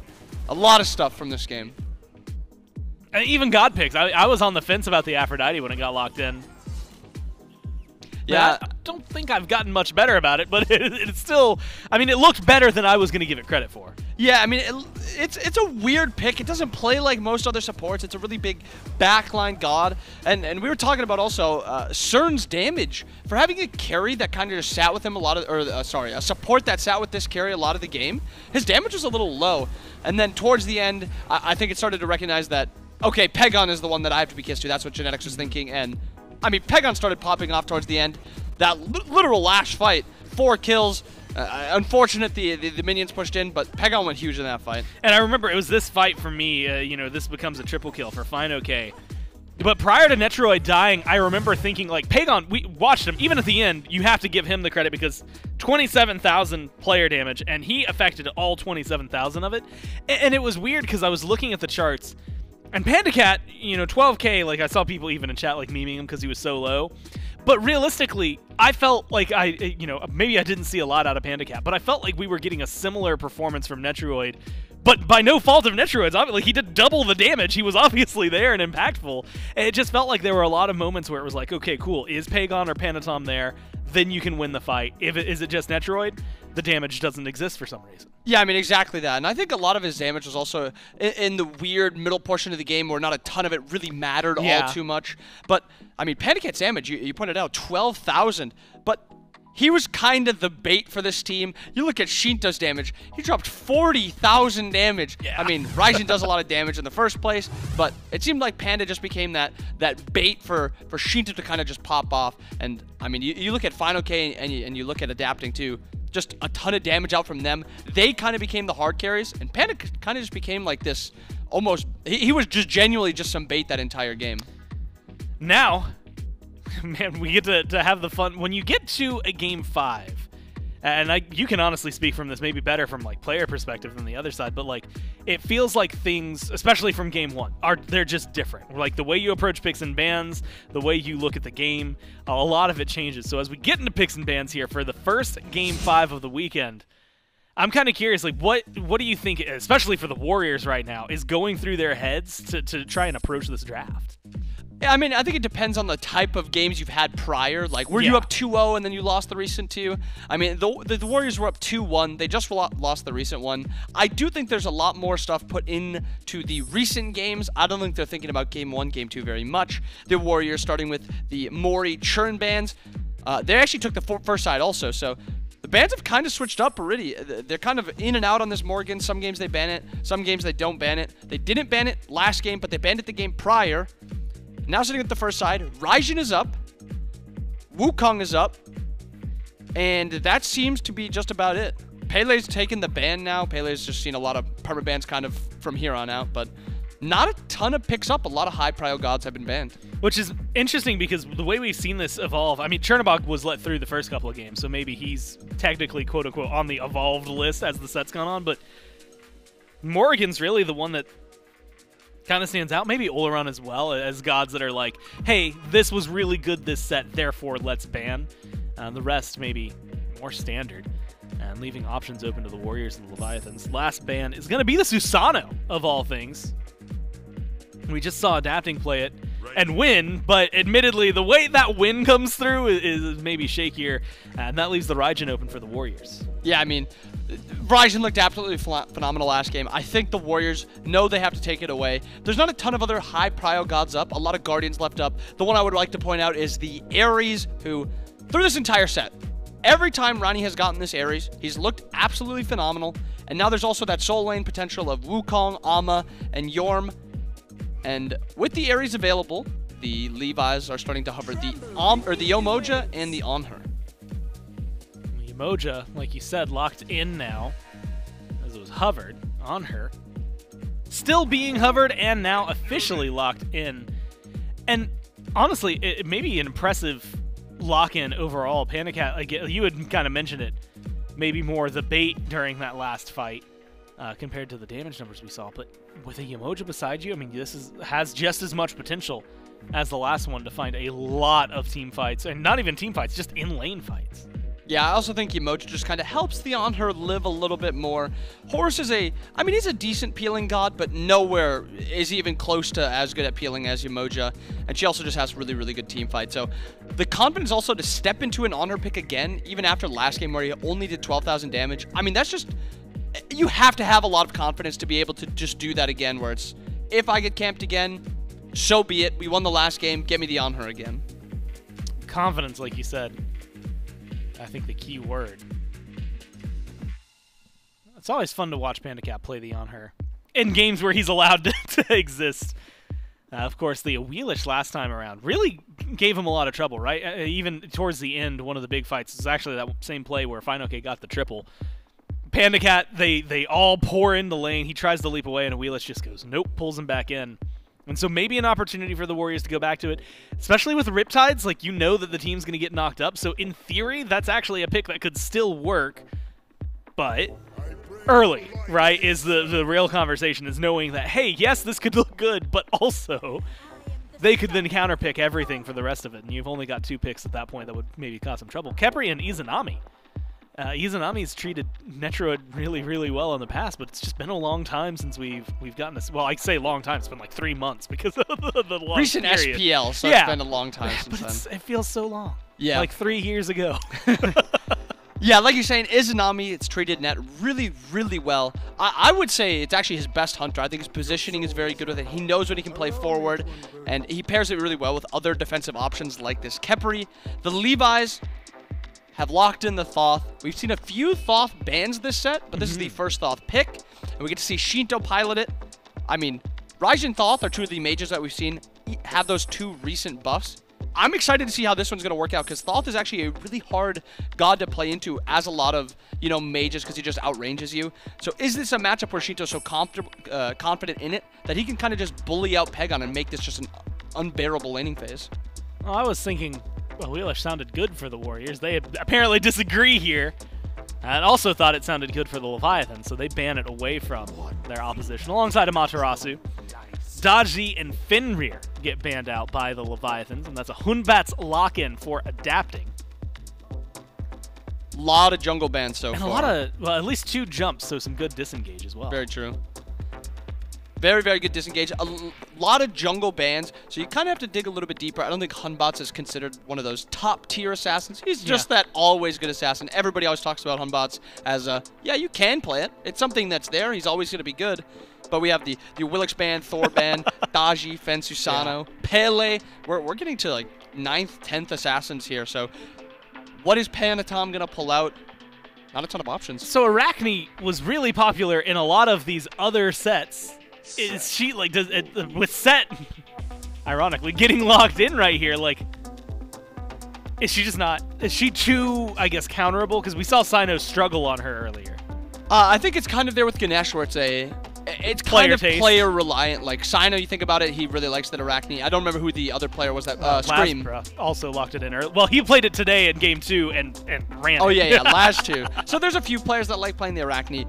But, I mean, if you think about it, Panitom adapting don't really strike me as Arachne players. No. They want that big, like, ability to team fight, almost pentakill characters. Set, yeah, one of the best at that. Set ate that recent nerf. we haven't seen any set actually after he was one of the best characters in the entire game in competitive just last phase. Maybe nice to know that, at least for those of you out there, this one is going into the jungle, so if the nerf brought him down, it brought him into the role he's supposed to be in. Instead of those pesky mid laners and carries always stealing gods. Tier closes it out. The Warriors were treated kindly by this tier earlier. You were pumping your fist just now when you saw the Achilles locked up. Or were you just jamming to the music? I was jamming to the music, but I also think Achilles is just like a cool character. He's like, huzzah, like, let's go. And he was picked into a really hard matchup to play into as Khepri. The execute obviously goes through the revive that Khepri has. One of the, original 5 counters in the game, something like that. I guess Achilles isn't that old, but if you think about gods that have revives, the gods that have executes are the gods that counter them. Thanos, Aokwang's, Achilles. The Levi's got one, and from what we've seen from the solo lane, there doesn't seem to be a ton of pressure in this lane. Maybe somebody visits level 1 to level 3, but if you get out of that laning phase, this Achilles is just going to be in a great spot. I would even say it's the opposite of pressure. Last game, they were laughing about the fact that they both had thieves, and so they were desperately trying to not hit and kill the minions, and instead weaving the attacks at each other in a really weird kind of song and dance in solo lane. Of course, the fight over the totem also has been very important. It feels like that's going to be a very fun lane, especially if Thebes is still as picked up, and you have to assume at least Sot's going to go for it. He did it earlier on tier. We'll have to see for fineokay what the option's going to be. Team fight-wise, getting into the nitty-gritty. It's game 5. These games have been going, into that distance, into the 25, 28-minute mark before you start to see like what could be the end fight. Some like the last one go a little longer than that. So if you're looking at 5-on-5s, is this execute on the side of the Leviathans and in the rest of their fight enough to deal with a Khepri and what the Warriors have drafted? Just talking about team fights, I think this entire game is going to be revolving around team fights. Neither team is really looking to dominate this game pre-20 minutes. They both want to get to their 5v5s. They want to get to that point. And I think both comps have been drafted very well. I think Raijin is such a power pick. Set's another god that just has such high 1v5 potential. And then Izza as a backliner with Khepri, so much defensiveness. I do think this Levi's comp has just enough in it to just be the slightly better team fighting comp. And I think the Achilles, if you can get 1, maybe 2 executes in even mid-late game, it can just completely throw this off and the Levi's can take it. There's a lot on the line here. First off, finals tomorrow, the capability, whether it's first or second pick, but drafting for the divisions is going to be on the line for the two of them. Maybe a little bit of pride for both of these squads. You think about the way Phase 1 went, the Warriors, the longest undefeated set streak in SMITE, and of course the Leviathans with a 2-7 split trying to change their fate. The question is, can they do it right here and right now? It's Game 5, and of course we have to go over to J-Mac and Trelly to take us through. Thank you so much, Gore and Inbound. Game number 5 between the Oni Warriors and the Atlantis Leviathans here in our semifinals. Let's see who goes on to face against the Jade Dragons tomorrow for that grand finals matchup. It's J-Mac, Trelly, and Doug back one final time tonight to see who will win in this final game. Move on to play one more time on Sunday. Get to be one of your guaranteed teams to draft out the division for the remainder of our phase. You get that little bit of extra pride knowing that you had at least a strong startup to the beginning of your phase. Twitch chat poll, maybe the closest that we have seen today, Trelly, 51 to 49% on the votes. Well, J-Mac, I'm nothing if I'm not an honest man. And last game, during picks and bans, when Aphrodite got hovered and locked in, I looked to you and I said, we're going 5. You did. And I have to, remain impartial during the cast. I'm not going to say, oh, GG, genetics is on Aphra, this game's over. I have to attest to the good things, the bad things. There was a chance that Afro pick could have worked. And again, I don't think they lost because of genetics. It's just something about the Afro support that does not suit that play style. It didn't end up giving enough. And now we're in a situation where genetics goes to Khepri, which I think suits his play style just 10 million times better. There really isn't a qualification as to how much better I think this Khepri pick is. Now, with that being said, there are 2 glaring issues that I can foresee already. Raijin doesn't have the greatest time into Thoth when you're standing still in Taiko drums. Not still, but a little bit slower than usual. That final judgment can come through and really wreck your day. And of course, the fact that fineokay is on this Achilles and can really stop a lot of what genetics wants to do. with that Scarab's Blessing. The Oni Warriors are going to have to deal with both of those things. And the fact that, you know, Pegon can't really just charge up his ult for free when Sheento's around. And you got to be very choosy about when you throw out that Scarab's Blessing if Fatal Strike is available. So the last thing you want to do is essentially waste the Khepri ultimate in that case. Okay, no problem, I'll bail you out. And then fineokay says, you're not bailing anybody out. Des is actually talking about the potential of the solo lane Gauntlet of Thieves return. As of now, won't see it out of SOT. He's gone towards the round shield. Currently has more damage than he had last game. Like, he doesn't have power on that item anymore, but it does more. The fact that it's going to build into an item that will do more damage than any items he would have had is a good look for the early game at the very least. And Tyr is a very different god, right? That CC that Tyr provides is very impactful as opposed to, you know, someone like Wukong who is just poke and annoyance unless you actually do build damage. Then he's got some all-in. PandaCat, no Aegis, jump, rooted in place. Impale to get the Khepri away. Meanwhile, Ronngyu standing by like, hey, come on guys, where are you going? Tries to push him in the tower with a Riptide. Gets Netrioid right at the very edge of the tower, but not quite all the way in. But PandaCat now down a Relic. Could make for a target for Panitom on this set. As SOT will leisurely clear out the way, fineokay standing by. Do have a little bit of aggression already, which is kind of what we expected in a game number 5.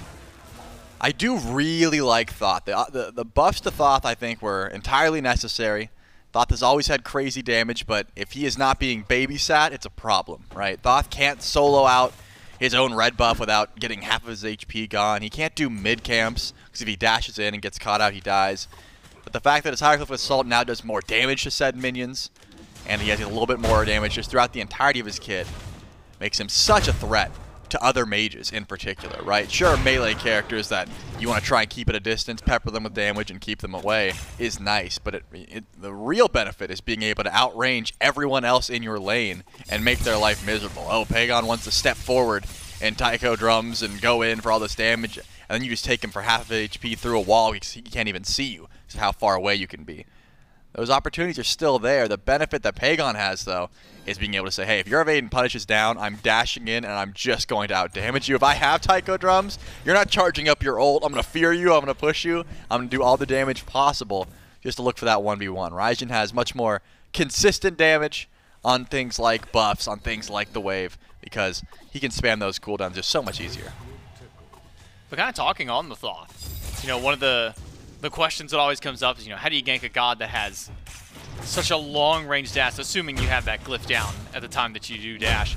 Well, you know, who's going to be your gap close to this Thoth? Does the Oni Warriors have a good answer to try and chase down this Thoth and be able then to also have the kill potential afterward? Yeah, adapting's probably not going to be around all the time to keep Sheento safe, because if he is, then that's a little bit different, right? Because Panitom usually is going to walk up, Sand Clone Skewer, force out the dash, and then chase him down, right? That's the combo in an ideal world. You force out that dash, a second invade and punish is down. You're sandstorming in, and you're just, you know, unleashing as many set clones as possible. But if adapting's there, then you have to make sure you have your beads. That Fear No Evil is going to be the greatest peel tool that you really have. Adapting actually just used it there onto Pegon. Was able to pull no relic. Pegon did not end up beadsing, didn't care about that ultimate. Just ate it for breakfast. I'm guessing it missed because of his HP, by the way. He was, like, full, so I'm guessing that ult missed. Maybe that, or, like, pushed him towards tower a little too far, and adapting just didn't have the follow-up damage after. Looked like Sheento still had his dash, so maybe no evade and punish available to kind of follow up with it. But regardless, Pegon maintains beads. Panitom already has used the dash to close gaps, slows down Sheento, dash in from Pegon up into the ultimate. The Raiju connects. He's taunted right back in for beat to the drum. Sheento turned on a charge ult, but fires it with his dying breath. It's Pegon for first blood. I love that call. Pegon recognized one big difference in that dive, which changes between am I taunting, am I fearing, or am I doing damage? And it's that Sheento had 0 beads there. If he has Aegis, why would you go for the damage when it can be Aegis away? Taunt, taunt, taunt. Pulls him in, make sure that Sheento has enough, range to get close, and then Panitom and Pegon just clean that one up for absolute free. Beautiful first blood there, going the way of Pegon, and now you're off to a rough start. SOT does steal the blue away, adapting, and Fino can't secure a buff on one side. It doesn't seem like PandaCat's going to get his buff on the other. Even with the Desert's Fury, it's not enough either. It's just steals and kills across the board for the Oni Warriors. A pick on the Sheento, a stolen blue and purple buff. The Leviathans cannot catch a break here in the first couple of minutes. And look at the lead, 2,000 gold and XP already. I mean, that's just winning across the board, right? Every lane has pressure currently. That's just the benefit of picking an aggressive comp like this, where with Raijin, you're coming out of the gate swinging. Panitom, of course, this set, I mean, Bobby said it, used to be one of the best gods in the game. I think still is one of the best gods in the game. Set is criminally underrated in our current meta, just because mages are very strong and you don't really want to go set mid anymore. You can, but not everyone's looking towards it. But even in jungle, set still has the ability to poke you out, chase you down, and pretty much wipe a team if given the right circumstance. Top that all out with SOT getting a lucky steal. Call it luck, call it skill. Netrioid, Genetics getting that steal as well. Everyone on the side of the Leviathans is feeling that farm missing. And now you got the timers, right? You try and do that again. Next time the buffs spawn in, you better believe all of the Oni Warriors are going to be in position. Similar build mentalities by fineokay and Sot, just in reverse order. Glad Shield finished up for Sot. Gauntlet of Thieves for fineokay. Now both looking to grab the exact same that their opposition has in their second slot, tier 2 of the shield for Fino, working towards Thieves now as SOT. Mid camps go over to the Oni Warriors, try and continue their push ahead. 2,500 gold up. Even with adapting here, I'm sure SOT is fine either taking this 2v1 or just taking this buff, fearless in the face of adapting or fineokay. He'll even dash up to adapting, says, yeah, I know you wanted this buff, but you can't do anything to me. And he's going to call the bluff of adapting because he's got Pegon standing by. I'm not sure if adapting called this one out or spotted it just yet, but Pegon can still walk forward. Adapting's going to get shoved back, and that's death of the jungler. One more Taiko drum does the job. Adapting down, second kill for Pegon. And if fineokay sticks around too much longer, could be a third. Yeah, there was no way adapting knew Pegon was there. If so, he doesn't step up like that. fineokay does have Fatal Strike, should be able to get out of trouble if need be. But a beautiful rotation in from Pegon. But now, speaking of mid laner, Sheento heading over to the left side of the map. But Netrioid is onto this fact, and it's not going to put himself too far out of position, knowing there could be someone in the jungle. Opts an Aegis there from PandaCat. Wow. Interesting. Fearful of more damage, fearful of someone hiding out in the jungle. PandaCat not in a great spot here. Stacking up Dev Gauntlets, so far behind. And Netrioid, I mean, it just insta-clears the wave, as you would expect from an Iza. But with the Aussie as well, doesn't have to worry about stacking anything up. He's going to continuously pressure that wave. So T just going to clear away over on the solo lane. fineokay not able to secure that last little bit of the totem. Now Ronngyu has to use Riptide defensively once more. Get away from Netrioid and Genetics. But the dual lane has that communication of Aegis that's been burned away from PandaCat. Still 2 minutes till that comes back off of cooldown. That opens up some time for Panitom, maybe Pegon to make a rotation over. I will say, Pegon has been very active on his moving across the map. He has not been sitting in the mid lane any longer. We look back at like game number 1, we don't really see Pegon doing a whole lot, at least in the early game. Now as this set has progressed, Pegon has become much more active on this map. He's got the ability to, right? That's something that Raijin can provide. He's got decent movement. There's not too much CC he has to worry about. He can Thunder Crash in effectively. And if adapting shows up, he usually has Taiko drums just to immune some of that damage. There has been zero threat onto Raijin. And as I've said, Raijin is in a fantastic spot if you let him free cast. You do not want to pick a comp that can't dive Raijin, because he just does way too much damage if left alone. That is his weakness, though. If you can get to him, you can provide some of that CC. If you have range damage, there could be trouble, but no. Look at that! Got mezzed away, then rooted in place, then pulled back. Riptide, which was at literally the foot of Ronngyu, then it feels like it's a mile away by the time the CC is over. The Oni Warriors, they grab their third kill of the game. First one that doesn't go to Pegon. Panitom now benefiting from one. Genetics finds PandaCat. Aegis still down on the Anhur. Throws up the pillar, slow things down. It'll do from Netrioid. Gets some good poke back, but Genetics is willing to keep this dive up. He can take this tower all day long and allow Panitom to get his second kill. I don't think that there's too much to fear here. Pegon is worried about losing his bead, so decides to go away, but didn't have the Taiko drums, actually used it just a bit earlier. So is fearful of a possible 1v1 in the jungle. It looked like Sheento was going to go in there as well, but held on to Final Judgment, so Pegon will be fine. Gets to hold on to both of his relics, and at the very least, you see that dive. That's what Set can provide, man. The movement, the fact that Genetics is just tanking up the tower and says, hey, if somehow the full HP Set with Kingslayer dies to this tower, we still have Scarab's Blessing. There was no threat to that dive. Man, the Leviathans, they can't buy farm right now. Like, there is nothing on the map for them at the moment. They are so far behind.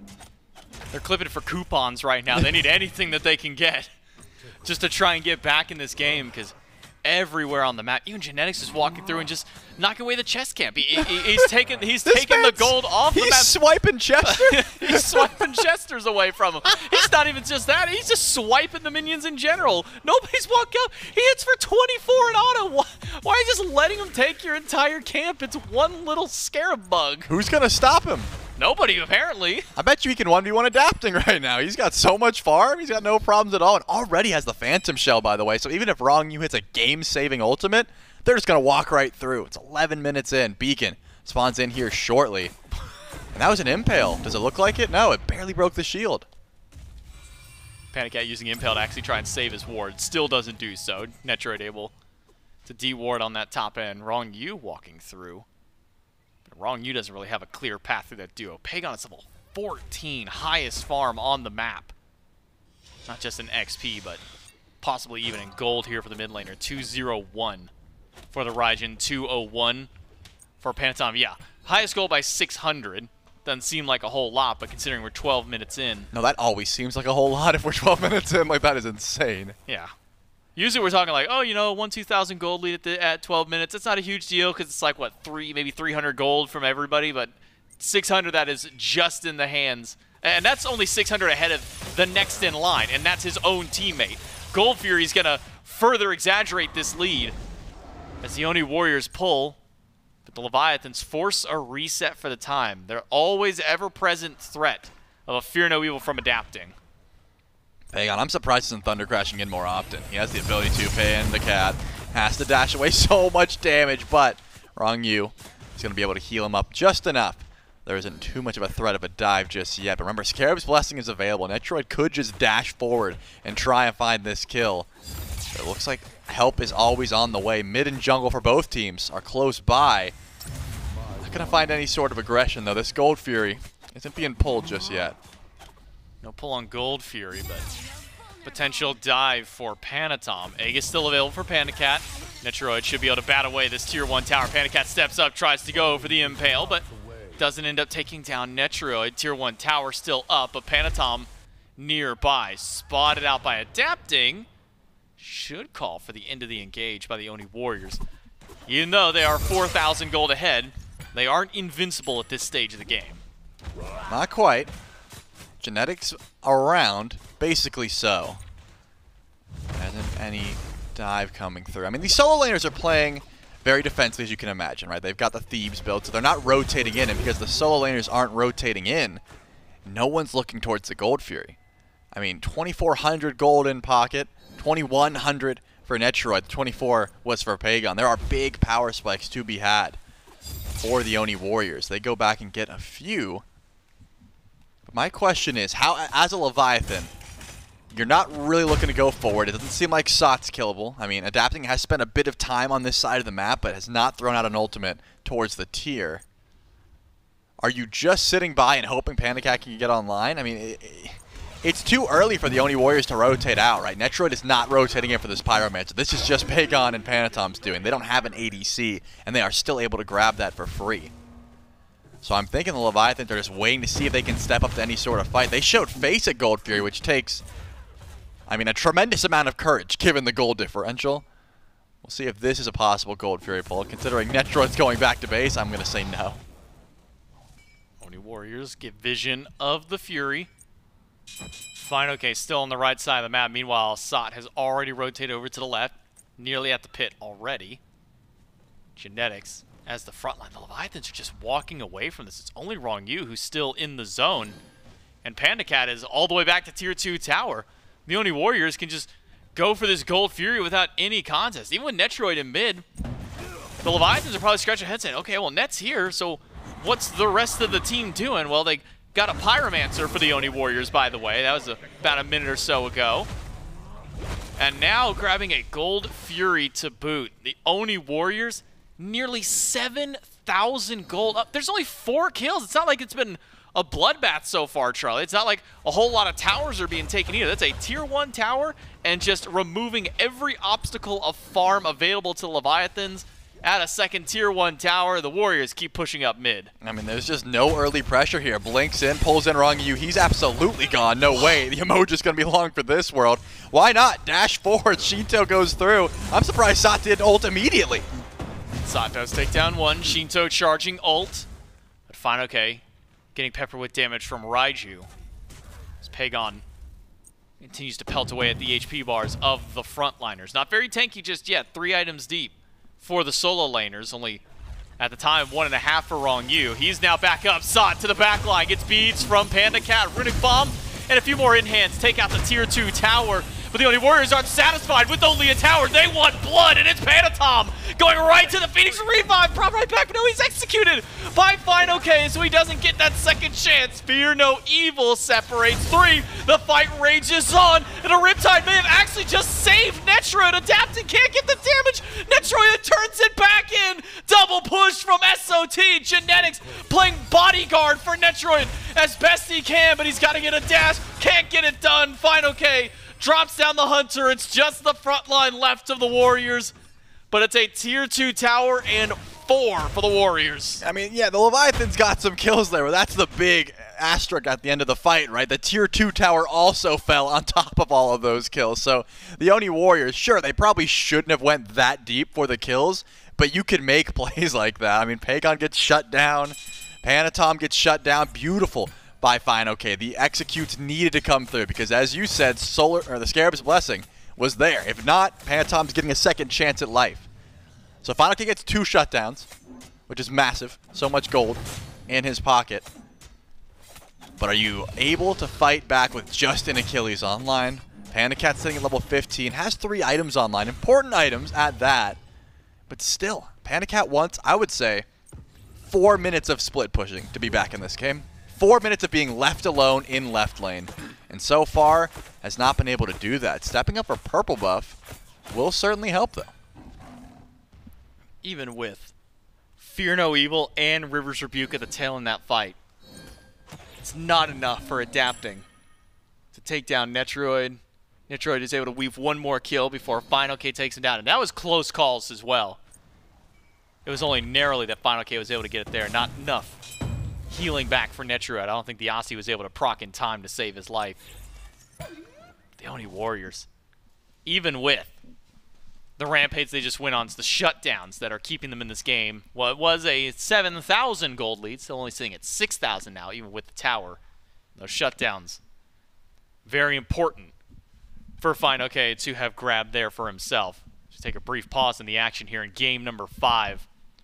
It has been all Oni Warriors so far this game. That's the first real fight back that we have seen from the Leviathans, but it was kind of brought to them at that point. I mean, you're down your support at that point. The Oni Warriors say, hey, we got the 5v4. We still feel very strong. Dive into that tier 2 tower and elongate this team fight.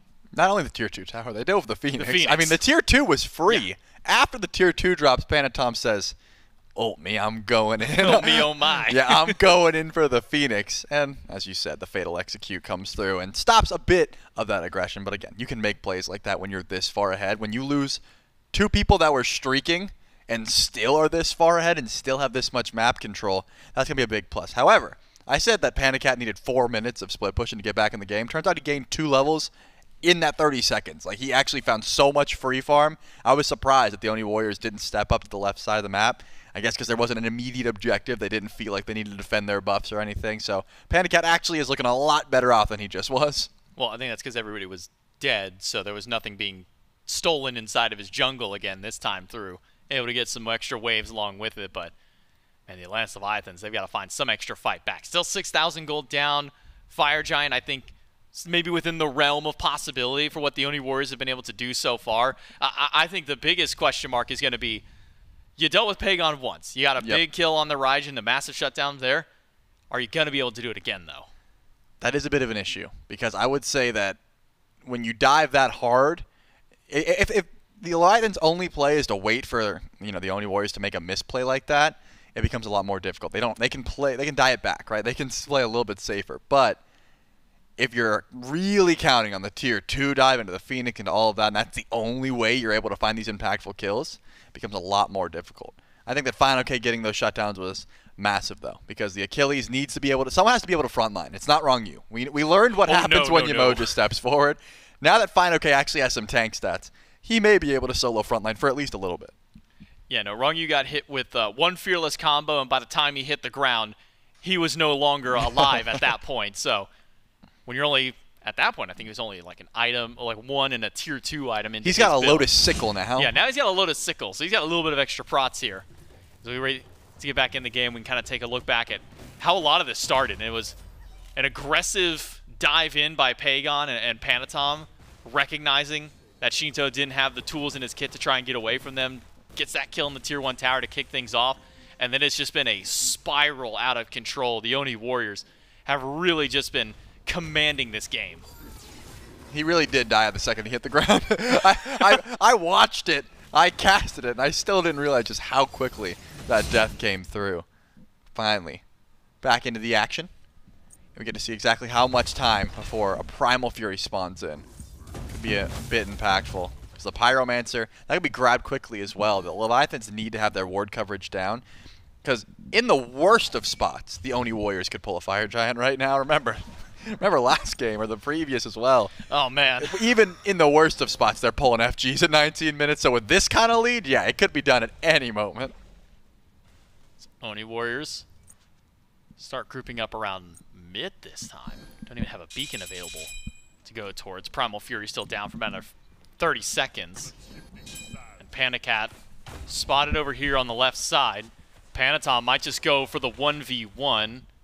Seems his answer instead is just get a little bit of poke on the minion wave. Try and salvage the tower, but can't do so. Oni Warriors, I'll take a Pyromancer in trade, and with the Fury now respawning, start to see a group of the Warriors towards left. Panitom not happy he had to use his beads there. No, Panitom knew there was people in the jungle, because if not, I mean, I saw PandaCat jump in. There's no way PandaCat has the ability to do so unless he's got plenty of backup, and I think Panitom realized that as well. Oh, wow. What? You know what? Never mind. That's chump change considering the damage I've seen from Sheento last game, right? This Raijin slaps. That's what 5 levels and like not a whole lot of magic defense does to Ronngyu. Half HP without an ultimate used by Pegon. I think if Pegon wanted to, he probably could have killed Ronngyu there. My man said, "You're alive only because I will it so." Because I'm a merciful god. Because I want to use Taiko drums on your teammates, not to try and chase you down after some Riptides. A Primal Fury and FG available. Actually, if anything, the Oni Warriors are still putting pressure on the right, so never mind. They've got ward coverage. They understand that there's the only way they really drop this sort of lead is by putting too much pressure on left and Fire Giant gets stolen, or overcommitting under Phoenix like they've done already once so far this game. So Primal Fury is not being looked at. I don't know why Netrioid's in left, though. At this point, like, is level 20 really that impactful? You can't step forward and go for Fire Giant without it? I mean, the lead they have is incredible. It doesn't seem like that far of a stretch to just go in for a Fire Giant. I guess they're fearful of just the steal potential that Fear No Evil can bring as well, right? If you're trying to go in for some burst, and again, Raijin does not provide that much instant burst for a Fire Giant, and a Fear No Evil comes in, it does ruin a bit of your plan. So I guess that's the call, right? It's Game 5, a lot on the line here. Finals is what they're looking towards, and 50-50 and with Fear No Evil in a possible scenario, probably not the best look. I think they've learned from their previous sketchy fire pull so far this siege. Yeah, I think the best way to kind of equate maybe Raijin's damage compared to some of the other mages, it's like he hits as hard as like a Ra or a Vulcan might, but he does it over the course of like 4 or 5 seconds as opposed to 1, 2, 3. That's like saying Anubis has the best burst in the game because his ult does 5,000 damage. Yeah, his ult does a lot of damage, but you also gotta like sit there for 3 seconds in place, focusing laser sights onto a single one, as opposed to Ra, who can just, all right, Cool. There's my damage. Let's walk away, move on. There's the 1200 burst for you right away. Do you think your snap actually picked up on the mic? I hope it did. I doubt it. With how far away it was, there's no way.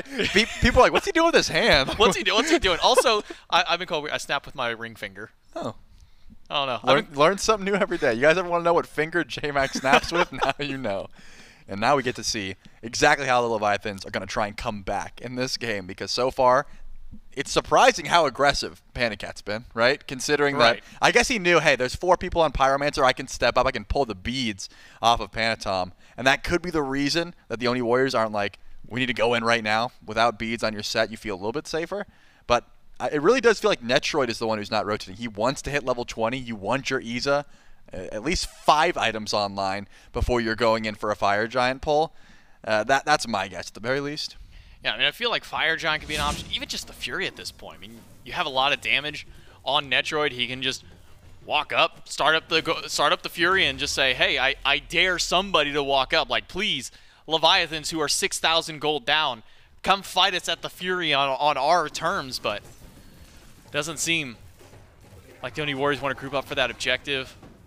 It's Pegon on this Raijin, man. This Raijin has kind of been the big topic of mid lane. You know, when we came into this event, we kind of had an idea of what some of the meta picks might be based on some of the changes that came in Season of Celebration.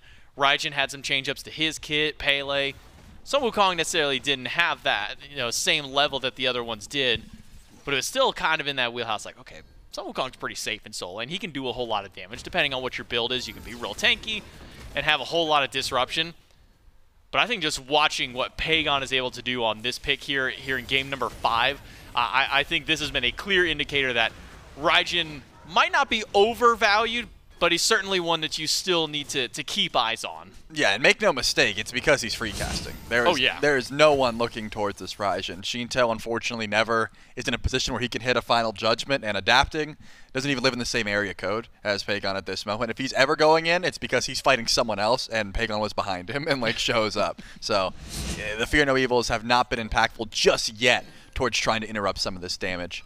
We'll see if anyone is able to get to the back line there. I think fineokay, again, getting so much gold will certainly help out in trying to deal with some of that DPS that this Raijin is putting out. Here's the group up around Primal, around any objective that we were calling for the Warriors. When you're this far ahead, you just kind of did he not know? Force anybody. I don't know if PandaCat didn't know or if he just realized, like, I can't do anything about it and went to shield, but going to that shield buff will now cost PandaCat his life. There are 3 people now barrel stuffing down the lane to chase him out. He'll use his ultimate. He'll clear a wave.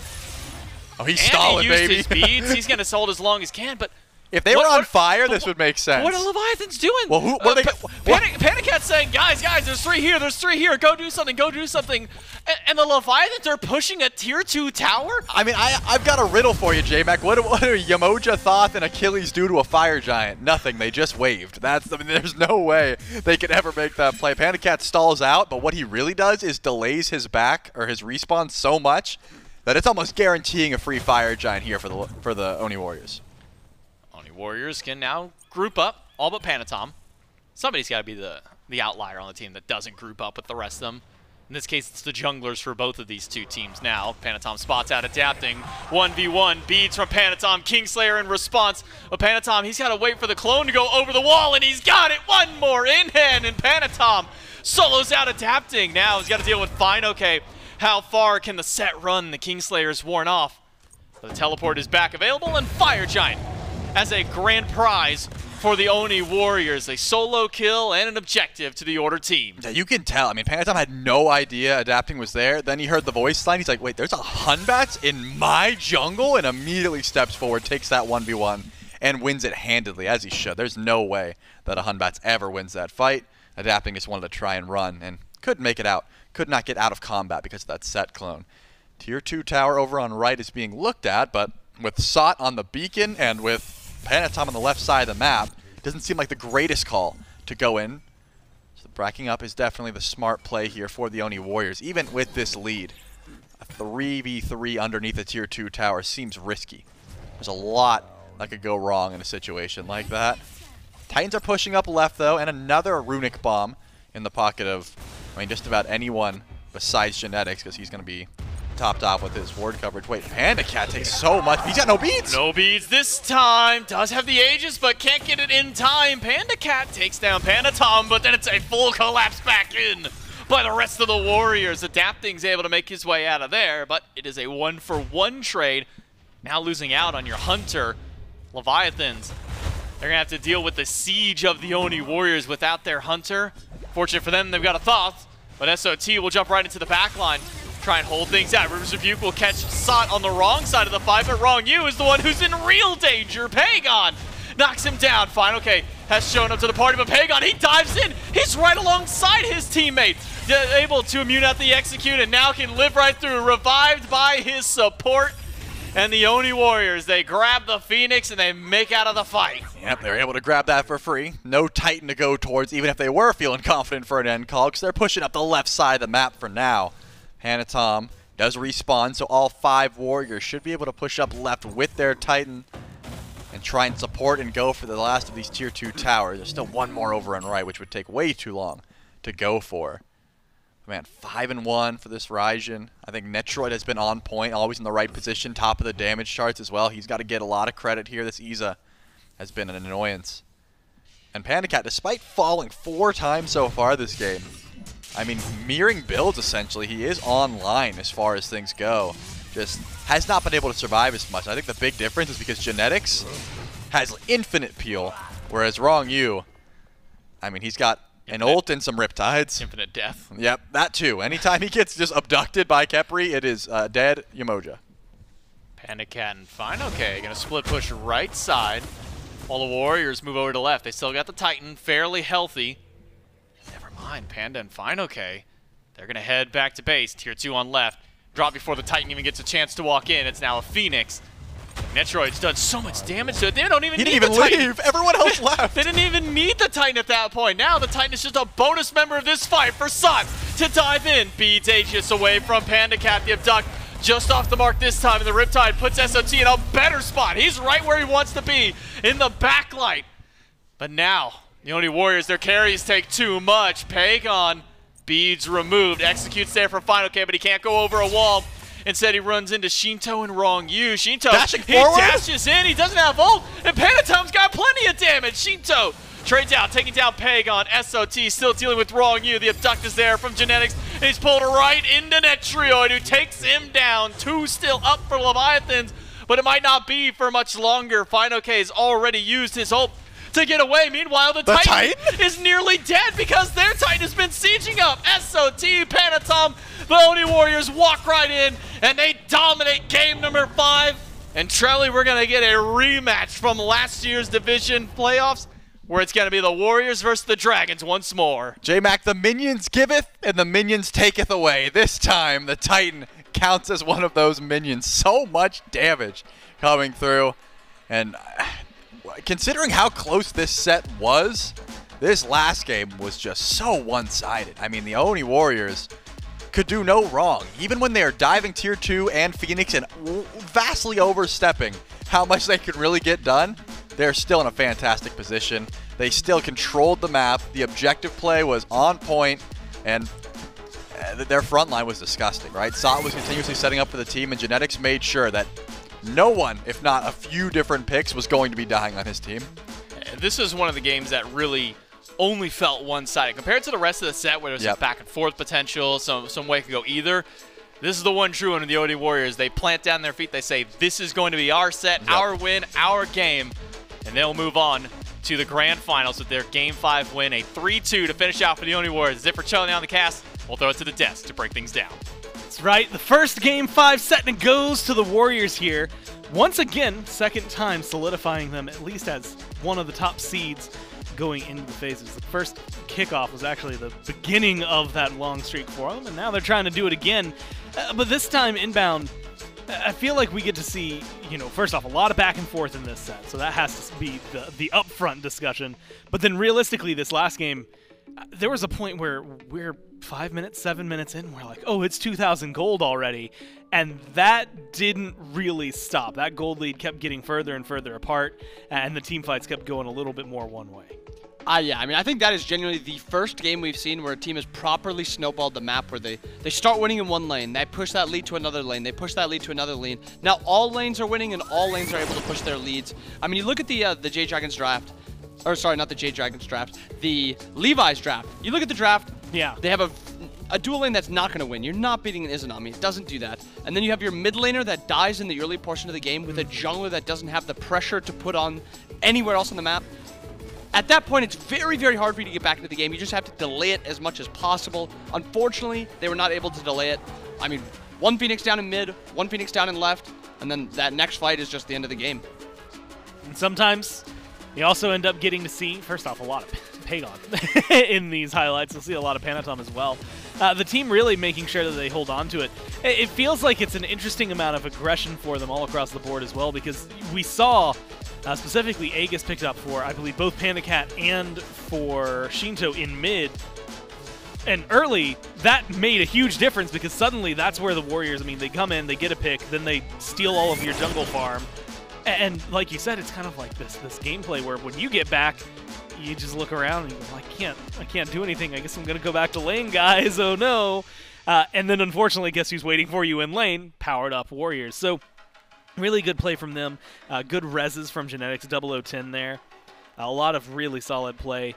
Sot did abandon his Thebes, and so that gauntlet somewhere on the ground, but he goes 2-0 and 8. And it really does feel like, outside of a 2-0-2 performance, at least from fineokay, it really was a struggle for a lot of the Leviathans to get things online there. Yeah, I mean, that early game just went so bad. You said it already. 5 minutes into the game, they're down 2K. The mid laner had already died. It wasn't looking too great. They really needed to delay this as much as possible. But the Warriors really just kept on that pressure, and they were just forcing them into fights they didn't want to take. And a lot of it, in my opinion, goes to Pegon. Pegon was all over the map. Yeah. He got the kill in solo, which then gave him three winning lanes. And, I mean, late game team fights for Pegon. He was on the Raijin, a lot of damage. He did a lot of really, really good stuff that entire series and this last game. Well, a long set requires a lot of adaptation and a lot of input from someone beyond the players, and that's actually who we have standing by to give a little bit more input and vision on what the players and the Warriors were thinking throughout this entire set. We've got Oxy standing by for an interview. That's right. I've got Coach Oxy here from the Oni Warriors. First off, congrats on your win here in game number 5. Moving on to the finals. Give me some of your thoughts now. You've had a couple of matchups to play with the team, maybe some of your scrims as well. What are kind of your general thoughts on your team so far? Well, Genetic feels super good in the team. He poured a lot of vocals, and we keep playing like with discipline. That is the focus to win. And now that you're going into a grand finals, it's a rematch against the Jade Dragons. You were in this place the last time y'all had a divisional matchup. What's your expectations going into tomorrow's set? We are super confident. I think if we won with Jake, we can win with Genetic for sure. Yeah. And then, a lot of teams kind of their eye in this phase, getting to the World Championship. For some teams, it's winning out there. What's kind of your team's expectations for the remainder of the phase? We want to win Worlds. Yeah. That's all. That's the goal for a lot of the teams out here. You just kind of get that Worlds. Going into a game 5 like this, it's been 4 long games kind of going through here. What's kind of the discussions when it comes to draft? You see what's been working throughout. Is it just kind of picking out some of the big problems, on the opposite team? Or is it more so kind of picking to your strengths for a team to win a match like this? We're just taking away the enemy gods that is kind of... they can make trouble on us. That's why we just first pick Raijin, and that's all.